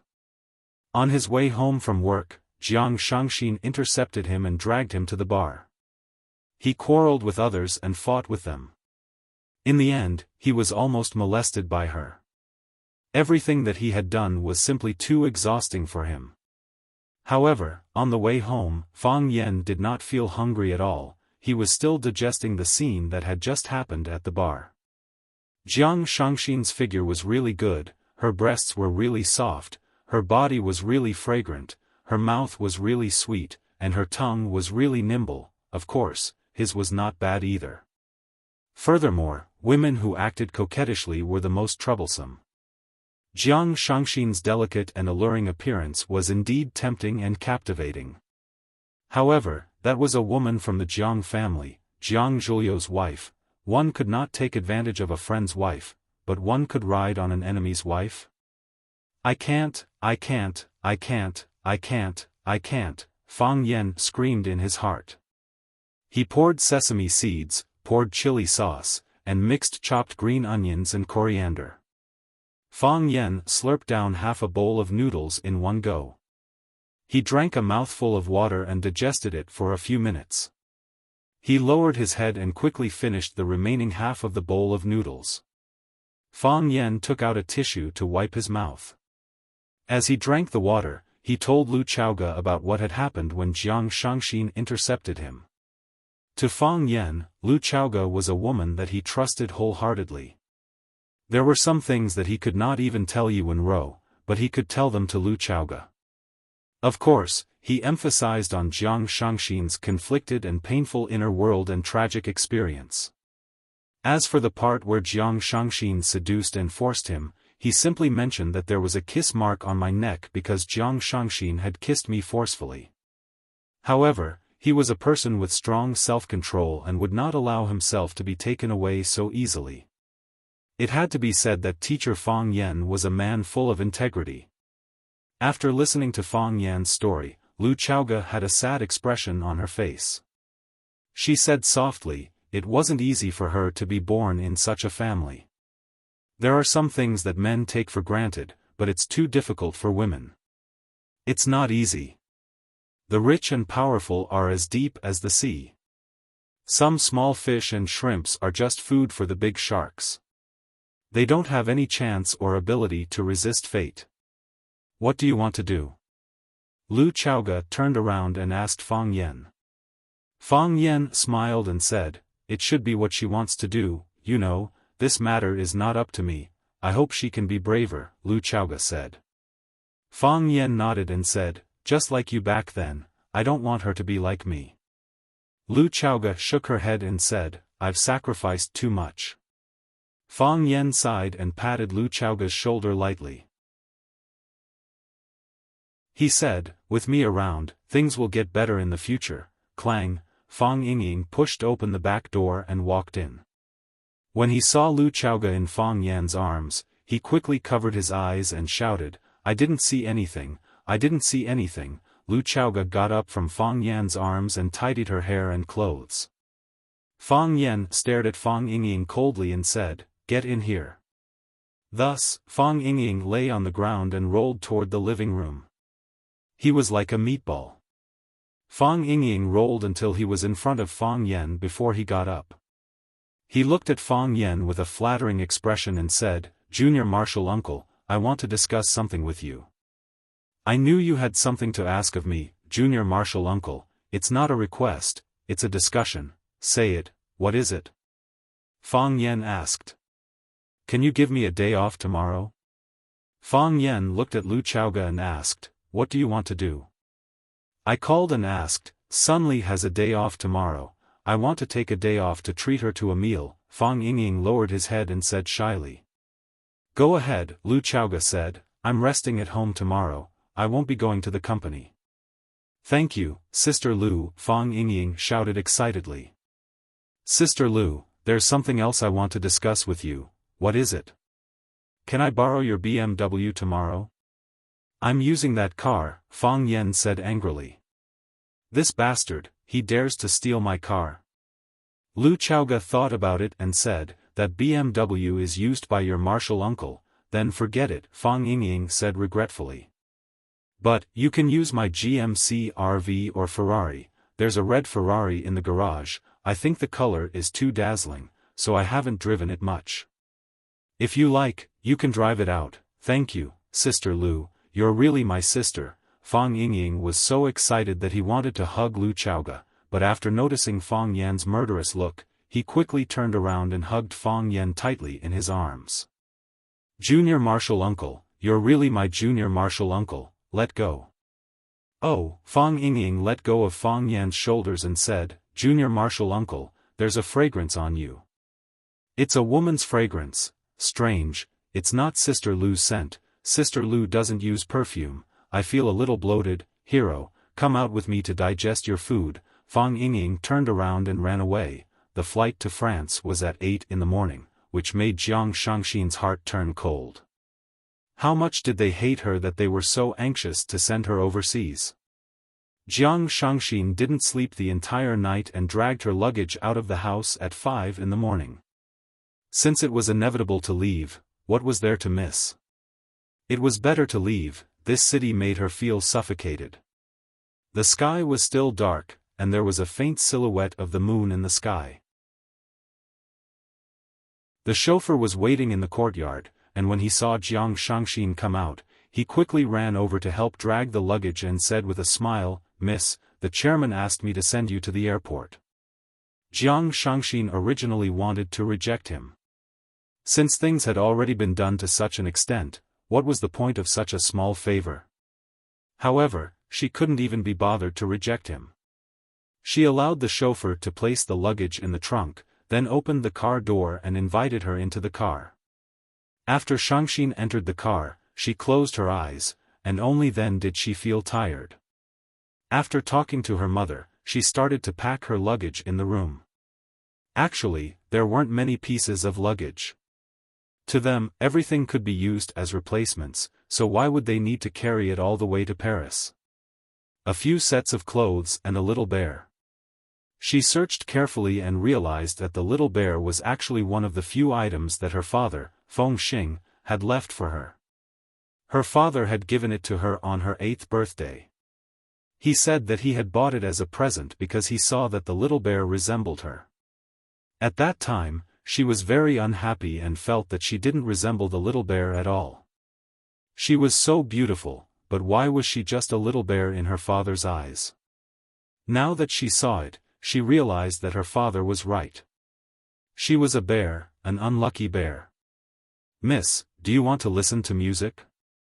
the chauffeur asked gently. Jiang Shangxin didn't reply. She didn't want to talk. Even though she knew that it was rude to be angry with the chauffeur and that it went against her upbringing, she just didn't want to talk. The chauffeur didn't speak anymore and started the car slowly when he didn't get a reply from Jiang Shangxin. When the car drove out of the courtyard, the curtains of a bedroom on the 2nd floor were pulled open, and a black figure appeared in the middle of the window. "Shangxin, don't blame me." Li Yun sighed softly. "I know that this kind of life is too hard for you, but what you are doing is too dangerous. Go out, go far away, and never come back." Huaqing was still very empty and quiet in the morning.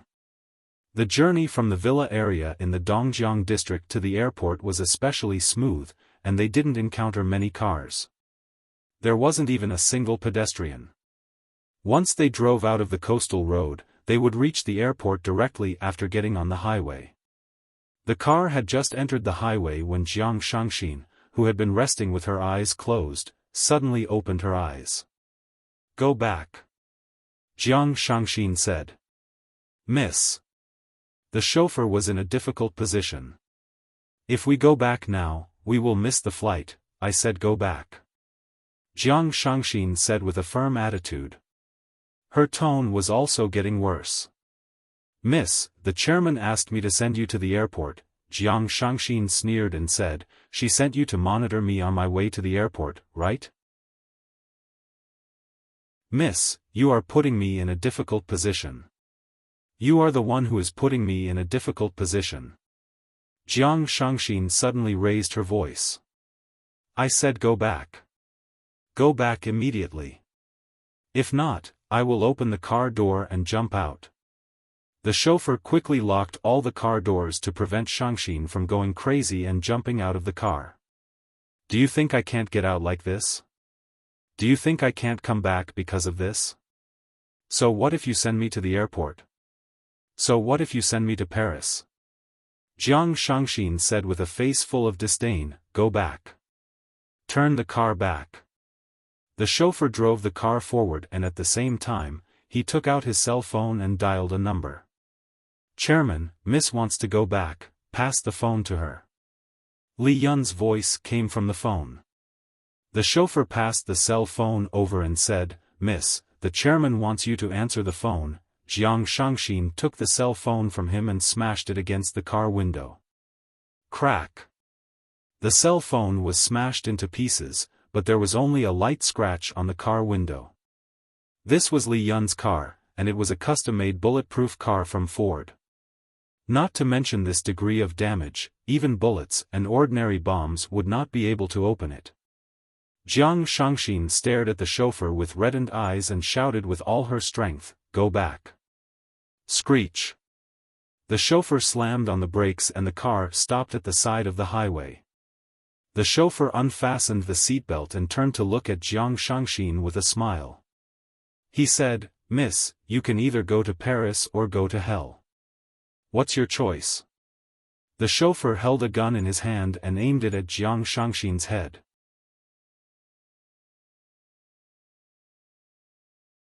Chapter 552. What did it mean to be utterly disheartened? It was how Jiang Shangxin was feeling at this moment. She widened her eyes and stared at the chauffeur in disbelief. She looked at the gun that the chauffeur was pointing at her head. She could not believe that her mother's chauffeur would point a gun at her just because she did not want to go to Paris. Or rather, if she insisted on not going, he would really use this gun to send her to hell. Go to heaven or hell? Is this what a mother is supposed to say to her children? Her mother, the woman who kept saying that she loved her, was this how she treated her? Even a vicious tiger would not eat its cubs. What else could she do to make people feel hopeless? It was getting harder and harder to breathe. She clenched her fists so tightly that her fingernails dug into her flesh and started to bleed. Jiang Shangxin tried her best not to cry. She was a high and mighty missy, how could she cry in front of a chauffeur? However, it was still difficult for her to stop her eyes from turning red and gradually becoming moist. She clenched her teeth and gave herself some courage, but her voice was still trembling. She stared at the chauffeur and said, "Was this also her order? Miss, I have said that you are putting me in a difficult position. A woman like you is like a reincarnated fairy from heaven. You have taken all the good things, what else is there to be dissatisfied about? There are some things that you have to turn a blind eye to. Isn't it great if you brush me off and I brush you off? Why do you have to find trouble for yourself and others?" Jiang Shangxin ignored the chauffeur's advice and stared at him. "If I did not go to Paris, would you really shoot me?" "That's right." The chauffeur nodded. "I have said that I will either go to Paris or hell. What does she take me for? What does she take me for?" Jiang Shangxin muttered to herself. The truth was right in front of her, but she was still unwilling to believe it. She could not believe that the only person she could rely on in this world, her closest family, would treat her in this way. "Miss, why do you have to put the chairman in a difficult position?" The chauffeur sighed. "I am afraid that she cannot make the decision for some things." "You mean that my mother did not ask you to do this to me?" Jiang Shangxin shouted agitatedly. Her heart was suddenly filled with joy and happiness. This was really a ridiculous thing. It was the same thing, and she was also being pointed at her head. However, as long as the mastermind was not her own mother, she had 10,000 reasons to be happy. Because if that was the case, she would have completely lost all hope in this world. The driver sighed and said, "Miss, your question is really unnecessary. You are a member of the Jiang family, the chairman is also a member of the Jiang family, how can I not be a member of the Jiang family? We are all members of the Jiang family." The Jiang family.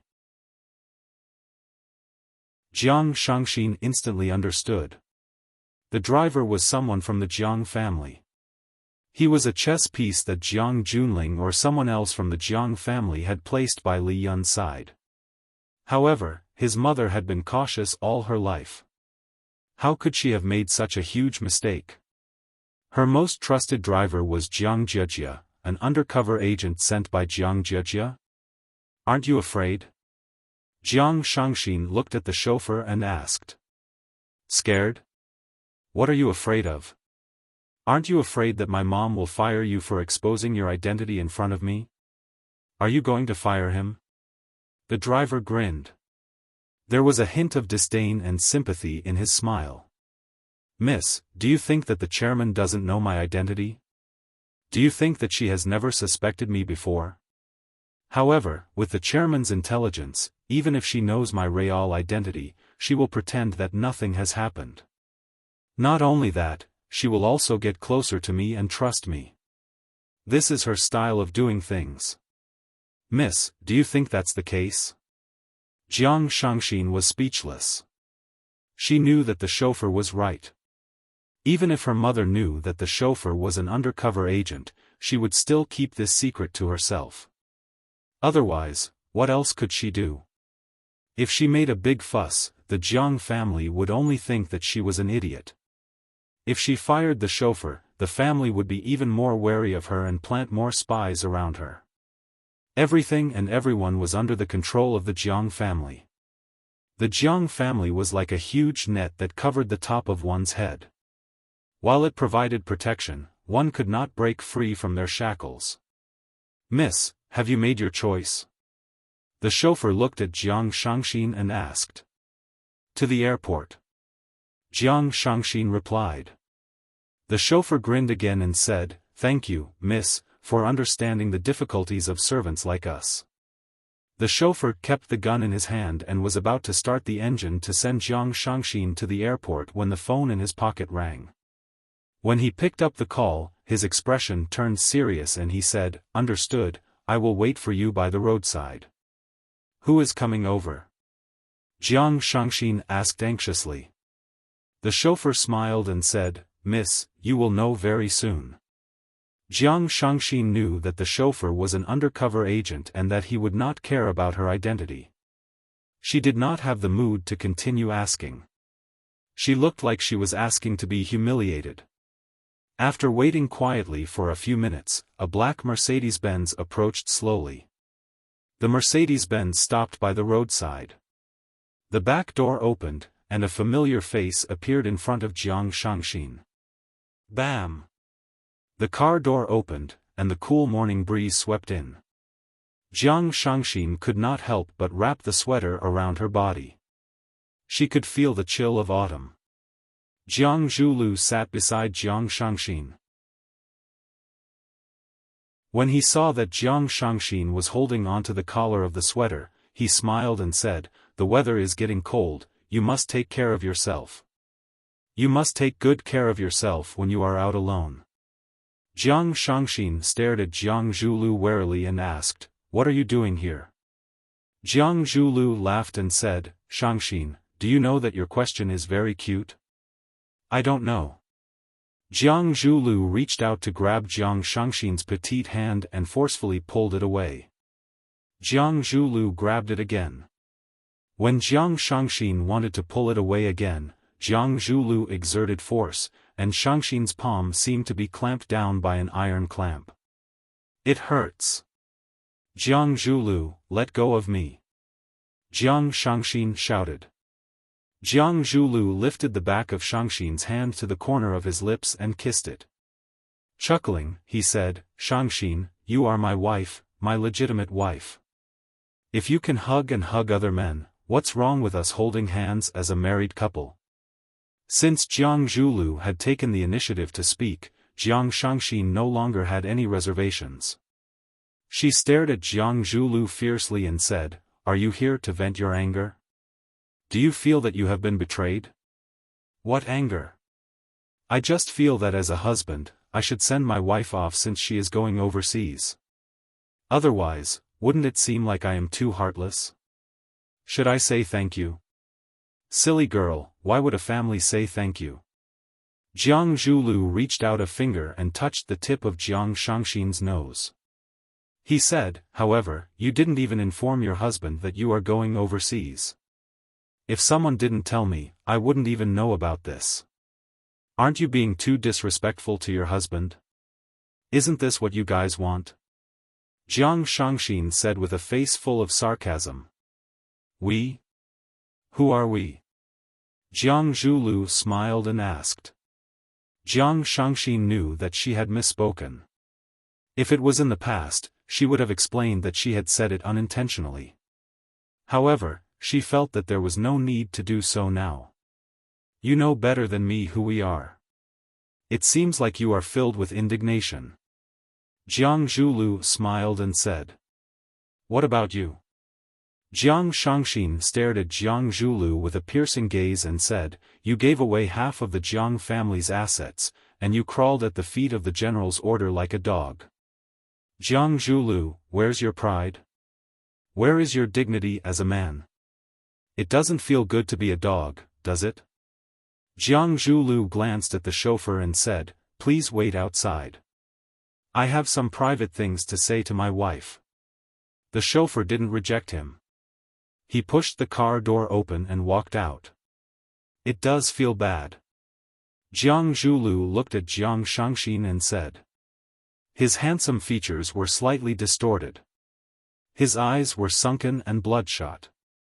During the time when his father was away, his life had indeed not been smooth. Although he had tried his best to prop up the Jiang family was no longer the Jiang family from before. As for the four big families in Huacheng, no one would take the Jiang family into account anymore, right? If I could be a human, who would be willing to be a dog? Jiang Zhuliu's lips curled up, but it wasn't the arrogant and sunny smile he used to have. It was mockery and self-denial. But, what should I do if I don't want to be a dog? My father has walked a dead end and left me with such a mess. What should I do if I don't cling to the Jiang family? Will Fang Yan let me off? Will Lu Chaoga let me off? Will Lanshan Valley let me off? And Lu Shu, he is also a dog. He is a mad dog kept by Fang Yan. Will he let me off? Jiang Shangxin, who am I? I am Jiang Zhulu, one of the four young masters in Huacheng. I am the smartest man in Huacheng. Why do I have to bow down to another man? Why do I have to suck up to another man? Why do I have to live like a dog? It is for the Jiang family, for me, and for you. Jiang Zhulu stuffed one of Shangxin's fingers into his mouth and sucked it gently with his tongue. He said, Shangxin, why can't you understand? Why can't you understand my painstaking efforts? Ah! Jiang Zhulu exerted force with his teeth, causing Shangxin to let out a shrill scream. Fresh blood flowed out of Jiang Zhuliu's mouth, staining his chin and the white shirt he was wearing.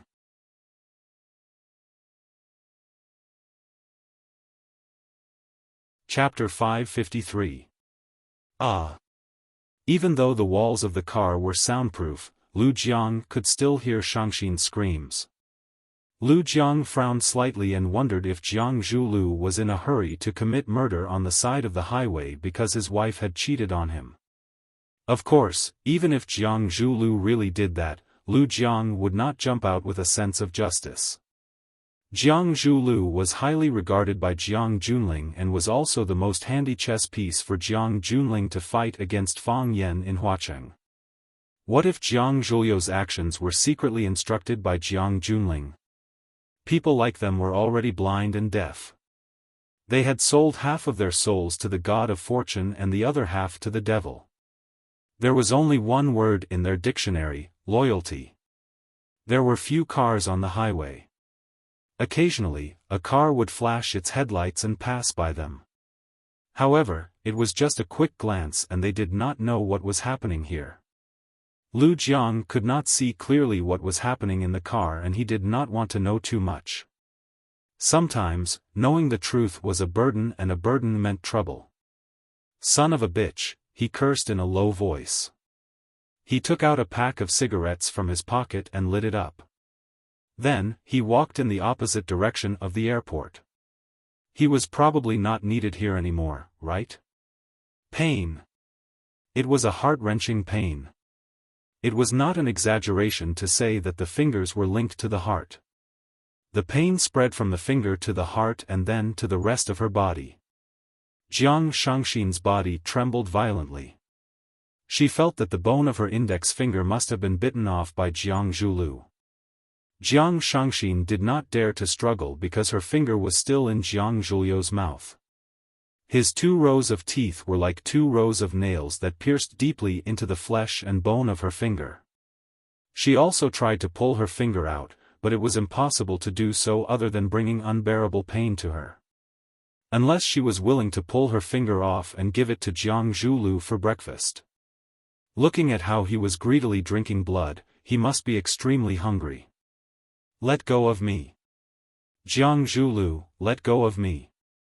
Jiang Shangxin clenched her teeth and perspired profusely. She had been pampered since she was young and had bodyguards protecting her. Even a cold or fever was a big deal. She had never suffered such pain before. She felt like she was going to die. She really wished that she was already dead. Let you go? How can I bear to let you off? Jiang Zhulu bit Jiang Shangxin's finger as a sinister smile appeared on his face. Shangxin, I love you so much. I love you more than I love Lu Chaoga. How could I let you go just like that? I know you despise me now. I know you hate me to the core. You want to eat my flesh and drink my blood. Who asked me to kill my father-in-law with my own hands? However, Shangxin, I truly love you. I pursued Lu Chaoga because I needed the integrity of the Longtu group. I needed her to never be able to open her mouth and say that she wanted to split the Longtu group into two. That was the protection of interests, not for myself, but for the glory of the Jiang family. But Shangxin, I have really fallen in love with you. Don't you think it's ridiculous? Even you can't believe it, right? Jiang Zhulu was such a selfish ghost, such a hypocrite, such a perverted killer. How could he fall in love with a woman? How could he possibly entrust his heart to a woman? Jiang Shangxin stared at Jiang Zhulu in disbelief. At that moment, she even forgot about the wounds and pain on her body. Jiang Zhulu had really fallen in love with her? Jiang Zhulu came to confess to her. When the pain hit her like a tidal wave again, Jiang Shangxin's mental state returned to normal. She stared at Jiang Zhulu with gritted teeth and sneered. Jiang Zhulu, you are really a piece of trash. You still have the cheek to tell me that you love me at this stage? If you love me, would you kill my father? Which man in this world would treat his wife's father like this? Is this how you show your love? Jiang Zhulu was finally willing to spit out Jiang Shangxin's finger. Jiang Shangxin's arm was trembling, and the joints of her finger were badly mutilated. The pain was unbearable, and she didn't know if the bones inside were broken. Jiang Shangxin carefully retracted her finger, afraid that Jiang Zhulu would touch it again. Even she didn't dare to touch it. Jiang Zhulu took out a white handkerchief from his pocket and said, "Wrap it up." Jiang Shangxin looked at Jiang Zhulu as if she was looking at a devil. He had just bitten her finger until it bled like a demonic beast, but in the blink of an eye, he turned into a passionate man who took out a handkerchief and asked her to wrap it up. Tell me, if a man like this isn't a pervert, what kind of man can be called a pervert? When Jiang Zhulu saw that Shangxin was staring at him with her eyes wide open but did not reach out to take the silk handkerchief from him, Jiang Zhulu reached out and pulled Shangxin's injured hand over to him.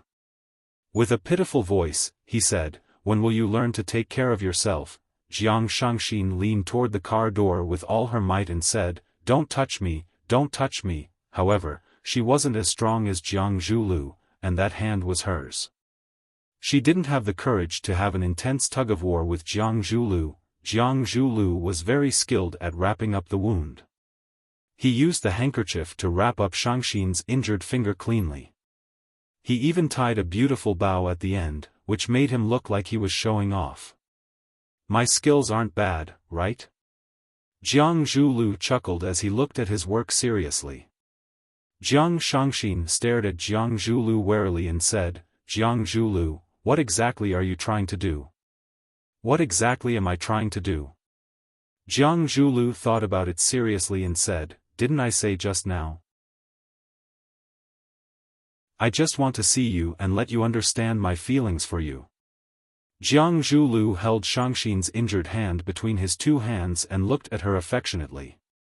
He said, "Shangxin, do you know how upset I felt when I saw the photo of you and Fang Yan hugging each other? At that time, I was about to go crazy. I wanted to destroy the entire world. I wondered why that moment wasn't the end of the world." Shangxin, the difficulties are only temporary. Believe me, as long as the Jiang family gets through this hurdle, I have the confidence to revive the Jiang family. By then, you will be able to live a glamorous life as the young mistress of the Jiang family again. Shangxin, can you give me a little more time? Jiang Zhulu. Jiang Shangxin didn't know how to communicate with Jiang Zhulu anymore. This person was so crazy that she didn't even know which sentence was true and which was fake. However, even if what he said was true, could they go back to how they were before? Even if Jiang Zhulu still loved her, could she fall in love with him again? As she was thinking about this question, another figure became clearer and clearer in her mind. Men were passionate and sentimental, while women were loyal and heartless. When a woman fell in love with someone, it meant that she had truly fallen in love. When a woman stopped loving someone, it meant that she would never love again. It was completely impossible for them to be together. It turned out that she already had an answer in her heart. Sure. Jiang Zhulu stuck out a finger to block Jiang Shangxin's lips and said with a smile, "You don't have to say anything and you don't have to explain anything. Think about it properly after you settle down in France. Think about your future and think about our future. I think that you will be able to have a clear answer about our relationship then." Since Jiang Zhulu didn't allow her to speak, Jiang Shangxin didn't say anything either. She didn't want to say anything in the first place. Jiang Zhulu leaned forward and wanted to plant a kiss on Shangxin's forehead. Jiang Shangxin leaned back stiffly and used her elbow to push against Jiang Zhulu's chest to prevent him from getting closer. Jiang Zhulu grinned and didn't want to force her.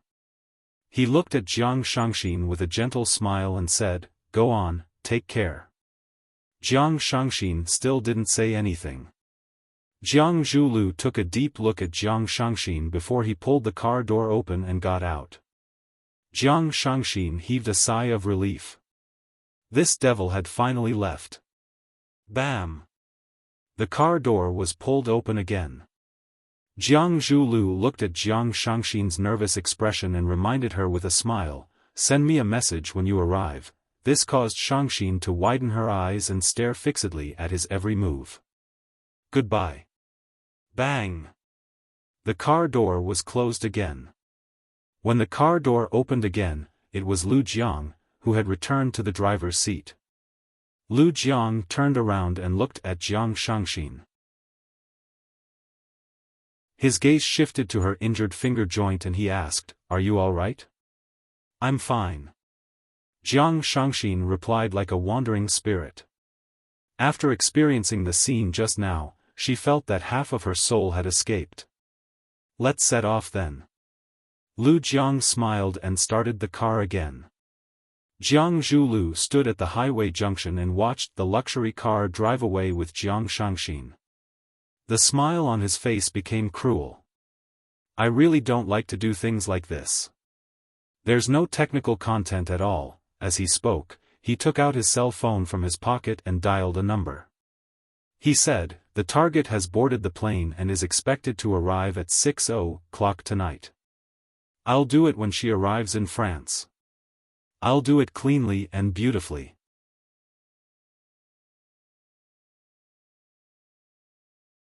Chapter 554. Tang Yong hesitated and finally took the initiative to greet the beautiful lady sitting beside him. "Miss," Jiang Shangxin turned a deaf ear to him and stared blankly at the gloomy world outside the window. Did she really leave just like that? Why did she feel so indignant? Paris was a city that was both familiar and unfamiliar to her. When she came back from Paris, the plane landed at the Yanjing International Airport. She stood on the spiral staircase and swore that she would never leave Wuxia again. She could only find the freedom and enjoyment that she wanted in her own country. Wuxia's people were so familiar, Wuxia's food was so delicious, Wuxia's friends were so warm, and Wuxia's relatives were so indifferent. When a person leaves his hometown, no amount of resources can make up for it. But, why did she have to leave again? And in such a humiliating way? Jiang Shangxin had a faint worry that she might not be able to come back after going to Paris. She couldn't come back if Jiang Junling didn't want her to come back. She couldn't come back after Jiang Junling took over the Jiang family. Fang Yan. A familiar figure appeared in Jiang Shangxin's mind again. Why did she think of him at this time? Was it because of the regret in her heart and the anger and humiliation after being rejected? "Goodbye, Fang Yan," Jiang Shangxin said to the empty tarmac outside. "You idiot, why did you reject me? I know that you don't like me, even if it was just once." Tang Yong swallowed his saliva and started to gather the strength to speak again.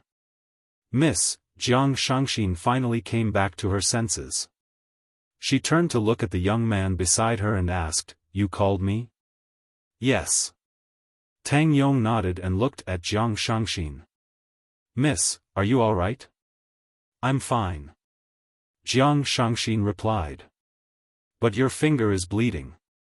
Tang Yong pointed at Jiang Shangxin's palm and said. Jiang Shangxin lowered her head to take a look and said, "I'm fine." Although Jiang Zhulu had tied a silk handkerchief around the wound on her finger, he didn't apply any ointment on it. He also didn't use any medical bandages to bandage it, so the wound hadn't healed yet. The silk handkerchief was soaked in blood, and it was currently dripping down to her feet. If it was in the past, she would have screamed for help if such a wound appeared on her body. But now, she was calm as if nothing had happened. Compared to the damage he had suffered in his heart, this little pain was nothing. "This won't do," Tang Yong said. He waved his hand and shouted, "Stewardess, please get the first aid kit." The stewardess immediately came over and asked, "Sir, how can I help you?" Tang Yong pointed at Jiang Shangxin and said, "Please take the first aid kit, this lady's finger is injured." When the air stewardess saw Jiang Shangxin's finger, she hurriedly said, "Miss, are you all right? Do you need us to take you to the doctor?" "I'm fine." Jiang Shangxin glanced at the air stewardess. "Bandage it." "All right. Please wait a moment." The air stewardess turned around to get the first aid kit. Jiang Shangxin wanted to untie the blood-red silk handkerchief, but it was tied too tightly by Jiang Zhulu, and it was really difficult to untie it with one hand.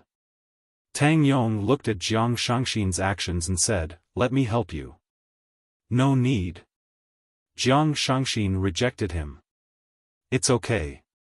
We have to help each other when we are out, who hasn't met with difficulties?" As Tang Yong spoke, he lifted the small table in front of him and placed Jiang Shangxin's arm on it. Then, he deftly untied the bow on the silk handkerchief. The air stewardess came over with the first aid kit. Tang Yong stretched out his hand and said, "Cotton ball. Medicinal wine." "Sir, are you a doctor?" The air stewardess opened the first aid kit and handed over the things that Tang Yong needed. "My father is a doctor, and I learned a few things from him." Tang Yong smiled shyly and looked like an honest man. "That's great." The air stewardess smiled and complimented him. "Being a doctor is really a good profession." "Thank you." Tang Yong nodded and smiled at the air stewardess. After the silk handkerchief was untied and thrown into the trash bag, Tang Yong used the cotton ball to clean up the blood stains on the wound, and the original appearance of the finger was revealed. Looking at the finger that was so badly mutilated that the bone was almost exposed, Tang Yong said in surprise, "Oh my God, what exactly happened?" "Miss, your finger is seriously injured. If it gets inflamed, the consequences will be dire. If the bone necrosis occurs, the finger may need to be amputated." "Do you know that?" "I know," Jiang Shangxin said. Actually, she didn't know. She didn't even know the extent of her injury. She didn't want to open the silk handkerchief to take a look. Subconsciously, she didn't want to touch the handkerchief that was wrapped around the wound. How good would it be if she could sever her relationship with Jiang Zhulu this way? "Then why did you?" Tang Yong originally wanted to say that since she knew, why didn't she go to the hospital to bandage the wound before coming back? However, when he saw the woman's cold expression and hostile gaze, he swallowed the words that he was about to blurt out. This was a woman with a story. Furthermore, she had a strong sense of self-defense and didn't want anyone to touch her easily. Tang Yong helped Shangxin apply a thick layer of ointment on her finger. Then, he used the gauze to bandage the wound carefully. It could be seen that Jiang Zhulu did have a certain level of medical foundation. His bandaging technique was simple and professional. Furthermore, the tightness was appropriate and wouldn't cause one to feel any pain. Also, the gauze wouldn't fall off with a casual tug. After Tang Yong tied a knot in the gauze, he said, "All right. Do you feel any discomfort? If not, I can help you adjust the bandage." "There's no need." Jiang Shangxin retracted her arm. The air stewardess packed up the medical kit and the trash bag. Then, she looked at Tang Yong and said, "Sir, thank you very much." "You're welcome." Tang Yong smiled and replied. After the air stewardess left, Tang Yong looked at Jiang Shangxin, who had cast her gaze out of the window again. He said, "Can't bear to leave this city? I'm not in a good mood, you don't have to talk to me." Jiang Shangxin said coldly. "I know that you mean well, but I feel sorry for brushing off your enthusiasm. Also, I feel very tired." Tang Yong rubbed his nose awkwardly and said, "I'm sorry, I just want to sit together with you. Furthermore, we are going to Paris together. We can talk to each other on the journey, and we can also be friends when we reach Paris." "Thank you," Jiang Shangxin said. Tang Yong knew that Jiang Shangxin wasn't willing to talk, so he took out a newspaper from the back pocket of his seat and started reading it. Lu Jiang stood at the entrance of the airport and took out his cell phone from his pocket to make a call. "Has Shangxin left?" Li Yun's voice sounded from the other end of the line. "She has left," Lu Jiang replied. "Miss is not in a good mood." There was silence on the other end of the line. After a long while, a voice sounded again, "Come back, it's been hard on you." "Jiang Zhulu is here to see Mississippi," Lu Jiang said. Although he was a spy that the Jiang family had arranged to be by Li Yun's side, Li Yun was also clear about his identity. However, he still had to fulfill his role as the chairman's chauffeur before everyone fell out with each other. "Jiang Zhulu?" Li Yun's voice was obviously raised, and her tone was a little sharp. "What is he doing there?" "He said that he wanted to say goodbye to Mississippi. I wasn't in the car, so I don't know what they talked about." "You mean that he didn't see Shangxin at the airport?" "At the entrance of the expressway to the airport," Lu Jiang replied. There was silence on the other end of the line again. After a long time, a crisp cracking sound could be heard. Li Yun hung up the phone. Obviously, Jiang Zhulio's actions had infuriated Li Yun. Lu Jiang kept his cell phone. Just when he was about to walk toward the parking lot, a man hurriedly walked toward him from behind. Lu Jiang's sense of danger was extremely strong, and his first reaction was to dodge to the side of the road. Swoosh, a cold object flew to the back of his neck. When he reached out to touch it, he felt a sharp pain on his neck, as if it had been pricked by a needle. "This is Beast Snake." A hoarse and weird voice sounded beside his ear. He turned around, but did not see anyone. When he turned around again, a dark and skinny man wearing a black tracksuit and a hoodie was standing in front of him. "Its mouth is like a needle, so it can't eat meat. It only likes to drink blood." The dark and skinny man stared at Lu Jiang fiercely. "Of course, when it drinks blood, it naturally has to stab its long mouth into your flesh. If you don't get the antidote within an hour, you will bleed to death from all your orifices." "Who are you?" Lu Jiang asked fiercely. He reached into his pocket for his gun.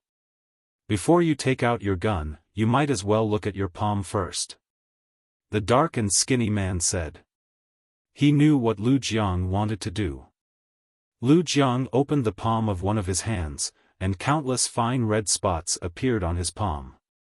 Those red spots appeared at a speed that was visible to the naked eye. Very quickly, his palm was filled with red spots, and they spread toward his arm. "What is this?" Lu Jiang asked anxiously. "Beast snake spots." The dark and skinny man smiled and said, "Beast snakes are very narcissistic. They like to turn their food into the same skin color as themselves. Oh yes, they are still lying on your neck and refuse to come down. Who exactly are you? What exactly do you want?" Lu Jiang roared angrily. He was really furious. Who did I offend? I went to the airport to send someone off, but I met a psychopath. The key was that this psychopath was very lethal. He felt goosebumps all over his body when he was stared at with that kind of gaze. His back was gloomy, as if he was being watched by a group of terrifying poisonous creatures. Where is Jiang Shangxin? The dark and skinny man asked aloud. Lu Jiang became calm instantly. He looked at the dark and skinny man and asked, "Are you Fang Yan's man? Come back and answer my question. Where is Jiang Shangxin?" "She has already boarded the plane," Lu Jiang said. Now that the plane has taken off, the dark and skinny man frowned and said, "The plane can't take off, and she can't go to Paris."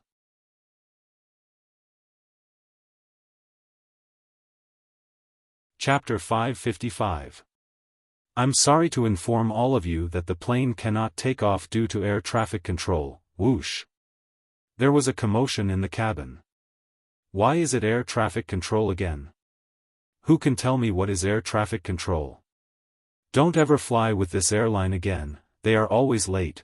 Can we turn on our cell phones and play some games? Anyway, the plane cannot take off anytime soon. Tang Yong saw Jiang Shangxin turn around and look at the air stewardess who was explaining to the passengers. He smiled and said, "There are more and more air traffic control nowadays.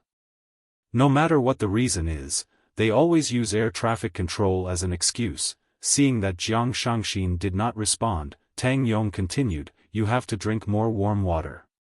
It's good for your body. Don't catch a cold at this time. If that happens, your body's immune system will be weakened and your wound may become infected. If you don't mind, I can accompany you to the hospital when we reach Paris. I have a friend who is a doctor there, thank you." Jiang Shangxin thanked him again. "It's okay. Miss, do you always keep people at arm's length?" "No." Jiang Shangxin replied. "I pulled a man to the toilet in the bar and asked him to use me, but he rejected me. This happened last night." Tang Yong felt that there was no way to continue this topic. The man beside her stopped hitting on her and Jiang Shangxin finally got the peace that she wanted. She thought about her father's tragic death, her mother's heartlessness, her husband's viciousness, and the huge and fickle family. At this moment, Jiang Shangxin's heart was as cold as ice. She felt that she was an orphan who was being abandoned by the whole world. As Jiang Shangxin was in the first-class cabin, the service she received was different. A stewardess rushed over and said, "Miss, please wait for a moment, the plane will take off soon, would you like something to drink?" "No need." Jiang Shangxin replied. "Thank you." Jiang Shangxin asked for a blanket from the stewardess and got ready to lie down and rest. She did not sleep last night and encountered such an incident early in the morning. She felt extremely exhausted. "Sir, what's the matter?" "Sir, you can't go in." The voice of the stewardess came from the door. "I'm sorry, I'm looking for someone, please make an exception, I'll leave soon." A familiar man's voice rang out. Shangxin widened her eyes in disbelief and stared at Fang Yan, who had appeared at the cabin door with a smile on his face. Jiang Shangxin's mouth moved and she wanted to say something. However, her eyes revealed her emotions first. Large drops of tears rolled down her cheeks as if something was stuck in her throat. Jiang Shangxin had never thought that there would be a man who would still think about her and be willing to do such a thing for her when her husband and mother had abandoned her. In order to keep his departing girlfriend, a man used all kinds of methods to delay the plane and then ran to the plane to confess in front of countless passengers. Wasn't this a classic scene in idol dramas? Fang Yan walked toward Jiang Shangxin step by step. Smiling, he asked, "I'm not late?" This made Shangxin's tears flow even more rapidly. Unable to speak, she could only shake her head to express her feelings. "Follow me back." Fang Yan reached out his hand to Shangxin. Jiang Shangxin wiped her tears with her sleeves but did not agree to Fang Yan's request. I spent so much effort to chase after you. You won't reject me, right? Fang Yan smiled and said. There are so many people watching, how embarrassing would that be for me? Let's go, follow me back. We're not going to Paris. Jiang Shangxin was hesitant. What was the meaning of going back with Fang Yan? What was her relationship with Fang Yan? Would Fang Yan be able to provide her with a safe harbor? Furthermore, if she went back, what would Jiang Jialing think? What would Jiang Zhulu think? How would they treat her? Would they make things difficult for her mother? No matter how cold she was to her, she was still her mother. She was her only family member in this world. Fang Yan had already attracted everyone's attention the moment he appeared. When he reached out his hand to Jiang Shangxin, everyone's gaze became interested. It would be a good thing for them to watch a romantic drama when they were flying. Seeing that the female lead, Jiang Shangxin, was hesitant, the audience automatically played the role of a minor character in an idol drama. Everyone shouted together, "Follow him, follow him, follow him." All the passengers on the plane were shouting, and the shouts were getting louder and louder. Even the captain opened the cockpit door and looked over. Jiang Shangxin wiped her tears with a tissue and looked at Fang Yan with her red and swollen eyes. She said, "Fang Yan, thank you, but I can't go back. Why can't you go back?" Fang Yan smiled and said, "If others don't care about your life, then don't let them control your life. The place you are going to is not a good place for you. Let's go, follow me back." Fang Yan, follow me back. Tang Yong looked at Fang Yan with an unhappy expression and said, "What's wrong with you? She doesn't want to go back, why must you force her?" Fang Yan glanced at Tang Yong and said, "I didn't force her, I just wanted her to have another choice. She has already made her choice. She doesn't want to go back." Tang Yong said with a gloomy face. He shouted at the air stewardess, "Air stewardess, what's going on now? Can the plane still fly?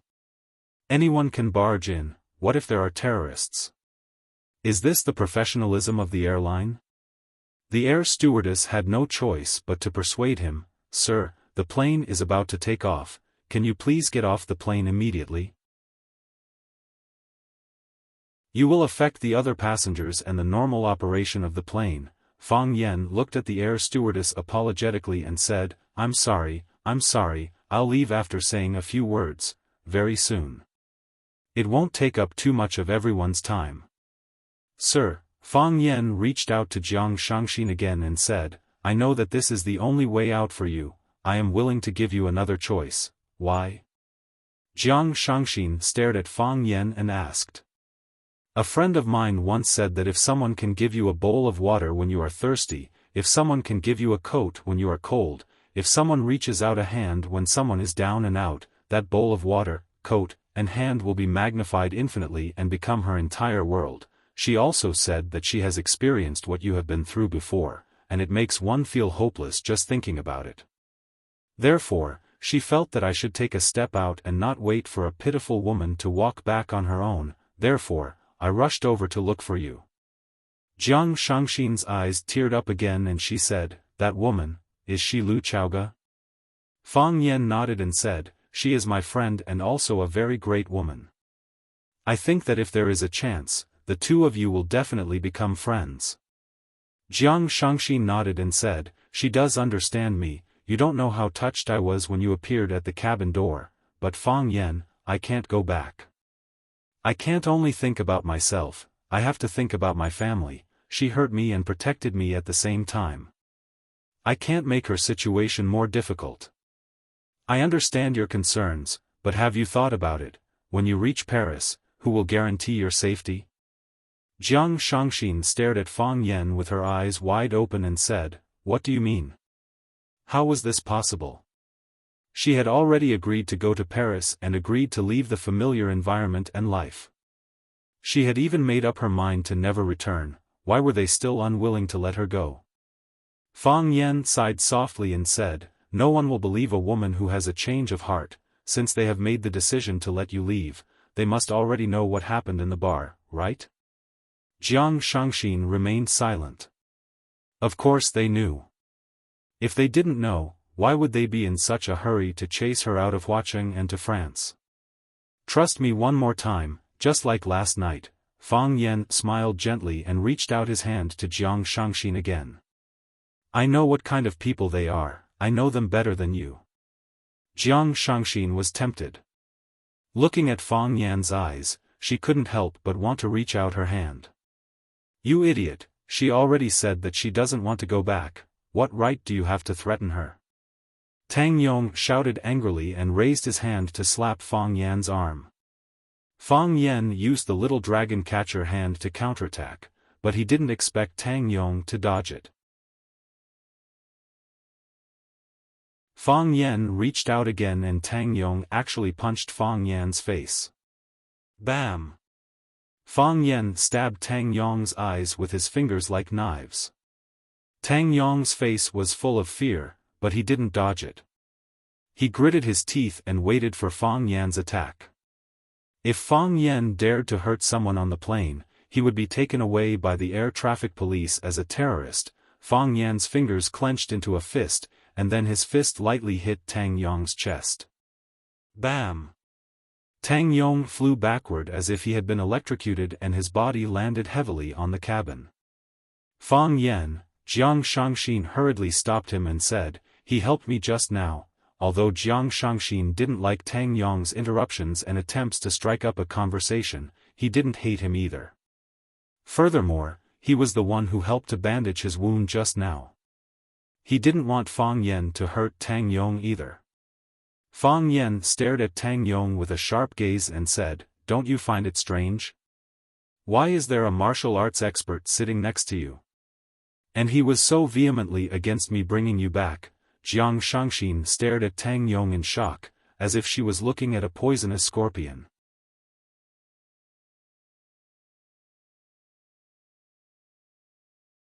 Chapter 556. Fang Yan's reminder was timely, but it was also fatal. Why did Tang Yong flirt with her again and again? Why was he not only proficient in medicine but also in martial arts? Why did he react so strongly when Fang Yan asked him to bring her back? Why? Jiang Shangxin knew that this could be a coincidence, and she was willing to believe that it was. However, she knew that it was impossible. Being born in such a family, she clearly knew how to deal with disobedient children. Tang Yong was another undercover agent from the Jiang family, and his mission was to send her to Paris safely, just like her mother's chauffeur, Lu Jiang. However, what would happen after they arrived in Paris? Were they really going to take action against her?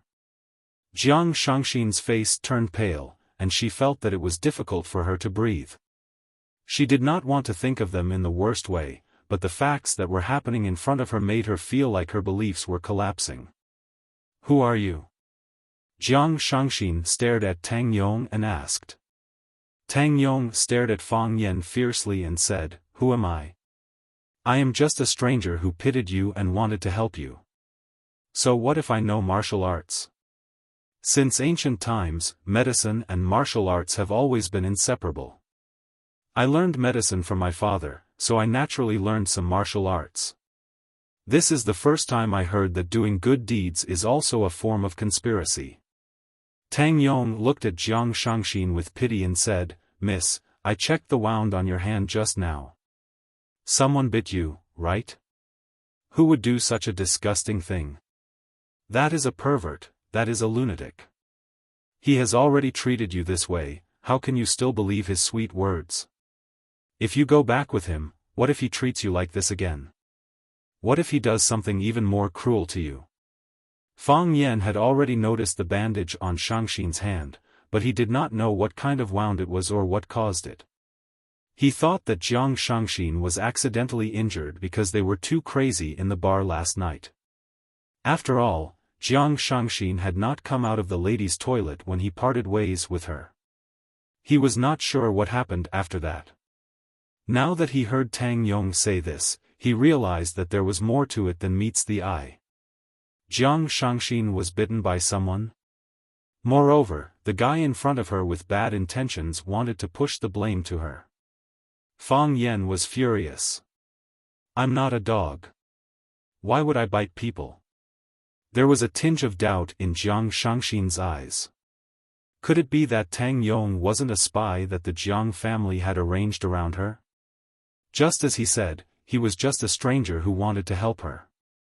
Jiang Shangxin was a top-notch beauty. She would often receive compliments from others or selfless help from some men. It wasn't entirely impossible for such a thing to happen. Jiang Shangxin looked at Fang Yan and then at Tang Yong. She didn't know what choice she should make next. The stewardess was a little anxious. She stood next to him and urged again, "Sir, the plane is about to take off. Please get off the plane immediately.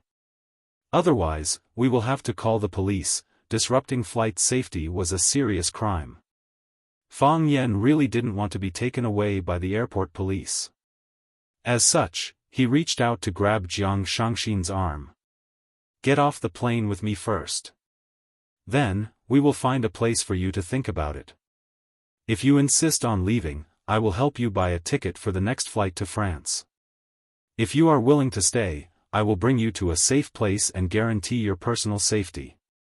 When Tang Yong saw that Fang Yan wanted to pull him away, he swung his fist toward Fang Yan's face again. Huff, the punch was swift and fierce. It seemed like he had some foundation. Fang Yan took a step to the side and dodged Tang Yong's attack.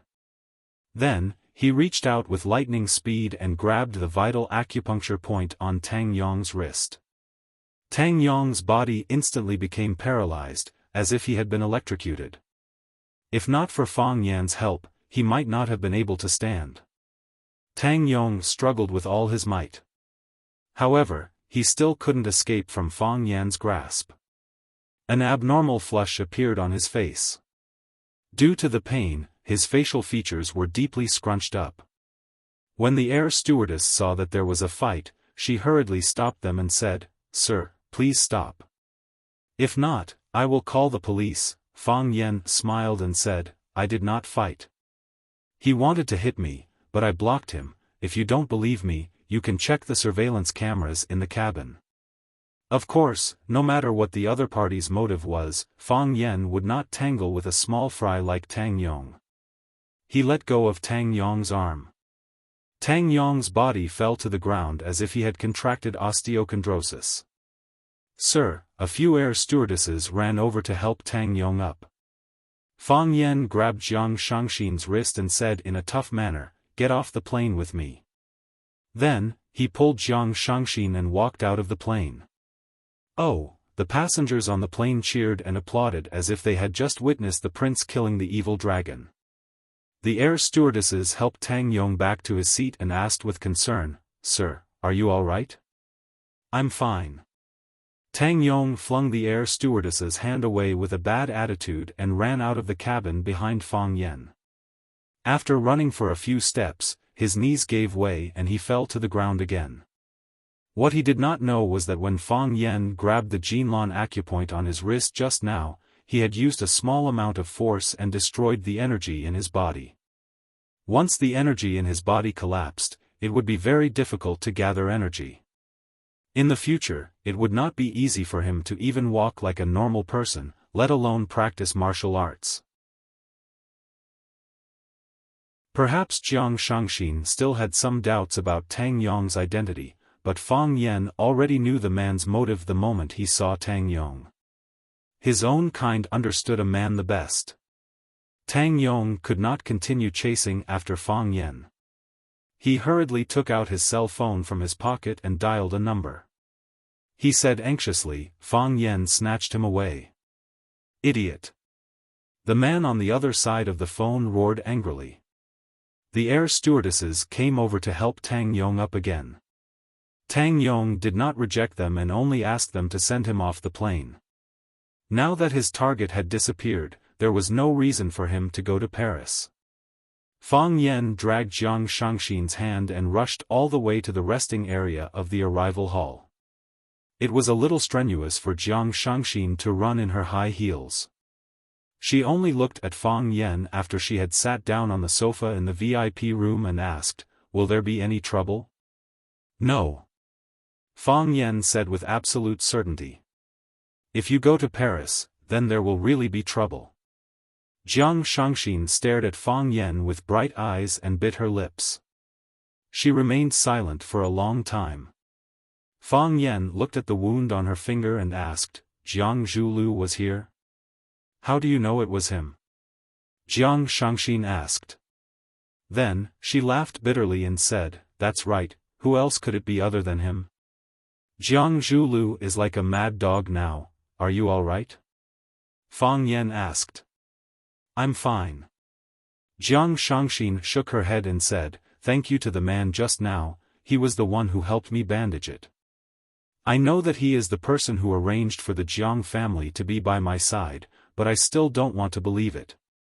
I really don't want to think of human nature in such a dirty and despicable way." Fang Yan nodded and said, "I'll help you take a look when we get back. You don't have to say anything, calm down and think about it, stay here or go to Paris. Tell me when you have an answer." After he finished speaking, Fang Yan took out a newspaper and read it seriously.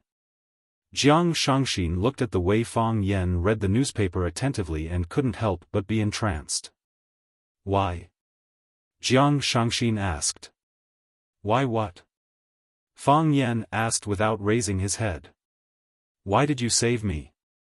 "I remember that I already told you the reason on the plane," Fang Yan said.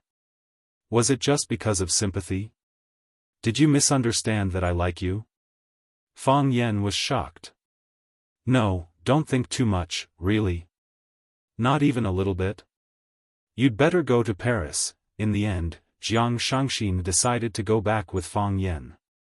Just like what Fang Yan had said, she didn't need to let people who didn't care about their lives control her life. More importantly, her life wouldn't be guaranteed if she went to Paris. Everything was full of uncertainty when one was in a foreign country. If she was attacked on the streets or robbed, she would lose her life. If she stayed in the country, at least Fang Yan would be able to protect her. At least she still had Fang Yan to rely on. Life was like a dream, unpredictable and unpredictable. It was too ironic that an enemy of the past would become someone she could rely on in the future. When Fang Yan drove Jiang Shangxin back, a black Volkswagen SUV followed closely behind them. Fang Yan took a look at the rearview mirror and said, "They caught up with us. They really trust me," Jiang Shangxin said with a fierce look. "Why?" Fang Yan asked. "Why do they want to kill you?" Jiang Shangxin glanced at Fang Yan and said, "Fang Yan, you are such a hypocrite. You didn't like me from the start, but you didn't reject me when I asked you to buy me a drink. I caused trouble in the bar and took the initiative to smash someone's head with a wine bottle, but you still tried your best to protect me from any harm. Didn't you want to get something to use against Jiang Junling from me? Now that the two of you are in a stalemate in Huacheng and neither of you can do anything to the other, it must be very painful, right?" Fang Yan didn't feel embarrassed that his privacy was exposed. He explained, "When I agreed to buy you a drink, I did have some thoughts about you. At that time, I was still hoping that you might be able to mend your ways. If you were a mole, it would indeed be easier for me to deal with Jiang Junling. However, after I got to know you, I gave up on this idea and treated you as a friend. I am talking to you and interacting with you as a friend. I don't want to get anything from you, not even the slightest clue. If you still look at me like that at this time, it is the most serious insult to the word friend. If I expose some scandals about Jiang Junling to you, will you accept it?" "Yes," Fang Yan said.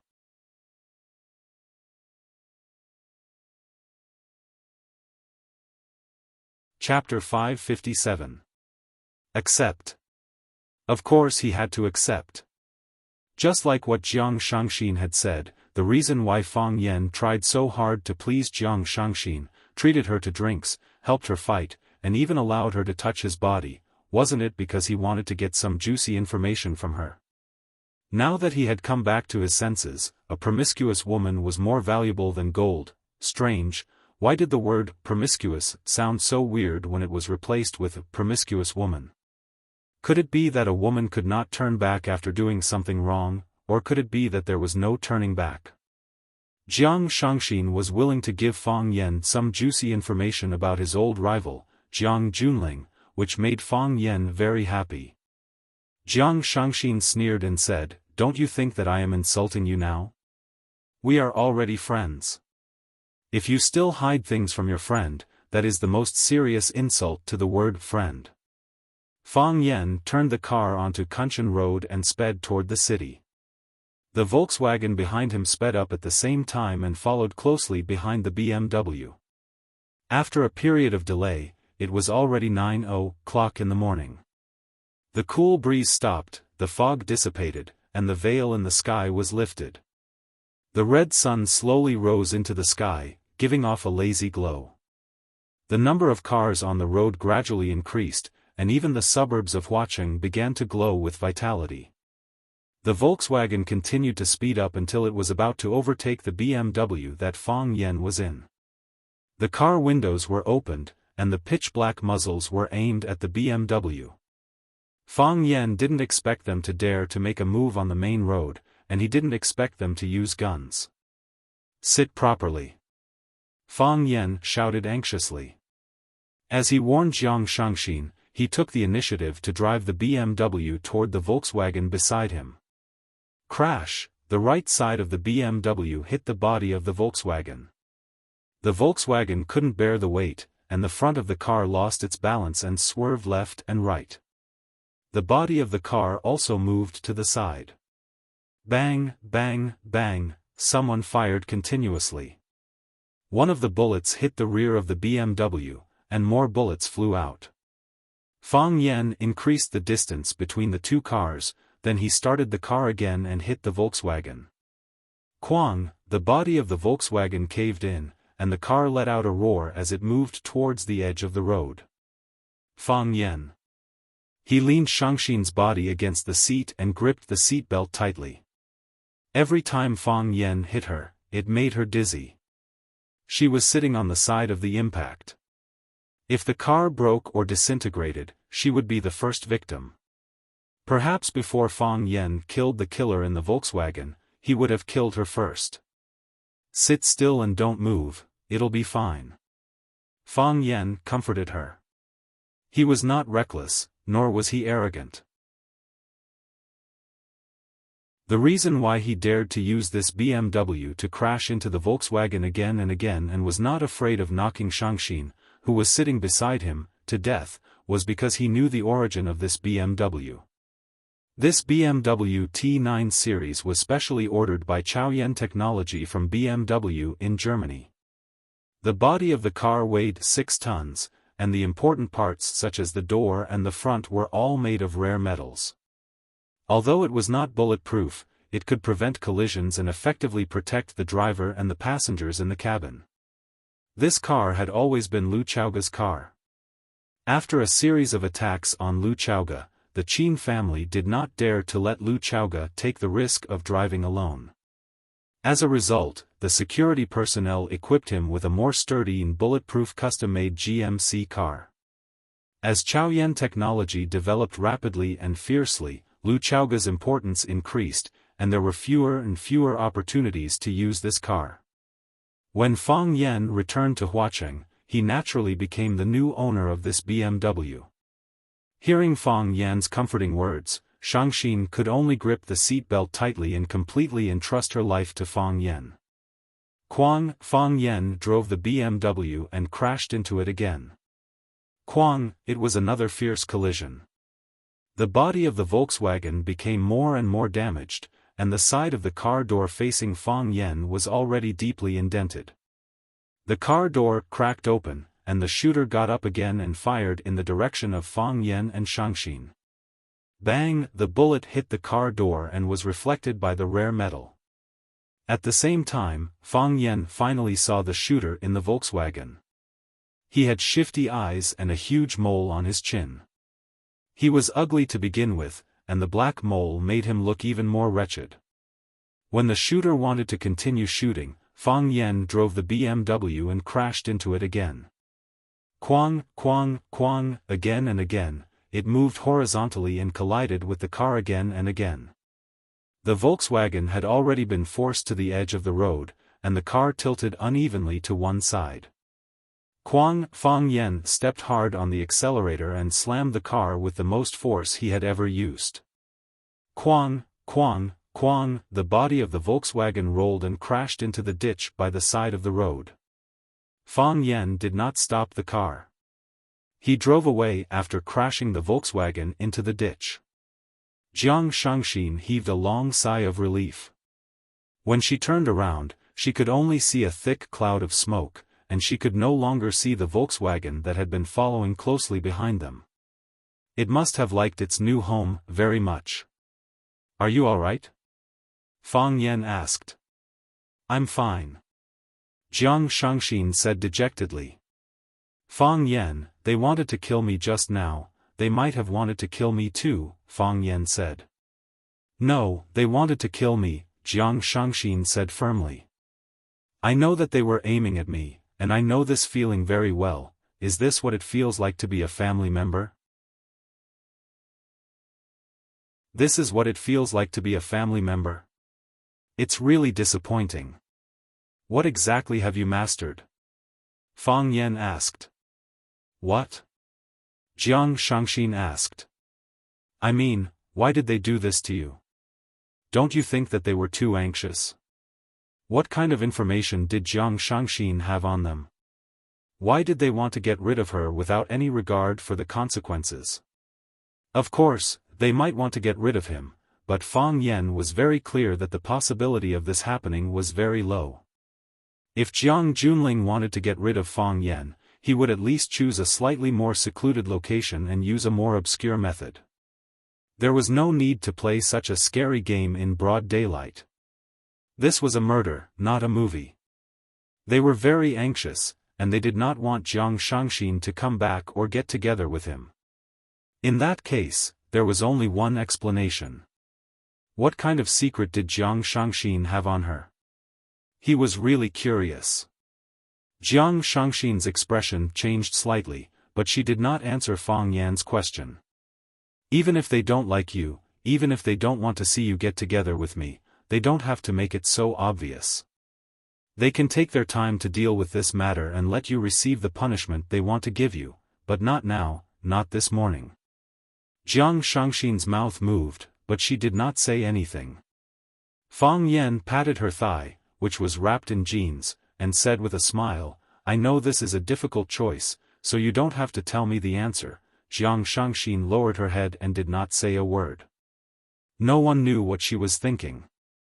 Be careful, Fang Yan suddenly shouted. As he shouted, he had already turned the steering wheel and rushed toward the ditch on the left side of the road. The car rumbled like a beast in heat. Screech, Fang Yan stepped on the brakes, but the car continued to slide forward. Screech, screech, screech, the front half of the car was suspended in the air, and the rear half of the car was caught by a tree stump by the roadside. A moment of carelessness and the car fell into the ditch by the roadside. Crack, a huge rock flew over their heads and landed on the stone ground far away, smashing into pieces. Rocks flew everywhere, and the car was hit with a loud bang. Jiang Shangxin wanted to unbuckle the seatbelt, but Fang Yan stopped her and said, Don't move. Jiang Shangxin looked at Fang Yan doubtfully, but still decided to listen to his arrangements. She was not a woman who liked to rely on others, and she still maintained her independent personality even when facing a strong person like Jiang Zhulu. However, when she met Fang Yan, she always followed his instructions out of habit. Fang Yan did not get out of the car either. After he pressed the reverse gear, he tapped on the accelerator with the tip of his foot and reversed the BMW.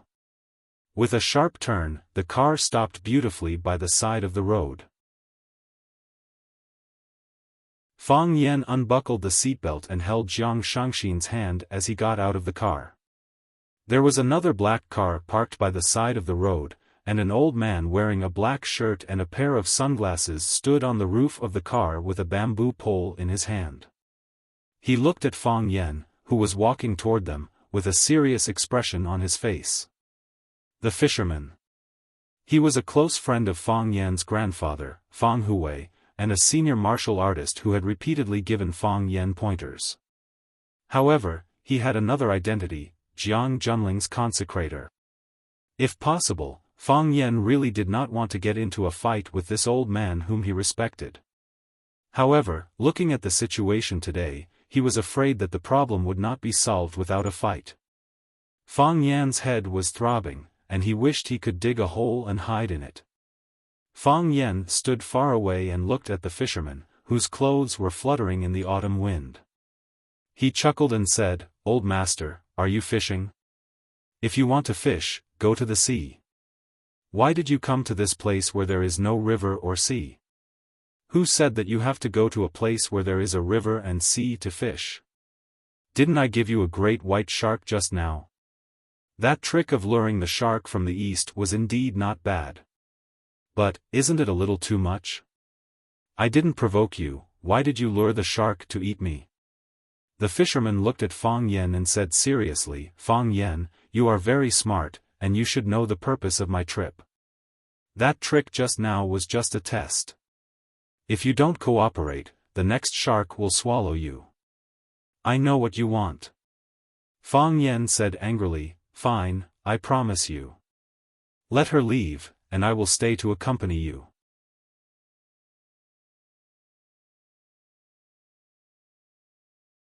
Chapter 558. The fisherman's face darkened, and he almost fell off the roof of the car due to Fang Yan's anger. "The person I want is Jiang Shangxin, and the person I want to bring back is also Jiang Shangxin. Why should I keep you here? What do you mean by, you know what I want? If you really knew what I wanted, would you still say such stupid words that made me want to beat you up?" The fisherman glared at Fang Yan and shouted, "Fang Yan, don't be unreasonable, you are the unreasonable one." Fang Yan said, "If you are not unreasonable, why did you come here early in the morning to block the road? Why did you fish up a huge rock to smash my car? Do you know that if it wasn't for my quick reflexes and good driving skills, both of our lives would have been gone just now, you would have been a murderer by now.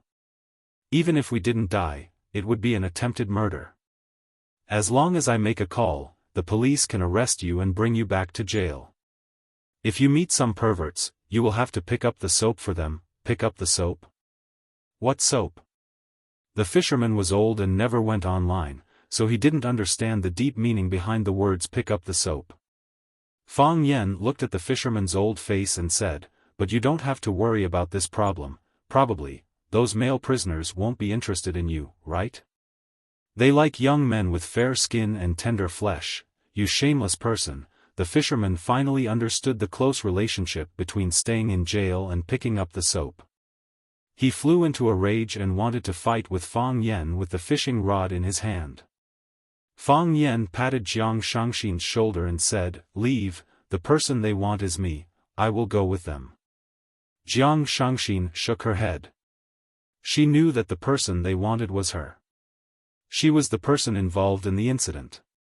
If she were to leave just like that, where would Fang Yan be? Fang Yan was her benefactor, her savior.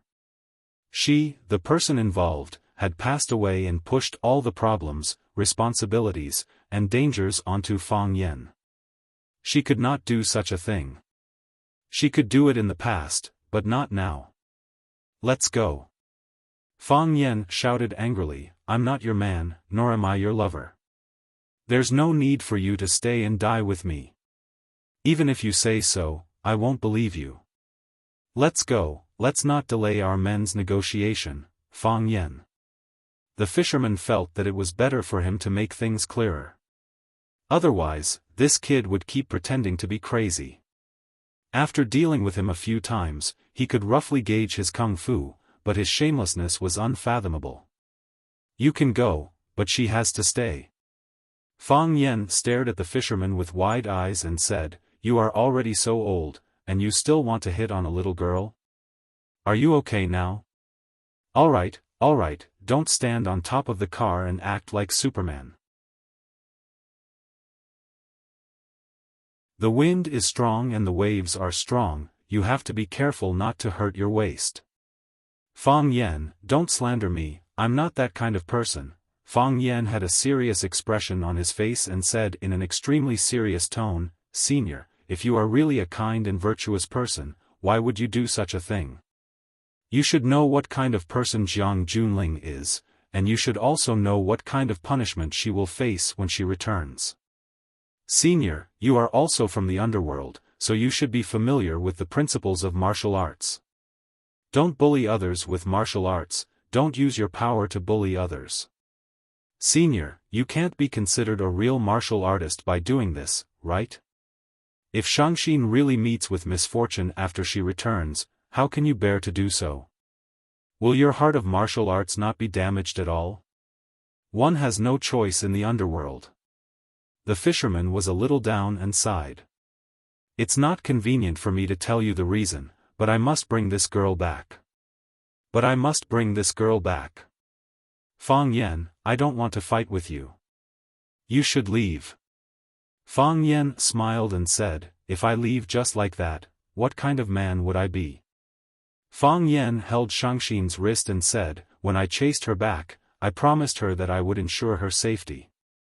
It's not that, a man's promise is worth 1,000 taels of gold, which man hasn't lied to others before? I just feel that since I have said it in front of so many people, I can only try my best to fulfill it. I am a man who cares about his reputation." The rims of Jiang Shangxin's eyes were red, and large droplets of tears rolled down her cheeks. She wasn't a pretentious woman, but the feeling of being taken care of and protected by someone was really heartwarming.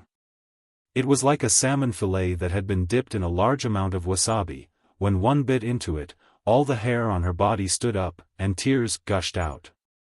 The more she endured, the more intense the feeling became. It was impossible to guard against. She didn't get this feeling from her father, because she had a cold relationship with her father since she was very young. She didn't get this feeling from her mother, because her mother was very busy and didn't have time to take care of her. She didn't get this feeling from her husband either, because she didn't need him when he could protect her, but when she needed him to protect her, he stood against her. She didn't get this feeling from her other relatives, because they wouldn't offend Jiang Junling, who was very influential in the Jiang family, just for her. But, she got it from Fang Yen. A man who was originally unrelated to her, or rather, hostile to her. It was a very strange feeling, and a very ridiculous thing. Jiang Shangxin pushed Fang Yan's palm away, took 2 steps forward, looked at the fisherman, and said, "Let's go, I will go back with you. I know that my brother wants me, he is afraid." The fisherman looked at Jiang Shangxin and said, "Get in the car." Jiang Shangxin turned to look at Fang Yen and said, "Fang Yen, you have done what you promised. I know that you are a man who is very guarded, and you won't believe anything that others say easily. But, I still want to tell you, it's nice to meet you. It's really a very happy thing. Thank you." After Jiang Shangxin finished speaking, she walked toward the black car under the feet of the fisherman. Fang Yen grabbed Jiang Shangxin's arm and said, "Do you know what it means for you to go back with him?" "I know." Jiang Shangxin said, "I know it even more clearly than you think. Fang Yen, I have known my brother for more than 20 years, I know what kind of person he is." Fang Yen shook his head and said, "Whether you know it or not, I will not let you go. You have to listen to me on this matter. Don't think that I am doing this for my own good, I don't feel good about not being able to bring you back." Fang Yen looked at the fisherman and said, "Either you let her go, or I will go with her." The fisherman raised the fishing rod in his hand and said, "Since this is the case, let's see what we can do.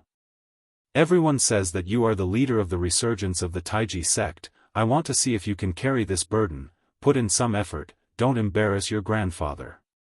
Fang Yen sighed and said, "Shangxin is just a weak and powerless woman, do you have the heart to bring her back? You have practiced martial arts all your life, just to bully a woman with a pitiful background? The fisherman was furious. He shook the fish tank in his hand, and a silk line wrapped around Fang Yan's neck. He scolded loudly and said, "You rascal, you have broken my state of mind again, you are as despicable and shameless as your grandfather." The brave had no fear. During a battle, if one had a reason to win and a fighting spirit to win, then it would have an additional effect on oneself during the battle. Fang Yan deliberately made Xiaofan sound pitiful and described her as a little rabbit that was being bullied by others, and the fisherman was the accomplice that was going to send the little rabbit into the big bad wolf's mouth. In this way, the fisherman would lose his righteous stance and the reason to win during the battle with Fang Yan. Breaking one's state of mind and weakening one's fighting spirit, Fang Yan was already invincible on the mental level before the battle even started. Most importantly, could it be that Fang Yan's grandfather, Fang Hui, often did such things when he was fighting with others? From the fisherman's angry roar, it was obvious that this was not the first time he had suffered a loss in front of the Fang family. Swoosh, the fishing line was like a steel knife, and it quickly and silently coiled around Fang Yan's neck. If the fishing line wrapped around Fang Yan's neck, it would only take a gentle pull for his head to be chopped off. With a lift of his wrist, Fang Yan sent Xiaofan's body far away. Xiaofan only felt that she was lifted up by a gust of air, and her body was completely out of her control. By the time she landed, she was already a few meters away from the battlefield. At the same time that Fang Yan sent Xiaofan away, he tapped the tip of his foot on the ground and leaped high into the air. He leaped very high, and he stepped on the fishing line with his feet. His body rose into the air and charged toward the fisherman who was standing on the roof of the car. He waved his hands and attacked the fisherman 38 times in a row. His palms were silent, but they stirred up a strong airflow. The 38 palms merged together and formed a tornado-like storm, and the eye of the storm was the fisherman who was standing on the roof of the car. Cloud-expelling palm. Fang Yan's body spun 360 degrees in the air, and he smashed down in the fisherman's direction with a powerful aura. Clang! When the airflow swept past, a huge hole appeared where the fisherman was standing. The entire roof of the car sank into the car, and the driver wanted to escape, but he was stuck between the car doors. However, the real target of the attack, the fisherman, was nowhere to be seen. Bam! When Fang Yan landed on the ground, he looked at the fisherman who was hanging upside down on the tree by the roadside. "You are so young, but you can summon clouds and rain with a flip of your hand. You can create a storm in an instant and destroy everything. Not bad at all." The fisherman's expression was solemn, but there was a sense of gratification in his tone. He said, "I don't have any grandchildren. Old man Fang has been arrogant all his life, but it's worth it to have a grandson like you."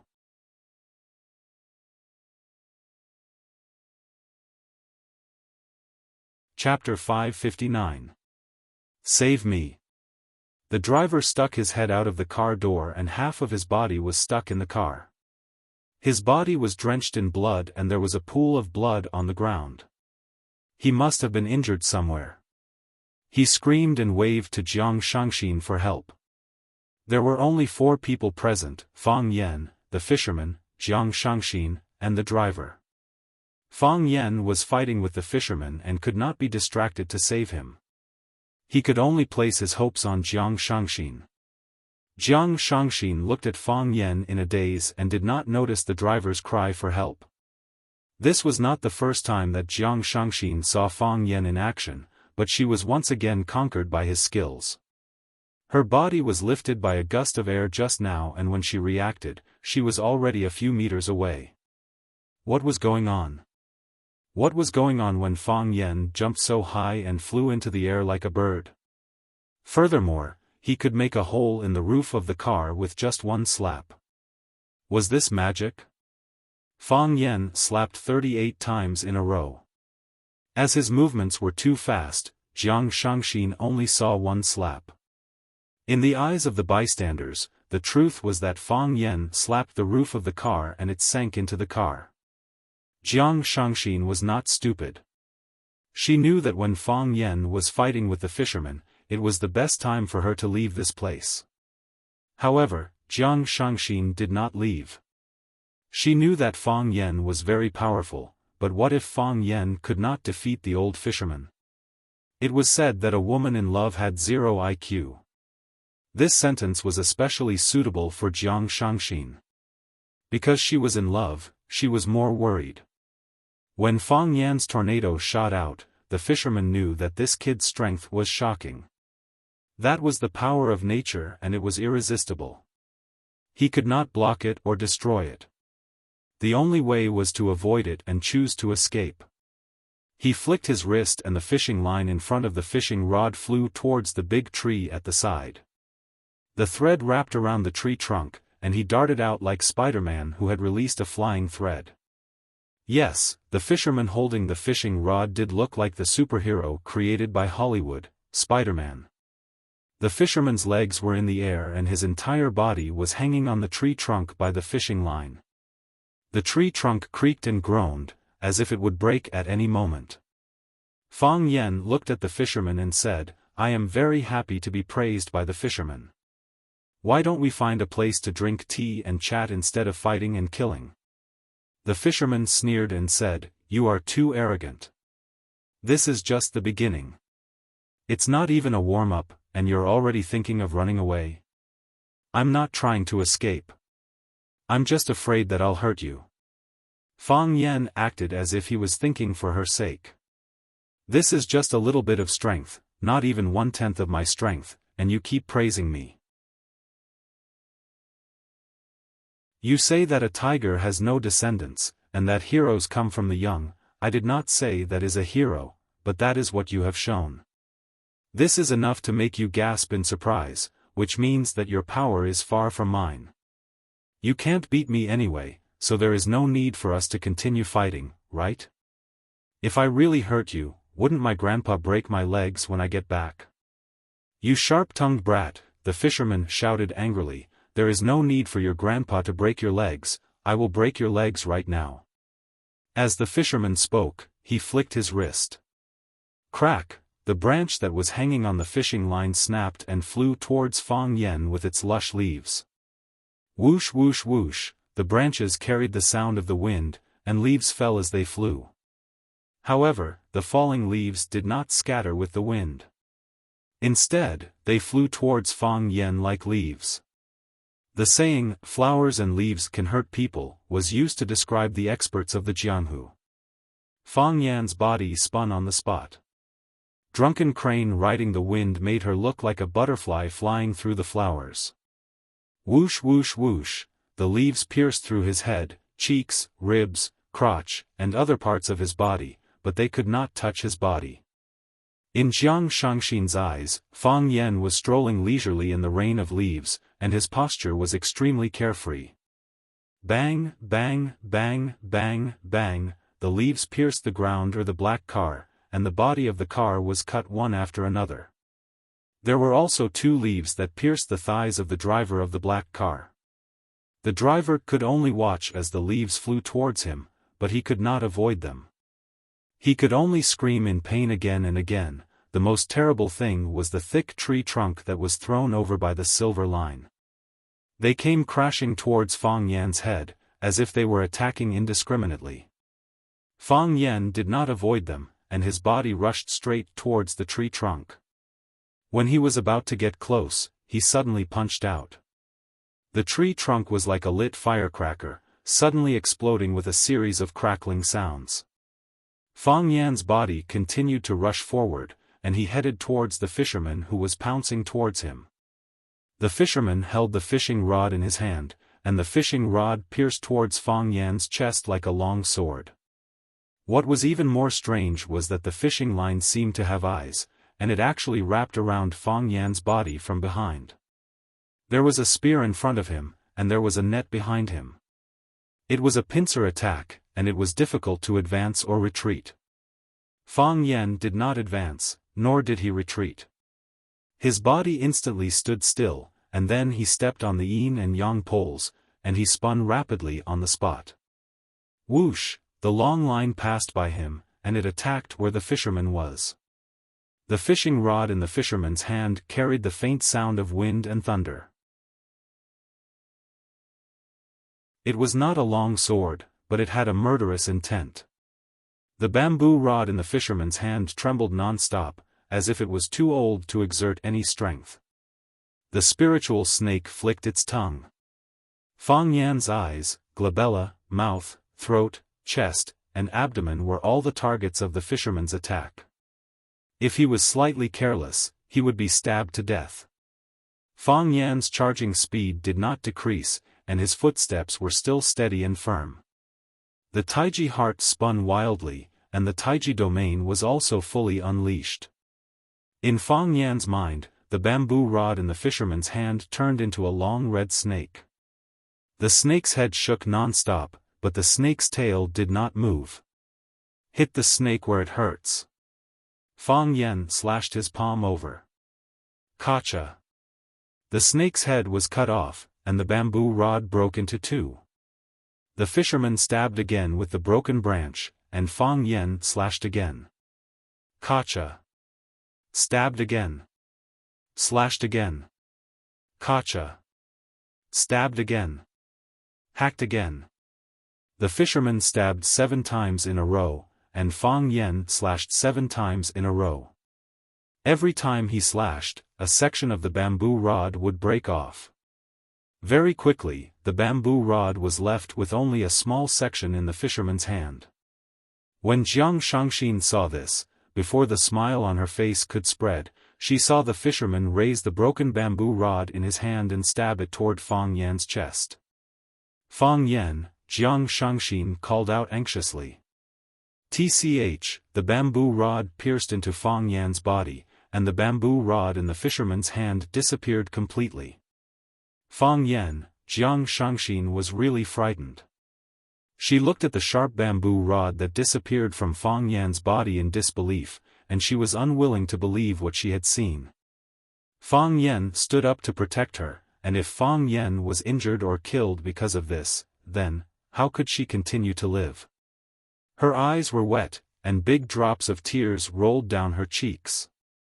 Her body trembled violently, and she wanted to rush up to check on Fang Yan's condition, but she realized that her legs did not have the strength to move at all. When her father took Feng Xing away, she was not by his side, and all she saw was his swollen corpse. Therefore, she could not experience that kind of feeling. Now, Fang Yan had died in front of her, and this kind of feeling was really heart-wrenching. The fisherman's attack was successful, and he took a step back. Fang Yan stood where he was without moving. He looked at the fisherman and said, "You predicted this a long time ago?" The fisherman nodded and said, "I predicted that you could block 5 of my attacks, but I did not expect you to block 7. What about the 8th attack?" "There is no 8th attack," the fisherman said. "The first spurt of energy, the second weak, and the third exhausted. I could defy logic and practice until the 5th attack, and that was already my limit. If I can't kill someone with 3 attacks, then I'm an opponent. If I can't kill someone with 5 attacks, then I'm an expert. If I can't kill someone with 7 attacks, then I'm a killer. So you chose to give up?" Fang Yan asked. "No, I only chose to let you attack," the fisherman looked at Fang Yan and said. "When I made the 8th attack, I thought you would counterattack. You have the heart of Tai Chi, you could clearly see the trajectory of my attacks. When I made my move, you only needed to make a simple dragon-catching hand to snatch my sword, then take the opportunity to stab into my chest or the 3rd rib. Unfortunately, you didn't do that." Fang Yan smiled and said, "I can't do that." "Why not?" "Because you are my grandpa's friend," Fang Yan said. "Although my grandpa always called you hanged ghost, I know that in his heart, you are his friend." The fisherman's face was sad, and he said, what a pity, there's nothing to feel pity about." Fang Yan comforted him. "You are alive, he is also alive, isn't that worth getting you too drunk? The fisherman laughed out loud. He patted Fang Yan's shoulder hard and said, "Well said. I'm alive, and he's alive. Isn't that enough for us to get drunk?"